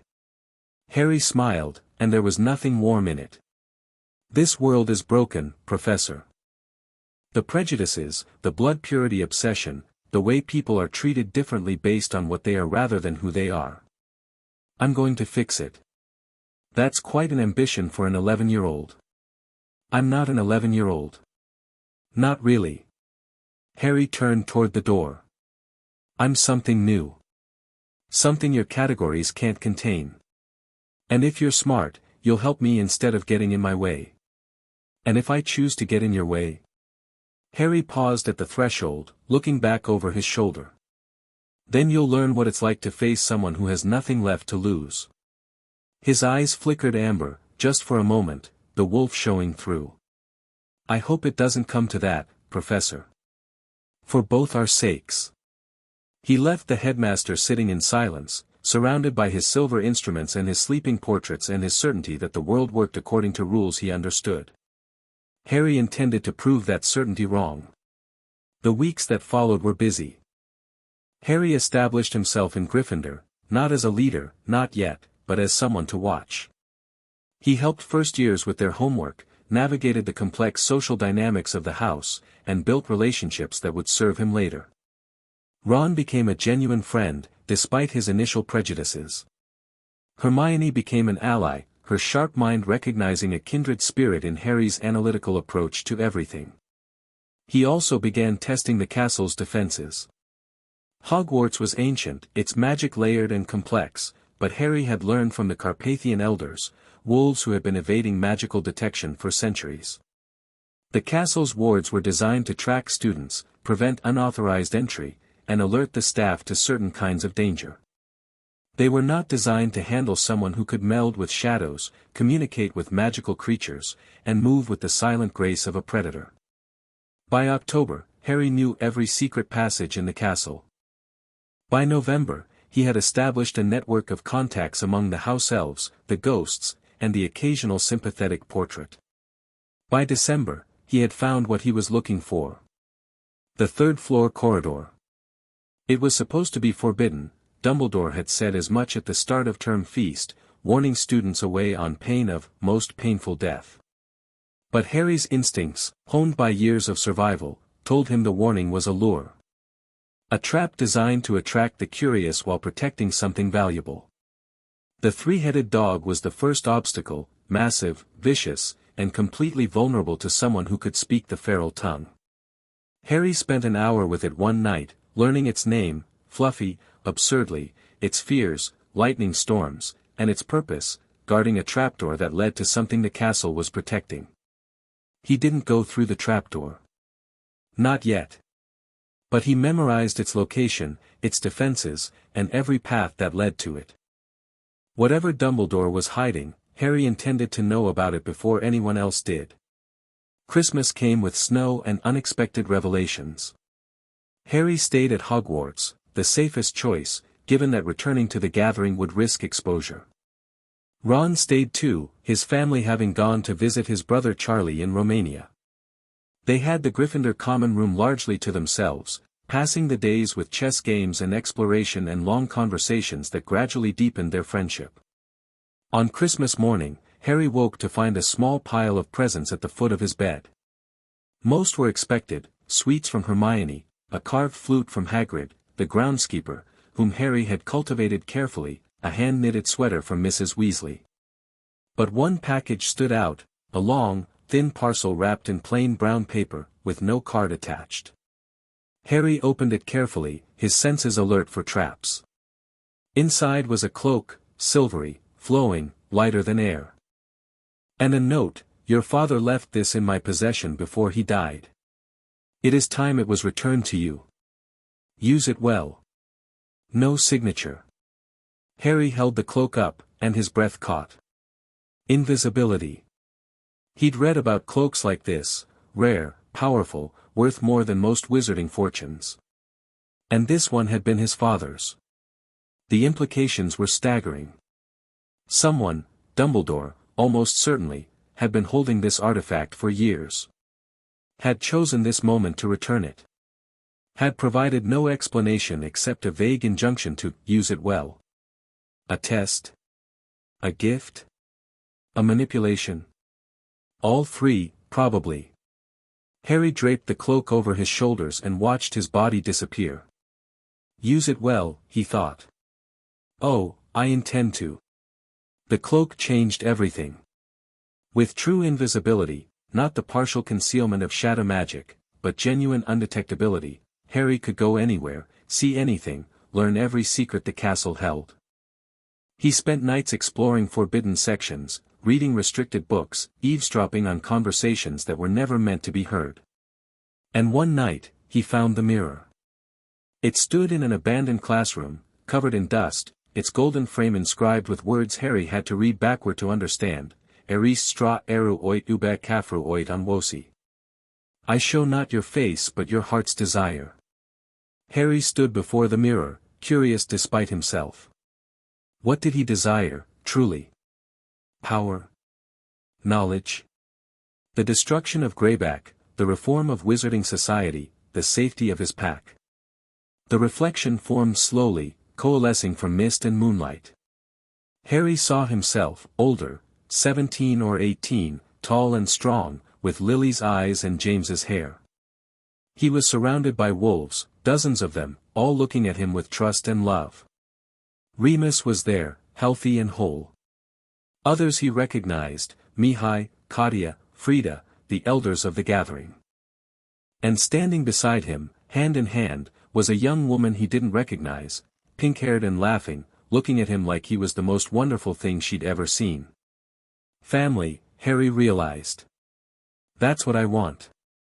A family. A pack. A home.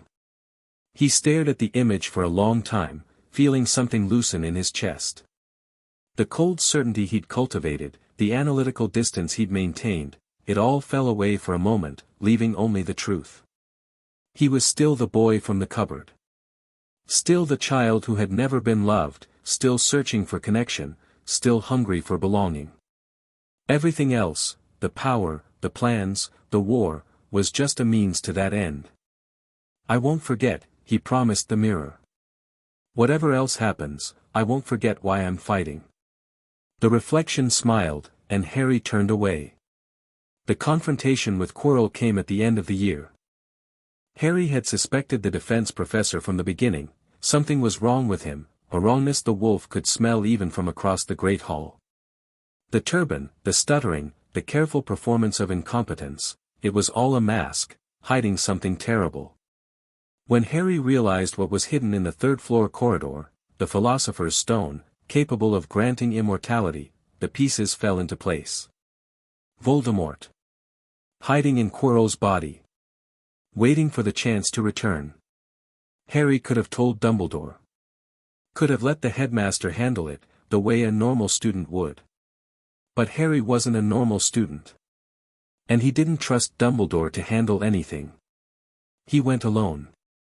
The obstacles were straightforward: the dog he'd already befriended, the devil's snare that shriveled at a flash of light, the flying keys that yielded to quick reflexes and sharper eyes.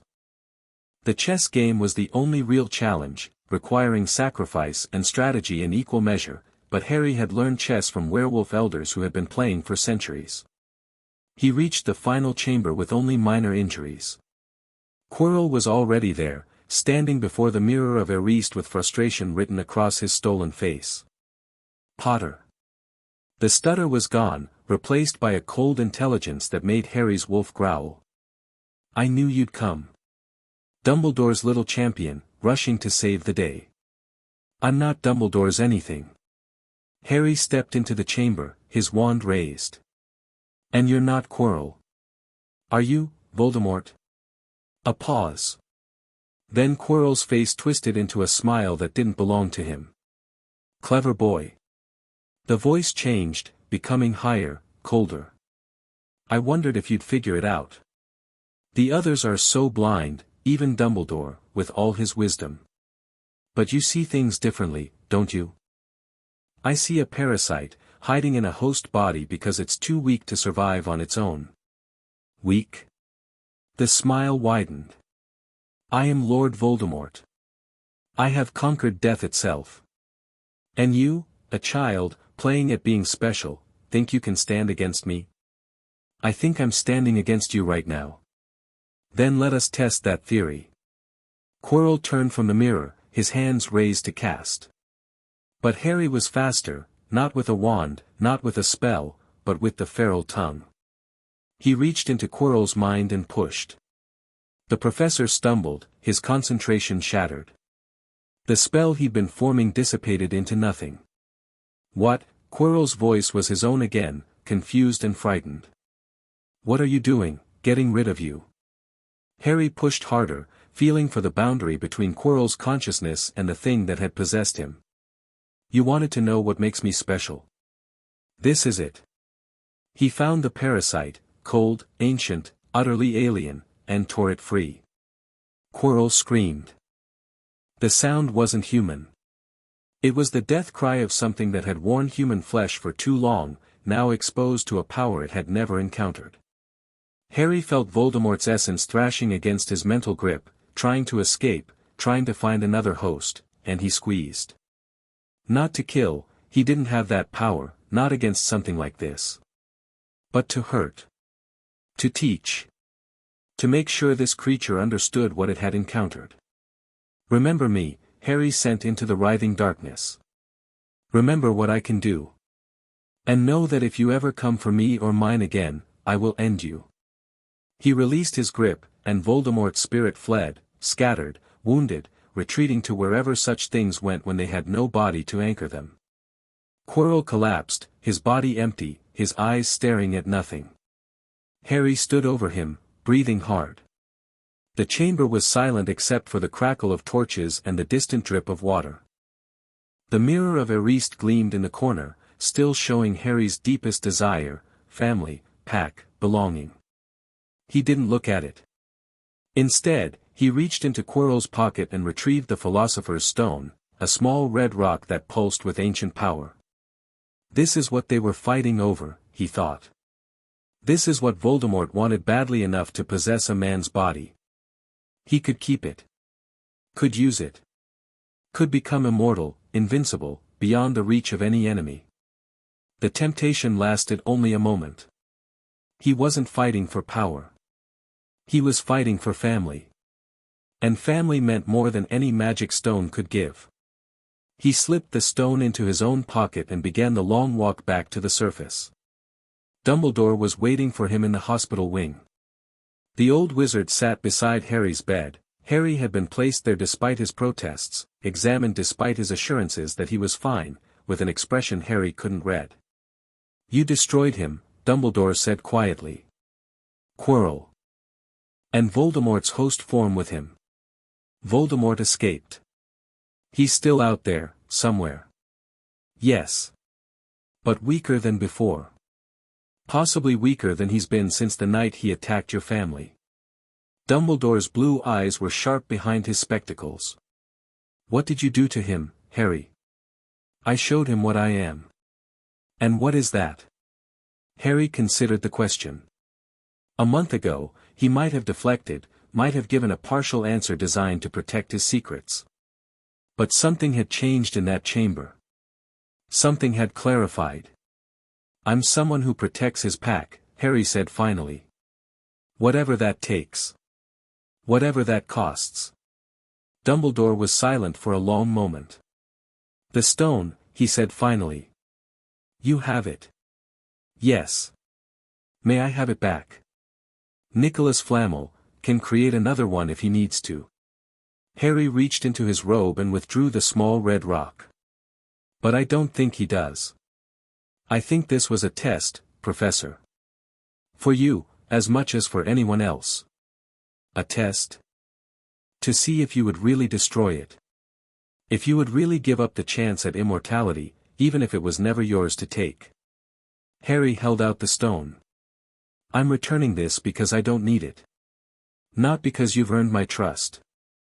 Dumbledore took the stone with trembling fingers. You are not what I expected, Harry Potter. No. I'm not. Harry lay back against his pillow, suddenly exhausted. I'm exactly what you made me.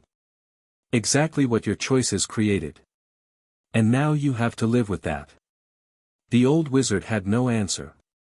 He sat in silence, holding the philosopher's stone, while Harry drifted into sleep.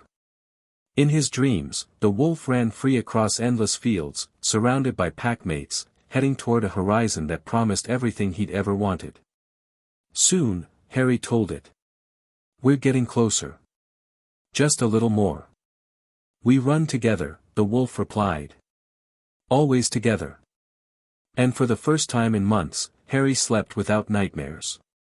The end-of-year feast came and went. Harry sat at the Gryffindor table, accepting congratulations he didn't want, answering questions he didn't care about, counting the days until he could return to his real family. Dumbledore made a speech. Points were awarded. Gryffindor won the House Cup, partly through Harry's actions, though the details had been heavily edited for public consumption. None of it mattered. What mattered was the letter he received on the last day, carried by a nondescript owl that disappeared immediately after delivery, all safe.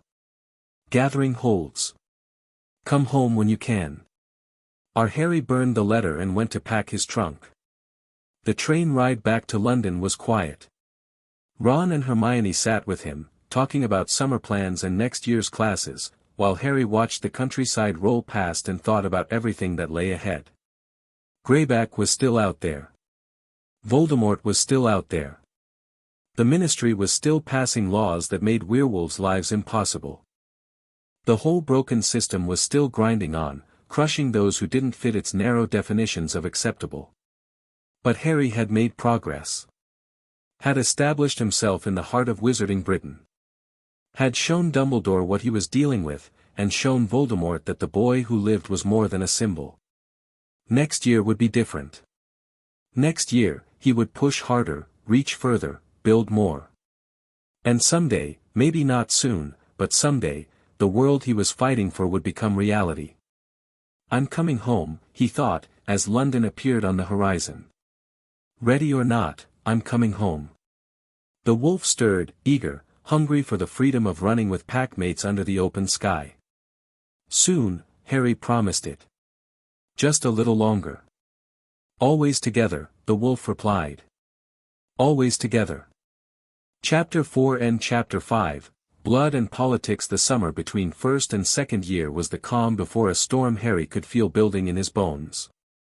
He returned to the gathering, now spread across 17 safe houses throughout Britain, and threw himself into the work of consolidation. The network had grown during his months at Hogwarts, swelling to nearly 400 wolves as word spread through the underground channels that there was an alternative to Greyback's brutality. Each new arrival brought skills, connections, and complications that required Harry's attention. But the growth brought dangers too. The Ministries noticed something, Remus said one evening, spreading out a collection of newspaper clippings on the kitchen table of their Glasgow safe house. Look at these, 3 separate articles about werewolf activity in Scotland. Two more about suspicious gatherings in Wales. They're not connecting the dots yet, but they're looking.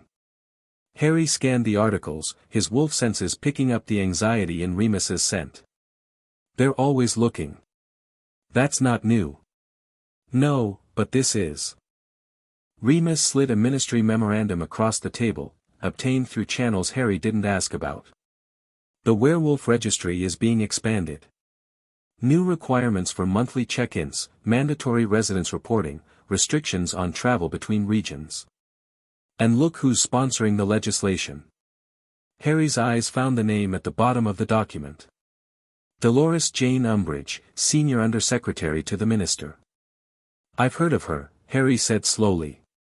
The wolves in the South call her the Pink Toad. She's been pushing anti-werewolf legislation for years. She's been succeeding at pushing anti-werewolf legislation for years. This new package is her most ambitious yet, the Lupin Registration and Containment Act. Remus's voice was bitter. They're calling them treatment facilities. Places where werewolves can be safely managed during the full moon. But read between the lines, Harry. They're building camps. Harry read the memorandum again, more carefully this time. The language was bureaucratic, sanitized, but Remus was right. The facilities described were prisons in everything but name, isolated locations, mandatory detention during the lunar cycle, restrictions on leaving without ministry approval. This can't pass, Harry said. Not even the Wisengamot would approve something this extreme.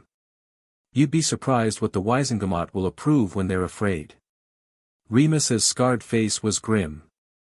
Greyback's attacks have been increasing. Not against us, against civilians. Muggle villages in the north, wizarding settlements along the coast. He's making sure people are scared, making sure the headlines scream about werewolf violence. He's doing it on purpose. Creating the conditions for these laws to pass. Of course he is. Umbridge isn't smart enough to orchestrate this alone. Someone's feeding her information, coordinating the attacks with the legislative calendar. Remus met Harry's eyes. Someone wants these camps built. And I think Greyback is going to benefit from them. Harry felt the pieces clicking together in his mind, Margarethi's knowledge supplementing his own analysis, showing him patterns he might have missed. It's a recruitment strategy, he said slowly. The camps concentrate werewolves in one place, away from their families and support networks. The conditions break them down, destroy their hope. And then Greyback offers an alternative: join his pack, escape the camps, become part of something powerful instead of something caged. That's what I think too. Remus's voice was heavy. The ministry thinks they're solving the werewolf problem. Instead, they're creating an army for their worst enemy. Unless we stop them. How? We don't have political connections, Harry. We don't have money or influence or a seat on the Wisengamot. We're fugitives, running a network of refugees who'd be arrested on sight if the ministry knew where to find them. Then we get political connections.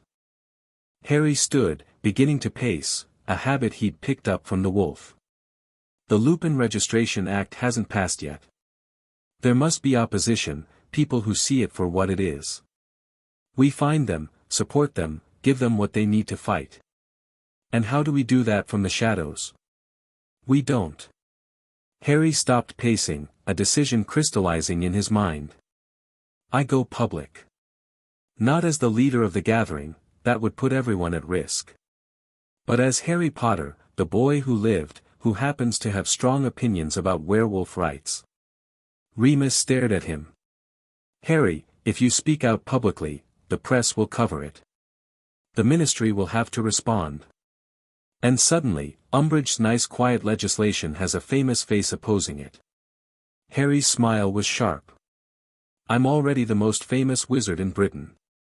Might as well use it for something. It's dangerous. You'll be making enemies. I already have enemies.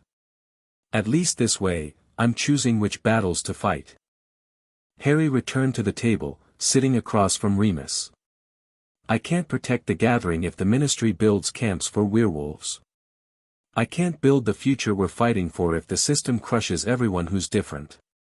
This is the next step, Remus. This is how we start changing things. Remus was quiet for a long moment.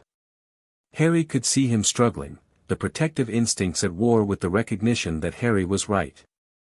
If you're going to do this, Remus said finally, you need to do it smart. Public statements are one thing. But real political change requires allies, strategy, long-term planning. Teach me. I'm not a politician, Harry. No. But you know people who are. The old families, the moderates on the Wisingamat, the people who might support reform if they had a reason to. Harry leaned forward. I spent a year at Hogwarts learning how wizarding society works. Now I need to learn how to work within it. Remus studied him for a long moment, the 11-year-old boy who spoke like a general, planned like a politician, and carried the hopes of hundreds on shoulders that should have been too young for such weight.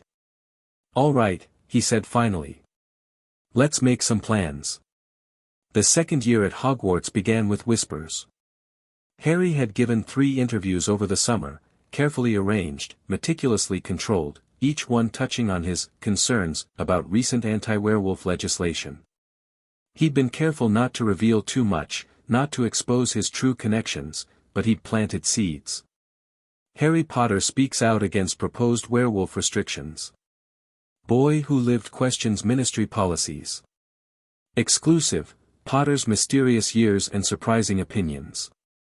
The articles spread like wildfire. By September 1st, half the wizarding world was debating whether the famous Harry Potter had been corrupted by dark influences or was simply showing compassion beyond his years. The ministry had issued carefully worded statements about respecting Mr. Potter's right to his opinions while trusting the wisdom of the Wisingamat. Dolores Umbridge had given an interview calling Harry a confused young man who would benefit from proper guidance.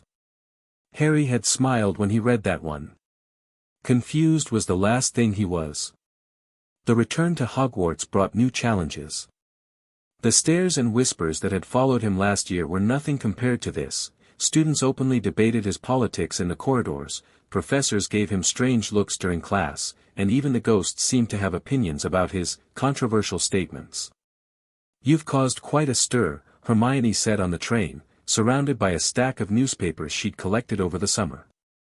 My parents asked about you, they're muggles, obviously, but even they heard something about a famous child speaking out on political issues. Good. That was the point. But why werewolves? Of all the things you could have chosen to care about, because they're people, Hermione. People who are treated like animals because of something they can't control. People who are being used as political pawns by both sides, the ministry that wants to cage them and the monsters who want to weaponize them. Harry met her eyes steadily.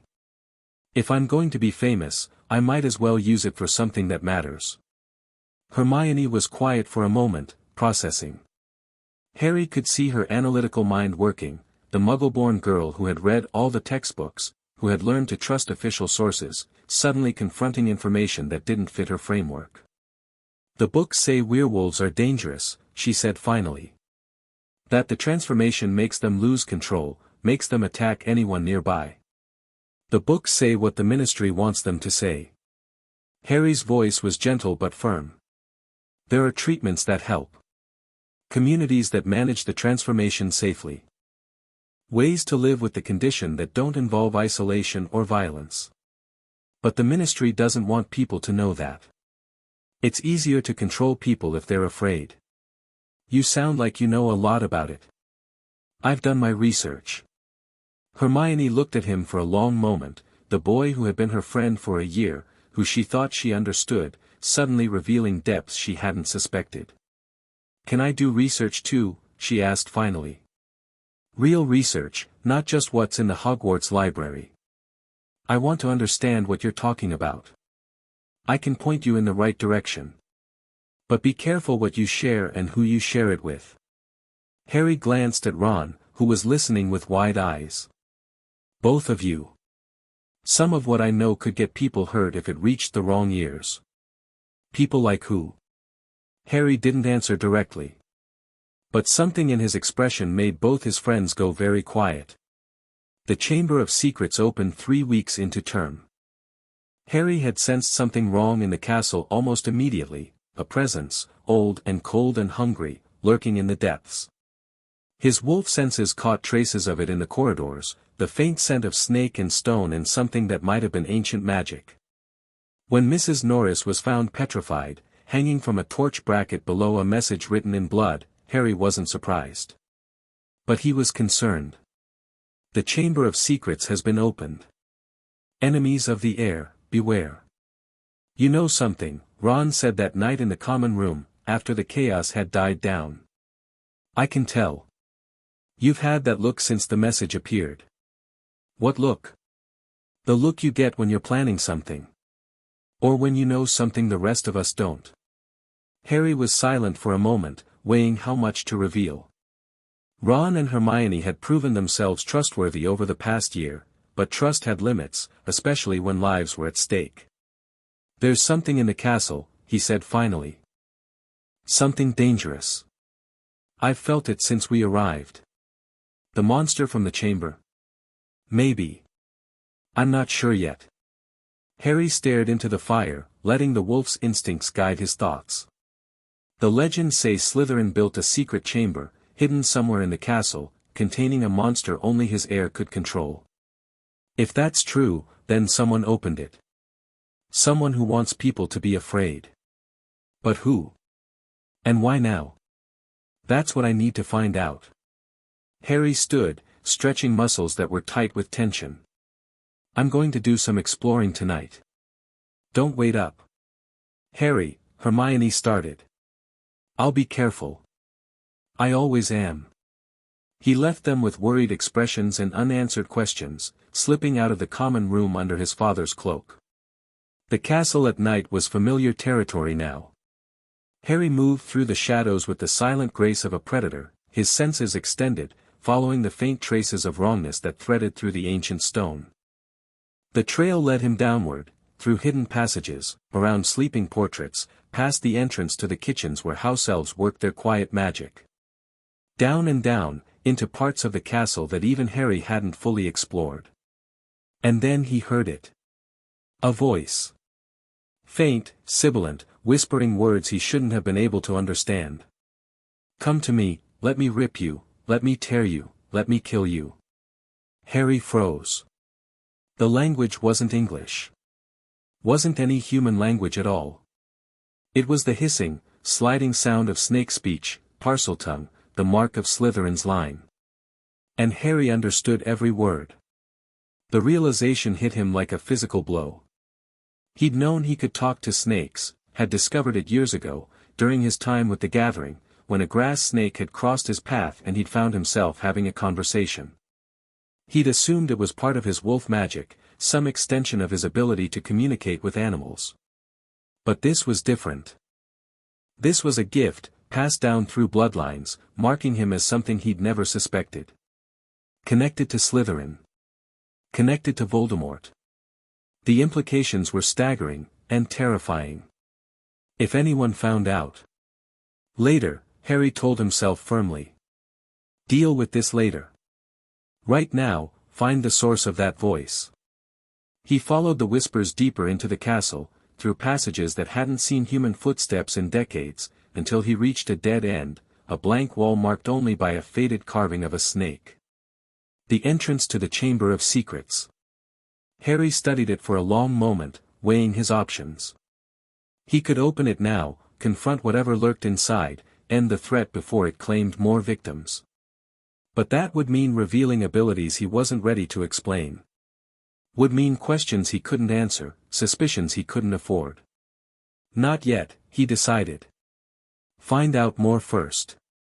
Know what I'm dealing with. He memorized the location and retreated, the whispers fading behind him as he climbed back toward the world of light. The attacks continued. Colin Creevey was petrified in November. Justin Finch-Fletchley and nearly headless Nick in December. Each attack brought new panic, new suspicion, new whispers about the heir of Slytherin and what they wanted.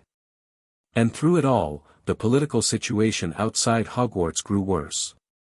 The Lupin Registration and Containment Act passed its first reading in November, despite Harry's public opposition. Umbridge appeared on the front page of the Prophet, smiling her toad-like smile, promising that the treatment facilities would be humane and necessary. The vote on the second reading was scheduled for late January. Harry received coded messages from Remus, each one more concerning than the last. Greyback's attacks were intensifying. The gathering was struggling to absorb new refugees while maintaining security. Several wolves had been arrested under the new registration requirements, their families scattered. "We're losing," Remus wrote. "Not fast, but steadily. The system is designed to grind us down, and it's working." Harry read the letter in his dormitory, surrounded by sleeping classmates, and felt the weight of his responsibilities pressing down on him. 2 crises. 2 fronts in a war that was only beginning. And he was a 12-year-old boy, trapped in a school, trying to hold everything together from a distance. The wolf inside him snarled with frustration. "We should be out there. Fighting. Leading." "I know," Harry told it. "But we have to be smart. Rushing in will only make things worse." "Then what do we do?" Harry looked at the letter again, at Remus's careful handwriting, at the desperation hidden between the lines. "We find allies," he decided. "Here, at Hogwarts. People who can help when I can't be there." It was time to expand his network. Nymphadora Tonks was a 7th-year Hufflepuff with pink hair and a talent for walking into things. Harry had noticed her early in the year, hard not to notice someone whose appearance changed with their mood, whose clumsiness was matched only by their determination. She was training to be an Auror, according to the gossip, and had already been accepted into the program pending her NEWT results. But what caught Harry's attention was her family name. Tonks. Her mother was Andromeda Tonks, née Black, sister to Bellatrix Lestrange and Narcissa Malfoy, disowned for marrying a Muggle-born wizard. A family connection to one of the oldest pure blood lines, severed by choice rather than blood. Someone who understood what it meant to be rejected for being different. Harry arranged their first, accidental, meeting in the library, positioning himself at a table near the Auror training manuals she was consulting. When she inevitably knocked over a stack of books, he helped her gather them. "Thanks," she said, her hair flickering orange with embarrassment. "I'm such a klutz, don't know why they think I'll make a decent Auror." "Probably because you're determined." Harry handed her the last book. "And determination counts for more than grace in the field." She looked at him properly for the first time, and her eyes widened. "You're Harry Potter." "Guilty. I've read about you. The interviews over the summer, about werewolf rights." Her expression shifted, becoming more thoughtful. "My mum talks about that stuff sometimes. She has friends who've been affected by the registry." "Does she?" Harry kept his voice casual. "That must be difficult. Having friends in that situation." "It is. Especially lately, with the new laws coming." Tonks lowered her voice, glancing around to make sure they weren't overheard. "Mum's been helping some of them hide. Don't tell anyone, she could get in serious trouble." "I won't tell." Harry met her eyes directly. "In fact, I might be able to help." "Help how?" "I have resources. Connections. Ways to move people and information that the Ministry doesn't know about." Harry leaned closer. "I'm not just talking about werewolf rights because it's a good cause, Tonks. I'm talking about it because I'm actually doing something." Tonks stared at him, her hair shifting through several colors as emotions played across her face. "You're 12, she said finally. "And you're 17 and about to join an organization that enforces the laws you know are wrong." Harry's voice was soft but intense. "Age doesn't matter. What matters is whether you're willing to act on what you believe." "What are you asking me to do?" "Right now?" "Nothing. Just keep your eyes open.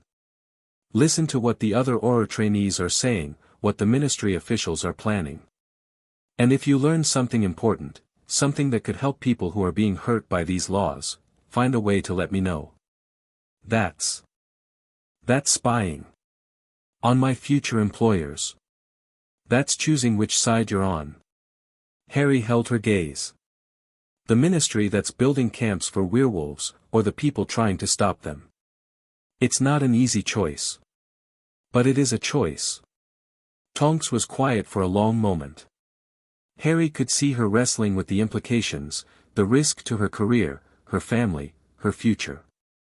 My mum used to tell me stories, she said finally. About the First War.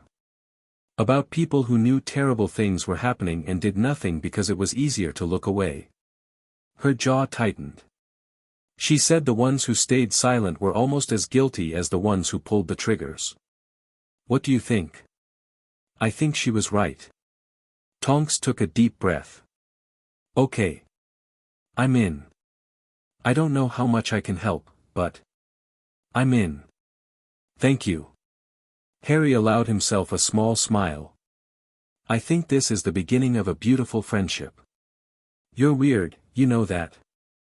Even for a 12-year-old who's somehow running a resistance movement. So I've been told. The chamber crisis came to a head in February.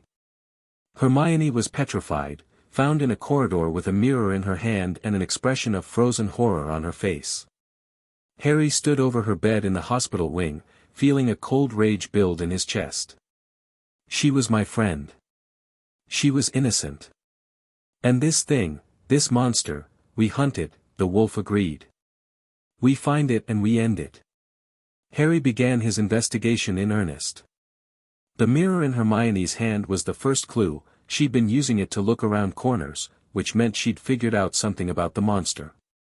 Something that required not meeting its gaze directly. A basilisk. It had to be. A giant snake, capable of killing with a look, petrifying through indirect eye contact. The voice Harry had heard in the walls made sense now. It was speaking Parseltongue, moving through the pipes that ran throughout the castle. The Chamber of Secrets holds the monster of Slytherin. A creature that only his heir can control. And Harry, with his unexplained ability to speak to snakes, might be the only one who could stop it. He found the entrance again, the dead end with the snake carving, and this time, he didn't hesitate. Open, he hissed in Parseltongue. The wall split, revealing a passage that led downward into darkness. Harry descended. The Chamber of Secrets was vast, cathedral-like, its ceiling lost in shadows far overhead. Stone pillars carved with serpents lined the walkway leading to a massive statue at the far end, a face that Harry recognized from history books. Salazar Slytherin. And at the statue's feet, lying motionless on the cold stone floor, was a small red-haired figure. Ginny Weasley. Harry ran to her, dropping to his knees beside her body. She was pale, barely breathing, her small hand clutching a battered black diary. She won't wake, said a voice from the shadows. Harry looked up. The figure that emerged was tall, handsome, dark-haired, a teenage boy with an easy smile and cold eyes. He looked familiar somehow, though Harry was certain they'd never met. Who are you? My name is Tom Riddle. The boy's smile widened. I've been waiting for you, Harry Potter. Riddle. Tom Riddle. The name triggered something in Margarethy's knowledge, a piece of history that most wizards had forgotten. Tom Marvolo Riddle, Harry said slowly. You're Voldemort. For a moment, genuine surprise flickered across the handsome face. Then it smoothed into appreciation. Very few people make that connection. How did you know? I know a lot of things. Harry rose to his feet, positioning himself between Riddle and Ginny. What are you doing here? What did you do to her? I've been feeding on her life force, slowly, over the course of the year. Poor little Ginny poured her heart into my diary, her fears, her hopes, her secrets. She gave me everything I needed to grow strong again. Riddle gestured at his increasingly solid form. A few more hours, and I'll be fully restored. Tom Riddle will return, not as a memory, but as a living wizard. And the attacks? The monster? A demonstration. A warning to those who would oppose me. Riddle's eyes gleamed. But also a lure. I knew you would come eventually, Harry Potter. The famous boy who lived, who somehow destroyed my older self. I had to see for myself what makes you special. And? Have you figured it out? Not yet. Riddle began to pace, circling Harry like a predator examining prey. You're powerful, I can feel it. But power alone doesn't explain how an infant defeated the greatest dark wizard in history. There's something else. Something hidden. Maybe you just weren't as great as you thought. Anger flashed across Riddle's face, real anger, breaking through the calm facade. I was more than great. I was genius.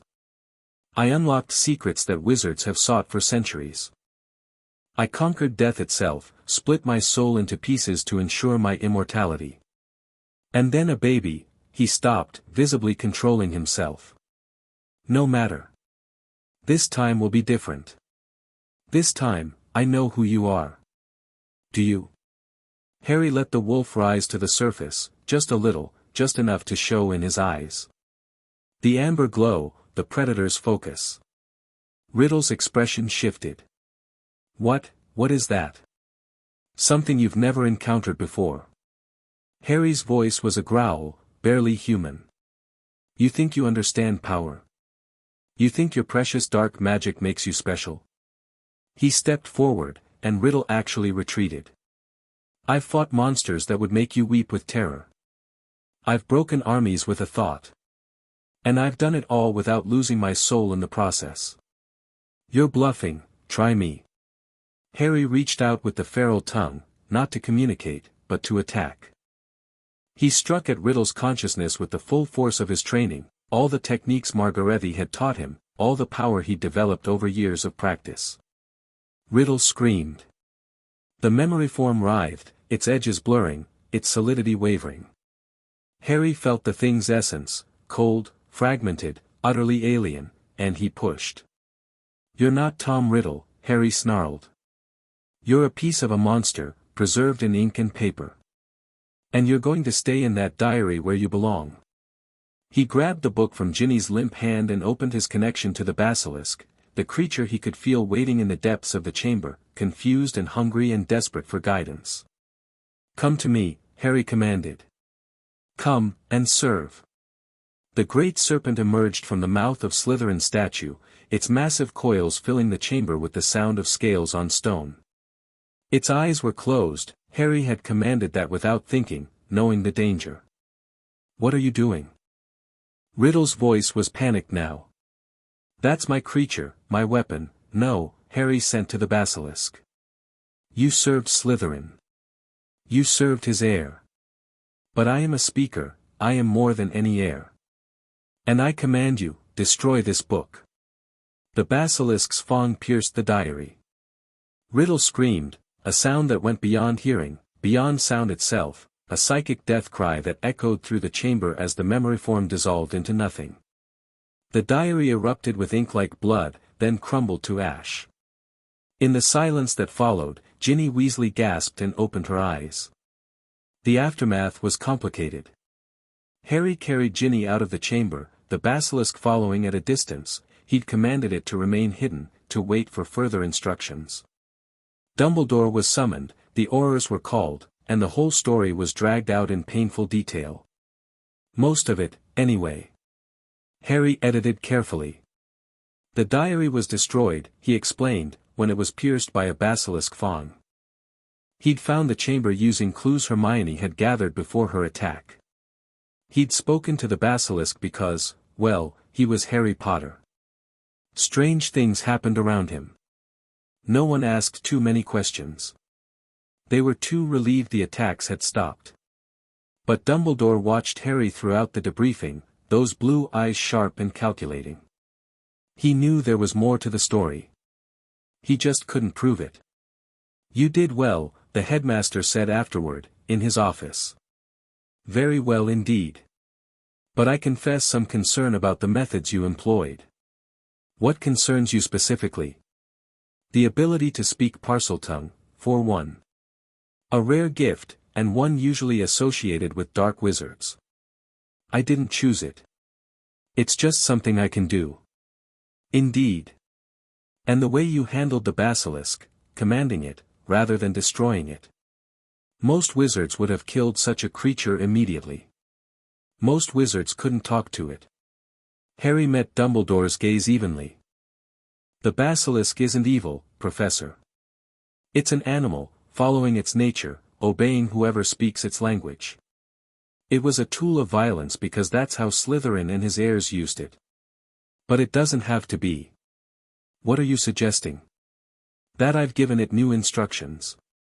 To remain in the chamber, to harm no one, to wait. Harry allowed himself a small smile. Think of it as a very unusual pet. Dumbledore was silent for a long moment. You continue to surprise me, Harry. I hope so. It's more interesting that way. He left the headmaster's office without looking back, and went to write a letter to Remus about the new asset he'd acquired. The end of second year brought both triumph and defeat. The Lupin Registration and Containment Act passed its final reading in June, despite everything Harry and his allies had done to stop it. The first treatment facilities were scheduled to open in August, and the Prophet ran celebratory coverage of Umbridge's compassionate solution to the werewolf problem. Harry read the news with cold fury, surrounded by his friends in the Gryffindor common room. It's not over, Hermione said, recovered from her petrification and more committed than ever to the cause she barely understood. Laws can be repealed. Public opinion can change. She's right, Ron added. You've already done loads, making people talk about it, question it. That's more than anyone else has managed. It's not enough. Harry's voice was flat. While we're talking, people are being rounded up. Families are being separated. The system is getting worse, not better. So what do we do? Harry looked at his friends, the muggle-born girl who'd been petrified for trying to help, the pure-blood boy who was learning to question everything he'd been taught. They were young, naive, limited in what they could accomplish. But they were willing. And willingness was the foundation of everything. We keep fighting, Harry said finally. We build our network. We find new allies, new resources, new ways to push back. And when the time is right, his eyes hardened. We tear the whole rotten system down. How? I don't know yet.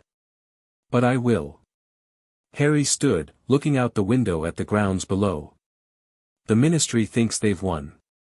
Umbridge thinks she's untouchable. They have no idea what's coming. And what is coming? Harry smiled, and the wolf gleamed behind his eyes. Me.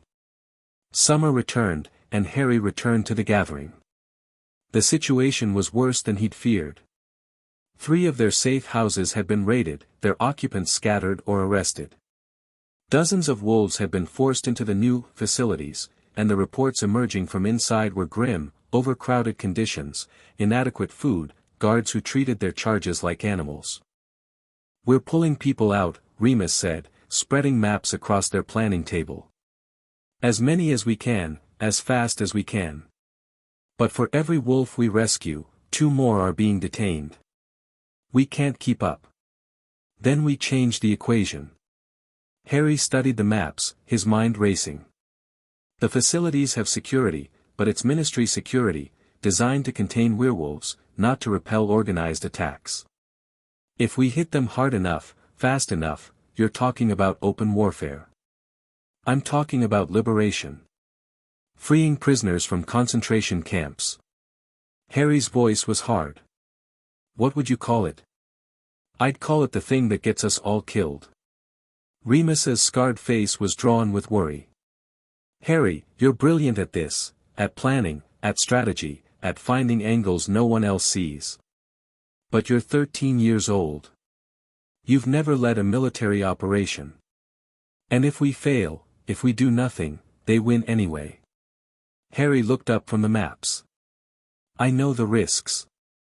I know what I'm asking people to do. But I also know what happens if we don't act, more wolves in camps, more families destroyed, more people learning that resistance is futile. We have to show them it's not. How? We start small. One facility, carefully chosen, isolated, lightly defended, holding wolves with families who can take them in afterward. We plan meticulously, rehearse every contingency, and execute perfectly. Harry's eyes were distant, seeing the operation unfold. And then we make sure everyone knows what we did. We send a message: the Ministry's camps aren't secure. The wolves aren't helpless. There is another way. Remus was quiet for a long moment.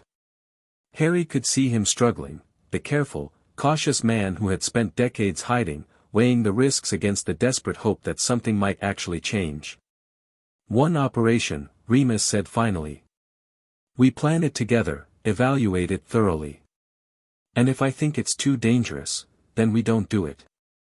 I trust your judgment. Even when it conflicts with yours. Especially then. Harry managed a tired smile. I'm not infallible, Remus. I need people who will tell me when I'm wrong. Then listen to me when I say this. Remus stepped closer, placing his hands on Harry's shoulders. Whatever happens, whatever we decide, I'm proud of you. Proud of what you've built, what you've become. Your parents would be proud too. Harry felt something tighten in his chest, the ever-present longing for the family he'd never known, the approval he'd never received. I'm doing this for them too, he said quietly. For everyone who was hurt by a system that didn't care about them. I'm going to fix it, Remus. I don't know how, or how long it'll take, but I'm going to fix it. I believe you. Remus pulled him into a hug. Now let's get to work. The operation was planned for early August, before third year began. Harry threw himself into the preparation with focused intensity. Maps were studied, guard rotations were analyzed, escape routes were plotted. A team was assembled, 30 wolves, the best fighters the gathering had, supplemented by Mihai, Katia, and 3 other veterans of the Carpathian Wars. Tonks provided crucial intelligence from her position in the Auror training program. The facility they'd chosen, a converted farmhouse in Wales, was indeed lightly defended, its guards more accustomed to containing despairing prisoners than repelling determined attackers. The night before the operation, Harry stood in the safe house that would serve as their staging area, looking at the faces of the wolves who had agreed to follow him. Some of you have been fighting this war for decades, he said. You've lost friends, family, entire communities to the Ministry's policies and Greyback's violence. You've been told that resistance is futile, that the best you can hope for is to hide and survive. He paused, letting the words sink in. Tomorrow, we prove them wrong. Tomorrow, we show the world that wolves fight back. That we protect our own. That no matter what laws they pass or camps they build, they cannot break us. The wolves stirred, a low growl of agreement rippling through the room. This is dangerous. I won't pretend otherwise. Some of us might not come back. But if we succeed, if we free our people and show the Ministry that their prisons aren't secure, we change everything. We prove that hope is still possible. For the pack, Mihai said, stepping forward. For the gathering. For everyone who's ever been told they don't matter, Harry agreed. Let's give them something to believe in. The operation launched at midnight. The Ministry facility was a converted barn, expanded with magical architecture, surrounded by wards designed to alert guards to werewolf activity. 16 prisoners were held inside, separated into individual cells, monitored by a staff of 4 Aurors working in shifts. Harry's team approached from multiple directions, using techniques developed over years of evading detection. The wards were sophisticated, but Harry had learned from Carpathian elders who had been evading magical security for centuries. By the time the alarms triggered, his wolves were already inside the perimeter. The first guard went down without seeing his attacker, a stunning spell from the shadows, precise and clean. The second managed to raise his wand before Mihai took him from behind.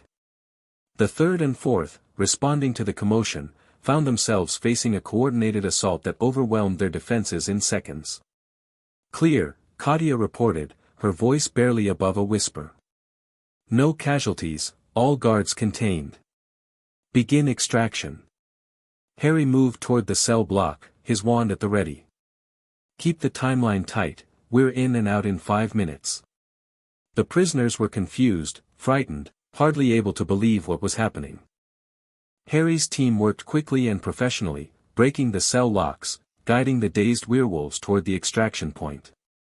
"Wait," one of them said, a middle-aged woman with haunted eyes. "How do we know you're not with the Ministry?" "This could be a test, it's not a test." Harry removed his hood, letting her see his face. "I'm Harry Potter, and I'm here to take you home." "Harry Potter? The one who's been speaking out against the Registration Act?" "Yes." Harry gestured toward the exit. "We don't have time for explanations. Come with us, or stay here and wait for the guards to wake up. Your choice." She came. They all came. The extraction went exactly as planned, a clean operation, surgical precision, no casualties on either side. By dawn, 16 werewolves were scattered across a network of safe houses, reunited with families who had thought them lost. And by noon, the news had spread across the wizarding world. Werewolf prisoners freed in daring raid. Ministry facility attacked, security failures blamed. Liberation movement claims responsibility. Harry read the headlines with grim satisfaction. The message had been sent. The war had officially begun. The Prophet's coverage was predictably hostile: terrorist attack, dangerous criminals, threat to public safety. Umbridge gave furious statements demanding that the perpetrators be hunted down and prosecuted to the fullest extent of the law. But underneath the official narrative, something else was happening. Letters arrived at the gatherings, blind drops, dozens of them, then hundreds. Wizards and witches who had read about the raid and felt something stir. People who had always been uncomfortable with the treatment of werewolves but hadn't known what to do about it. Families of werewolves, suddenly hopeful for the first time in years. "You've started something," Remus said, reading through the letters. "Something bigger than either of us expected." "It's not enough yet," Harry replied. "One operation, one facility. The Ministry still has dozens of camps, still has the legal authority to arrest anyone who doesn't register. We've won a battle, not a war. But people know now. They know resistance is possible. That's step 1. Step 2 is giving them something to rally around. A face. A symbol." Harry looked at Remus steadily. "Me. Harry, I know what I'm saying. I know the risks. But we've been fighting from the shadows, building our network in secret. That got us this far. To go further, we need to go public. You're the most famous wizard in Britain. If you publicly identify with the liberation movement, then everyone knows the boy who lived stands with the wolves." Harry's voice was calm, certain. "The Ministry can't ignore that. The public can't ignore that. Everything changes." Remus was quiet for a long moment. "This is what you've been planning all along, isn't it? Since you first went to Hogwarts. Since you started giving those interviews. Building a foundation. Creating conditions where going public would have maximum impact." Harry nodded slowly. "I've been working toward this moment for 2 years. Now it's time." "And you're sure?" "Absolutely sure." Harry thought about the question. The cupboard. The rescue. The years of training, fighting, building. Everything that had led him here, to this moment, to this choice. "I'm sure," he said. "This is what I was made for." But before Harry could execute his plan, chaos intervened. Sirius Black escaped from Azkaban.